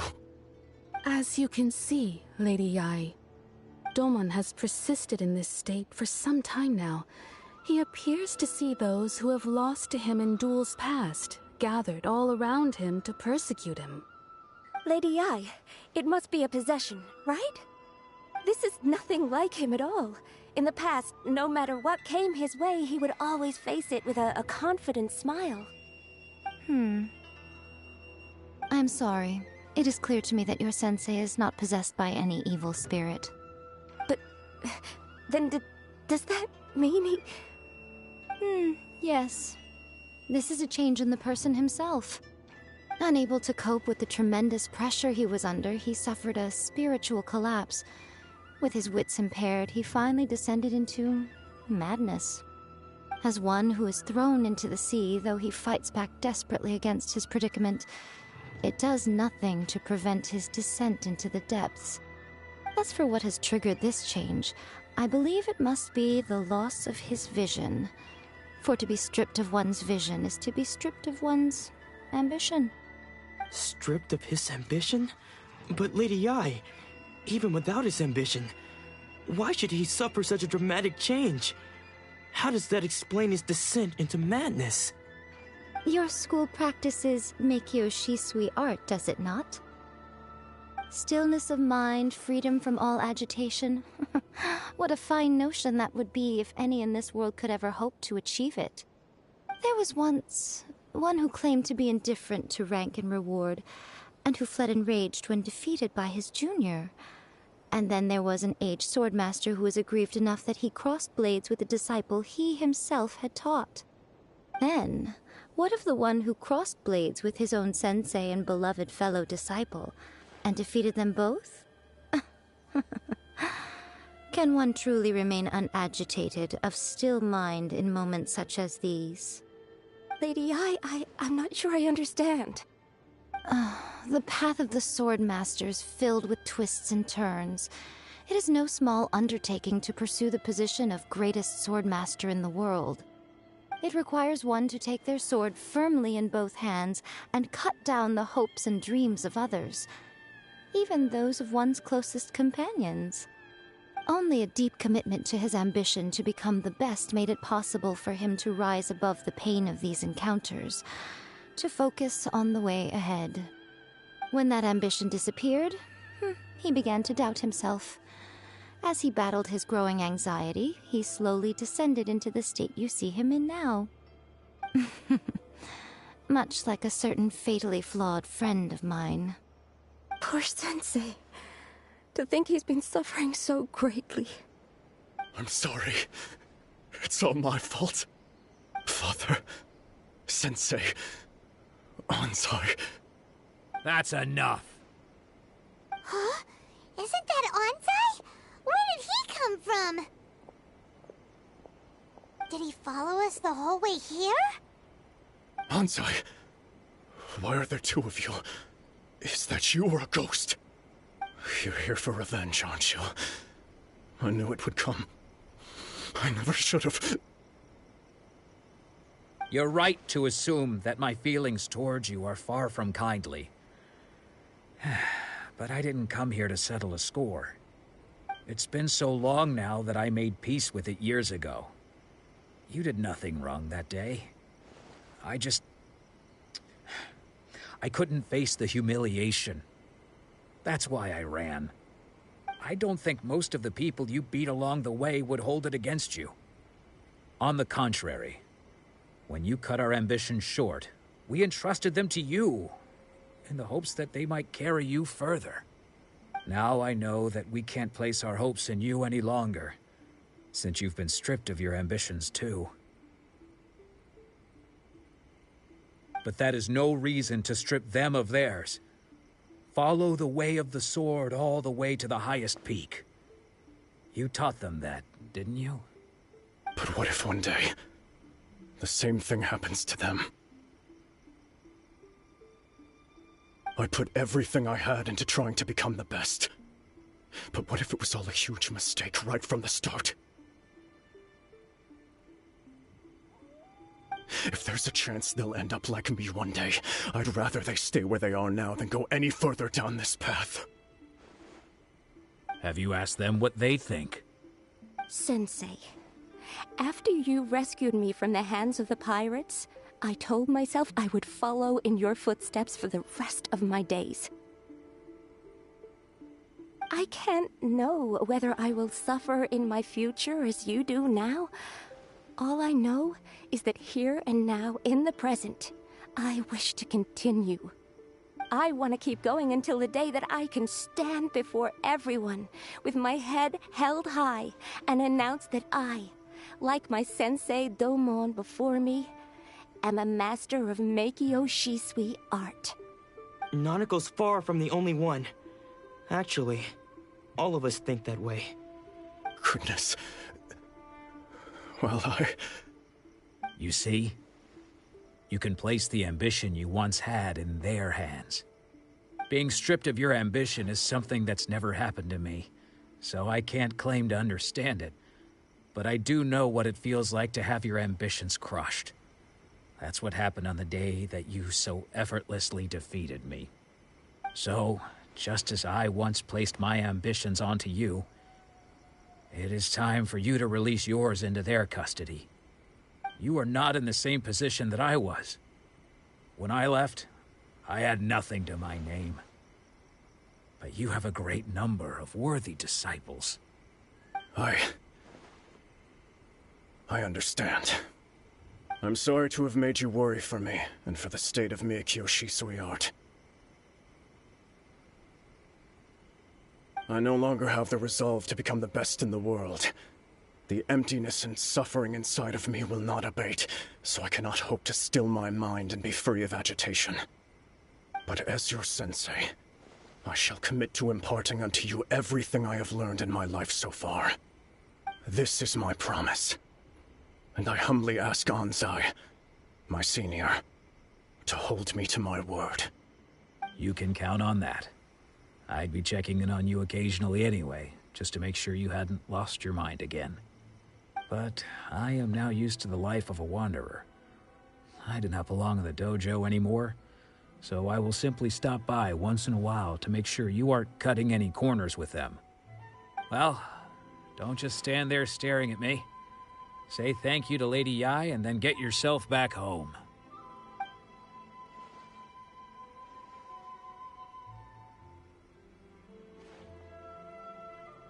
So even though his ambition was taken away, his disciples can take it over on his behalf. Guess that sort of solves this one, huh? Traveler, a moment, please. Lady Yai has some words for you. So, my intuition was correct. The wind that blows from afar carries fresh life to these shores. For us to meet now is premature. Nevertheless, you set foot on these islands at precisely the right moment.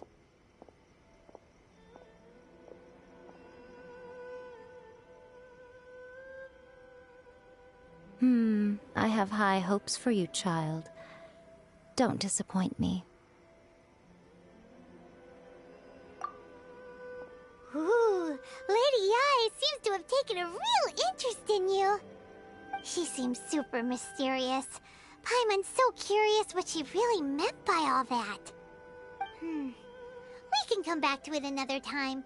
For now, we should go report back to Miss Kamisato. Protection of the electro art. May the blossoms of the sacred sakura bloom eternally.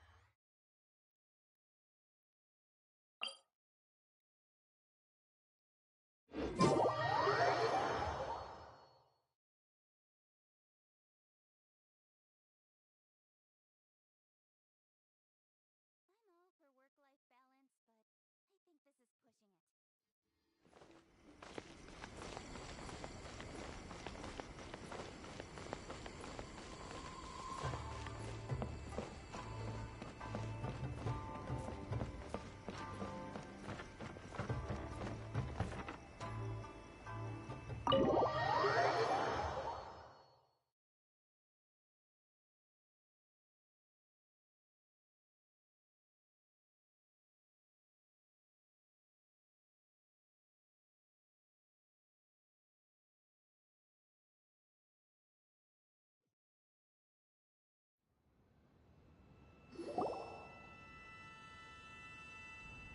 Ayaka!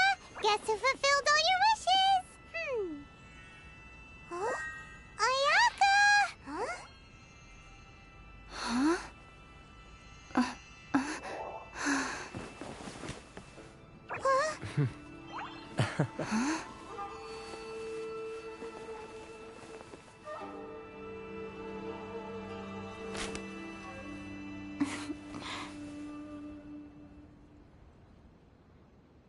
Traveler, Paimon, it is a pleasure to finally meet you both face to face.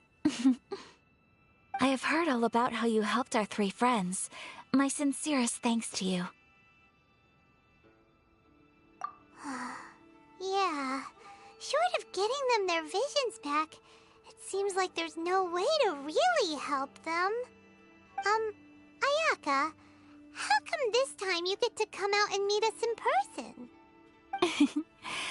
Because now that you have done the three things I asked of you, I consider you to be my friends. As you will observe, I dispense with the screen for Toma also. Mm-hmm.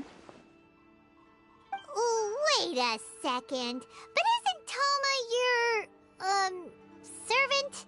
Paimon's happy to help and all, but Paimon sure as heck did not sign up to be a servant. Oh.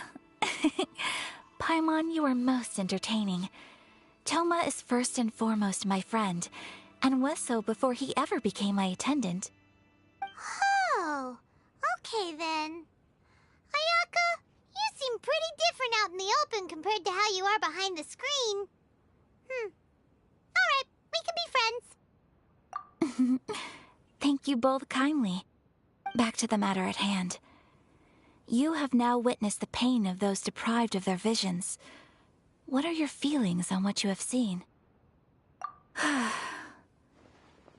Perhaps in the eyes of a deity such as the almighty Shogun, the lives of those who inhabit the world are inconsequential. Thunders roar, lightnings flash, the winds assault, and the rains descent. All these things take place with no regard for the feelings of the common people. But I believe that surely you understand what they must endure. It seems that perhaps now you can appreciate my feelings on all of this.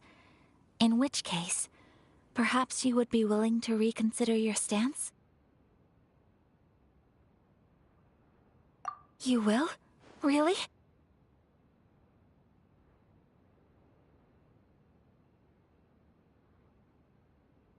Naturally. All right, bravo, my lady. You were right all along. See? I told you she wouldn't reject them.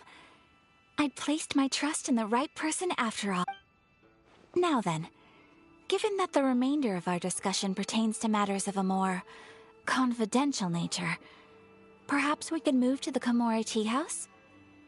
We ought not to involve other members of the Yashiro Commission.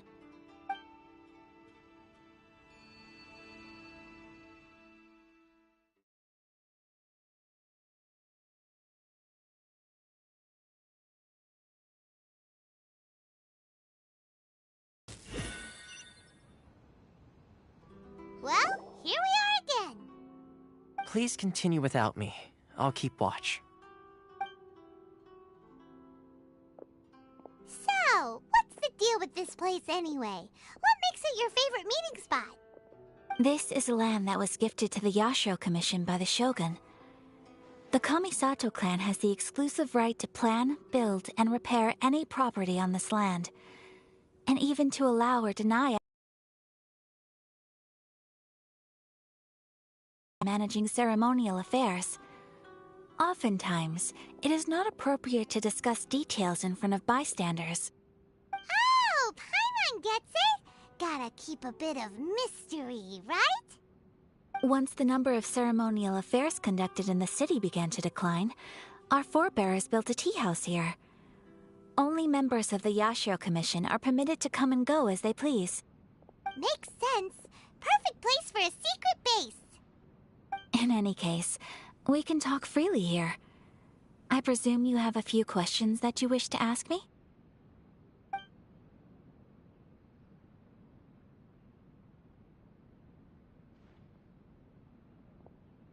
Of course. We have tried on numerous occasions. Unfortunately, each time a proposal to repeal the decree arrives at Tenshukaku, it is promptly vetoed by both the Tenryou Commission and the Kanjo Commission, and subsequently scrapped. They invariably adopt a stance of unconditional support for the Shogun's decisions. They have no interest in discussing anything. It almost makes one wonder whether they had a hand in the Shogun's sudden decision to issue the Vision Hunt Decree.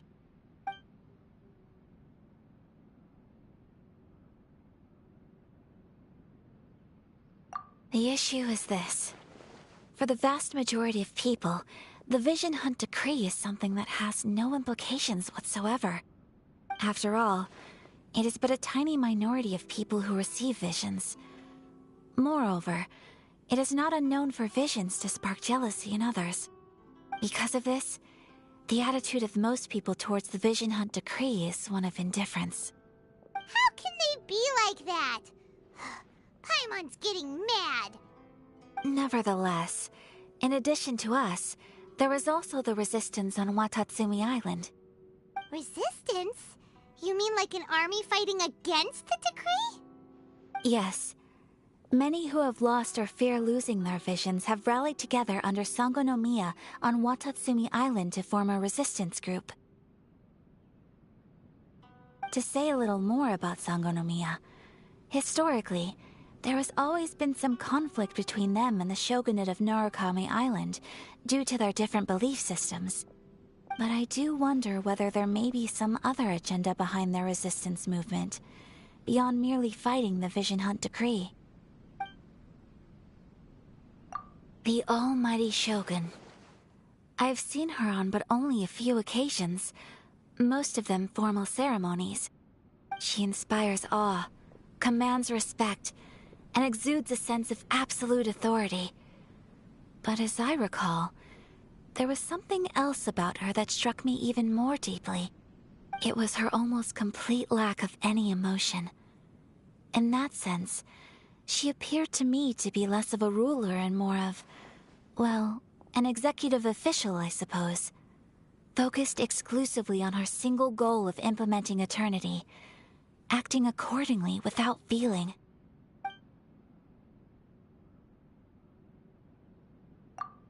Ooh, Paimon has a question though. Oh? What would you like to know, Paimon? Have you got a plan yet to fight the Vision Hunt Decree? To be honest, we do not. What? Please, do not forget that challenging the Vision Hunt Decree is tantamount to challenging a deity. Coming to terms with that is already a difficult step to take. So what are we gonna do? Well, for the moment, all we can do is try and reduce the harm that is being caused by this decree. For example, by providing vision bearers with safe refuge, or manufacturing counterfeit visions for them as a contingency measure. You're telling Paimon that there are people out there who can make fake visions? Don't underestimate the talents of the craftspeople in Hanamizaka. To the naked eye, their counterfeits are indistinguishable from the genuine article.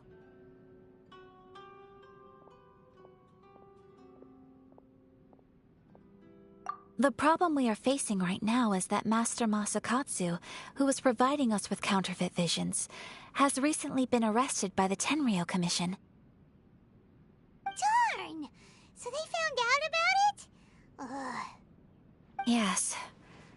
We knew it was not a long-term solution, and that it was only a matter of time before it would be exposed. But we cannot simply abandon Master Masakatsu. Exactly. I feel the same way. But given mine and Toma's identities as part of the Yashiro Commission, breaking him out of prison would risk dragging down the reputation of the entire Kamisato clan should we be caught.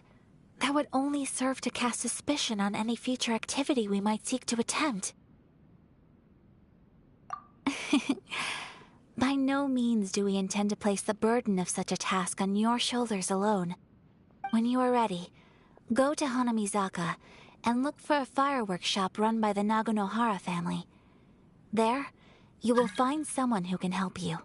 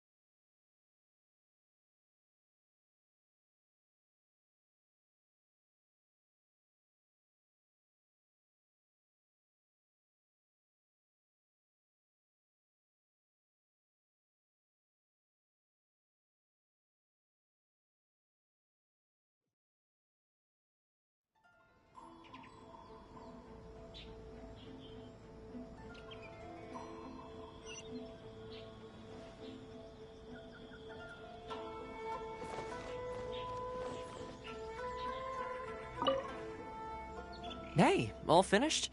I've been keeping watch, and I'm happy to report that everything is fine and dandy.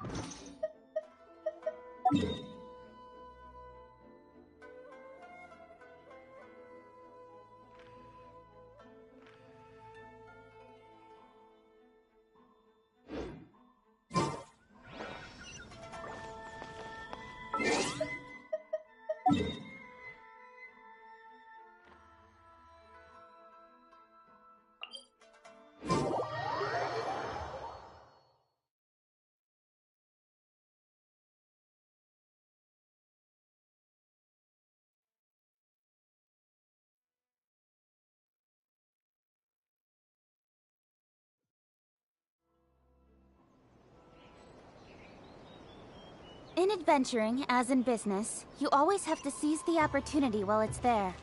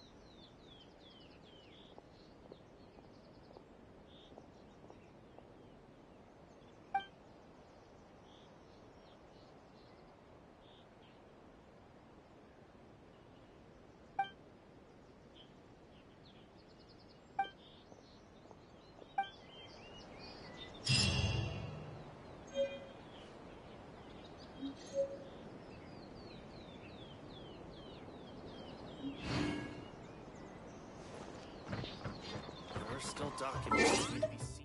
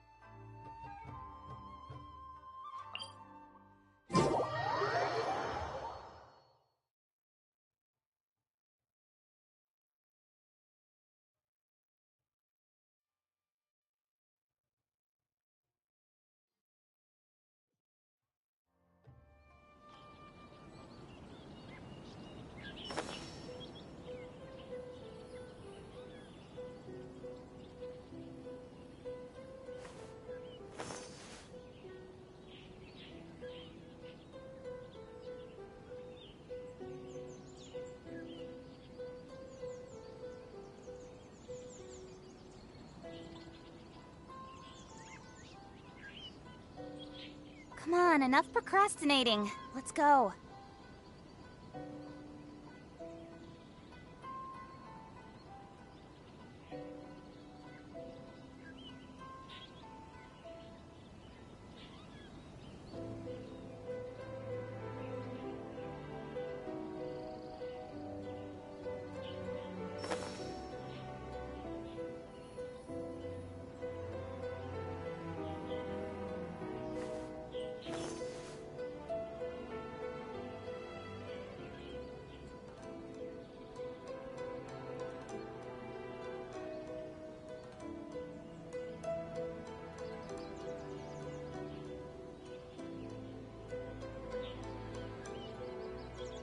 I'm all for work-life balance, but I think this is pushing it.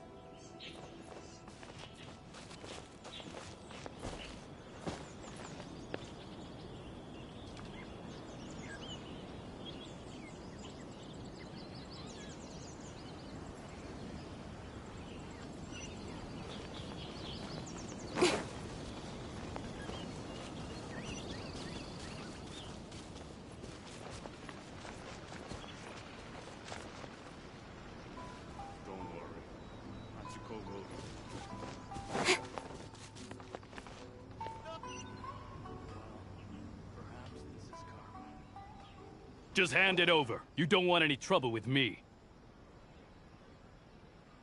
If you think your elemental powers are enough to resist the Vision Hunt decree, then you'd better think again. Believe me, you're not the first of your kind we've encountered, and we've seen the same unpleasant outcome time after time. You'd best save yourself the trouble. Can't you make an exception? I just got this vision. I won't even use it, I promise. So this is the Vision Hunt decree in action, huh? We can't just sit around and watch things unfold, can we? Psst! Hey, wait! Huh? There's someone trying to get our attention. Come on, this way. What's going on? Can't you see we need to go help? Shh, quiet. Just sit tight and watch for a moment. Hey, this isn't right, you know. Just because you don't have a vision doesn't mean you can sit back and watch others in trouble. Huh? Hey, wait! You do have a vision! Shh! If you don't keep your voice down, I won't have one much longer. All right. Here, take it. Wise choice. All right, let's go.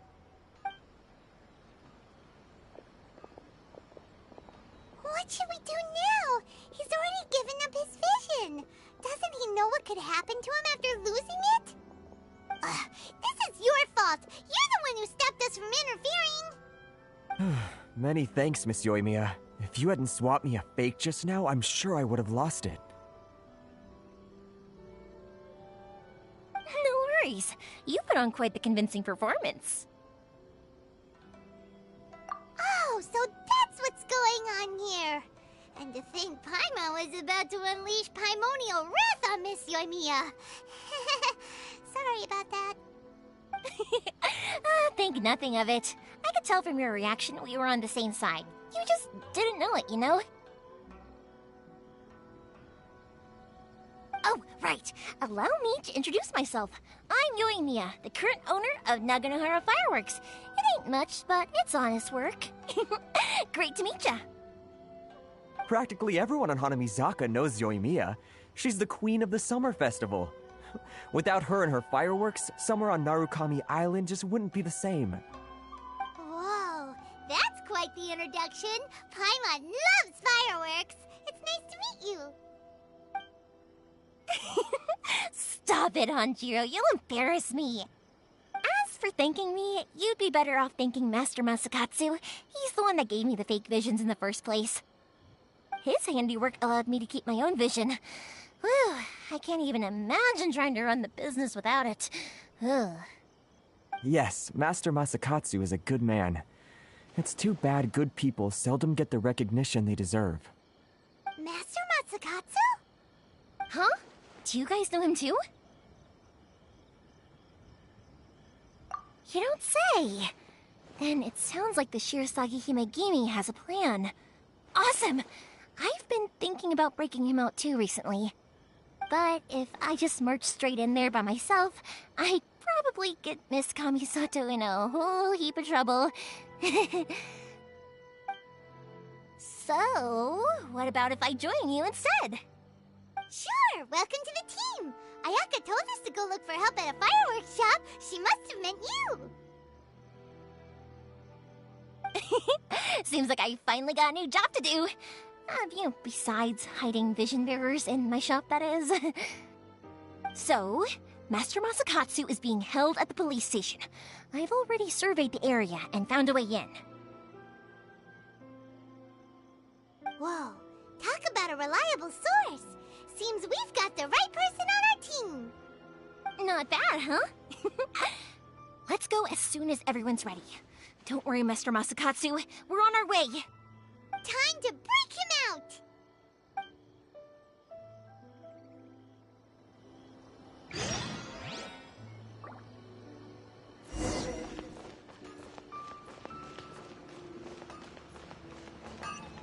Okay. How can I improve my culinary skills?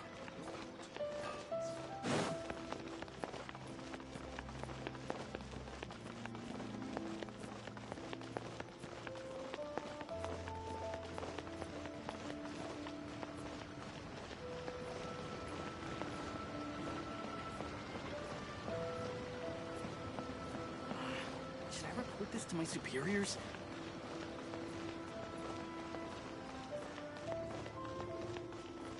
You can find everything and anything in Tsukumomono groceries.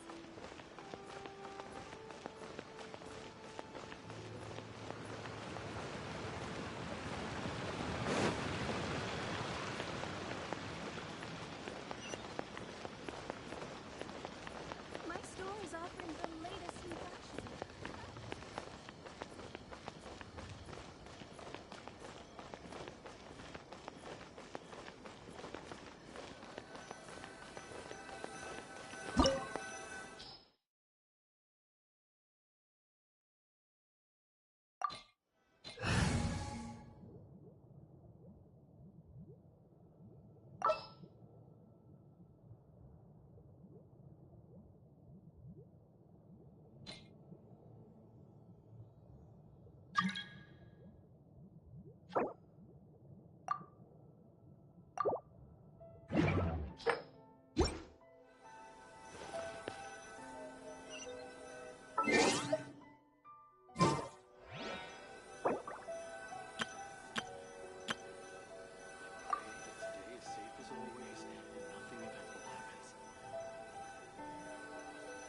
In adventuring, as in business, you always have to seize the opportunity while it's there.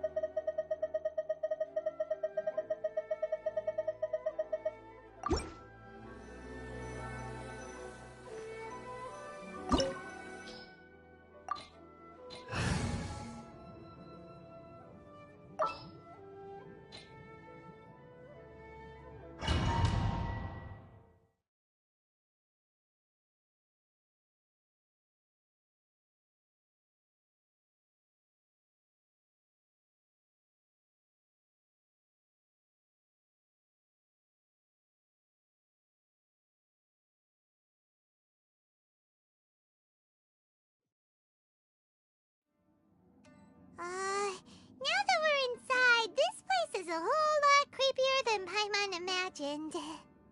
Come on, this way. As long as we stay quiet, we've got a good chance. I certainly wouldn't want to end up... Let's find Master Masakatsu and get out of here. We should split up.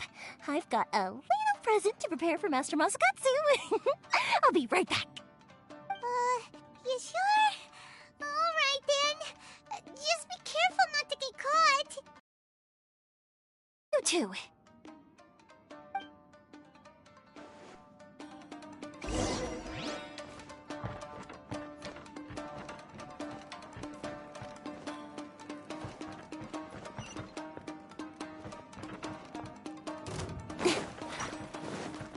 Speed of light. Don't be scared.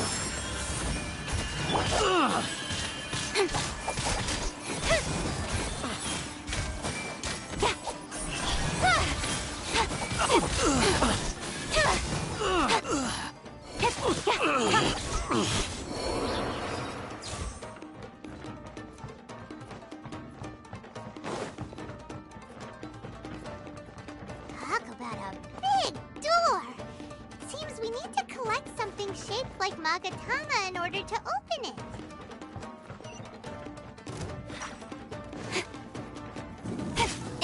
Show me what you got!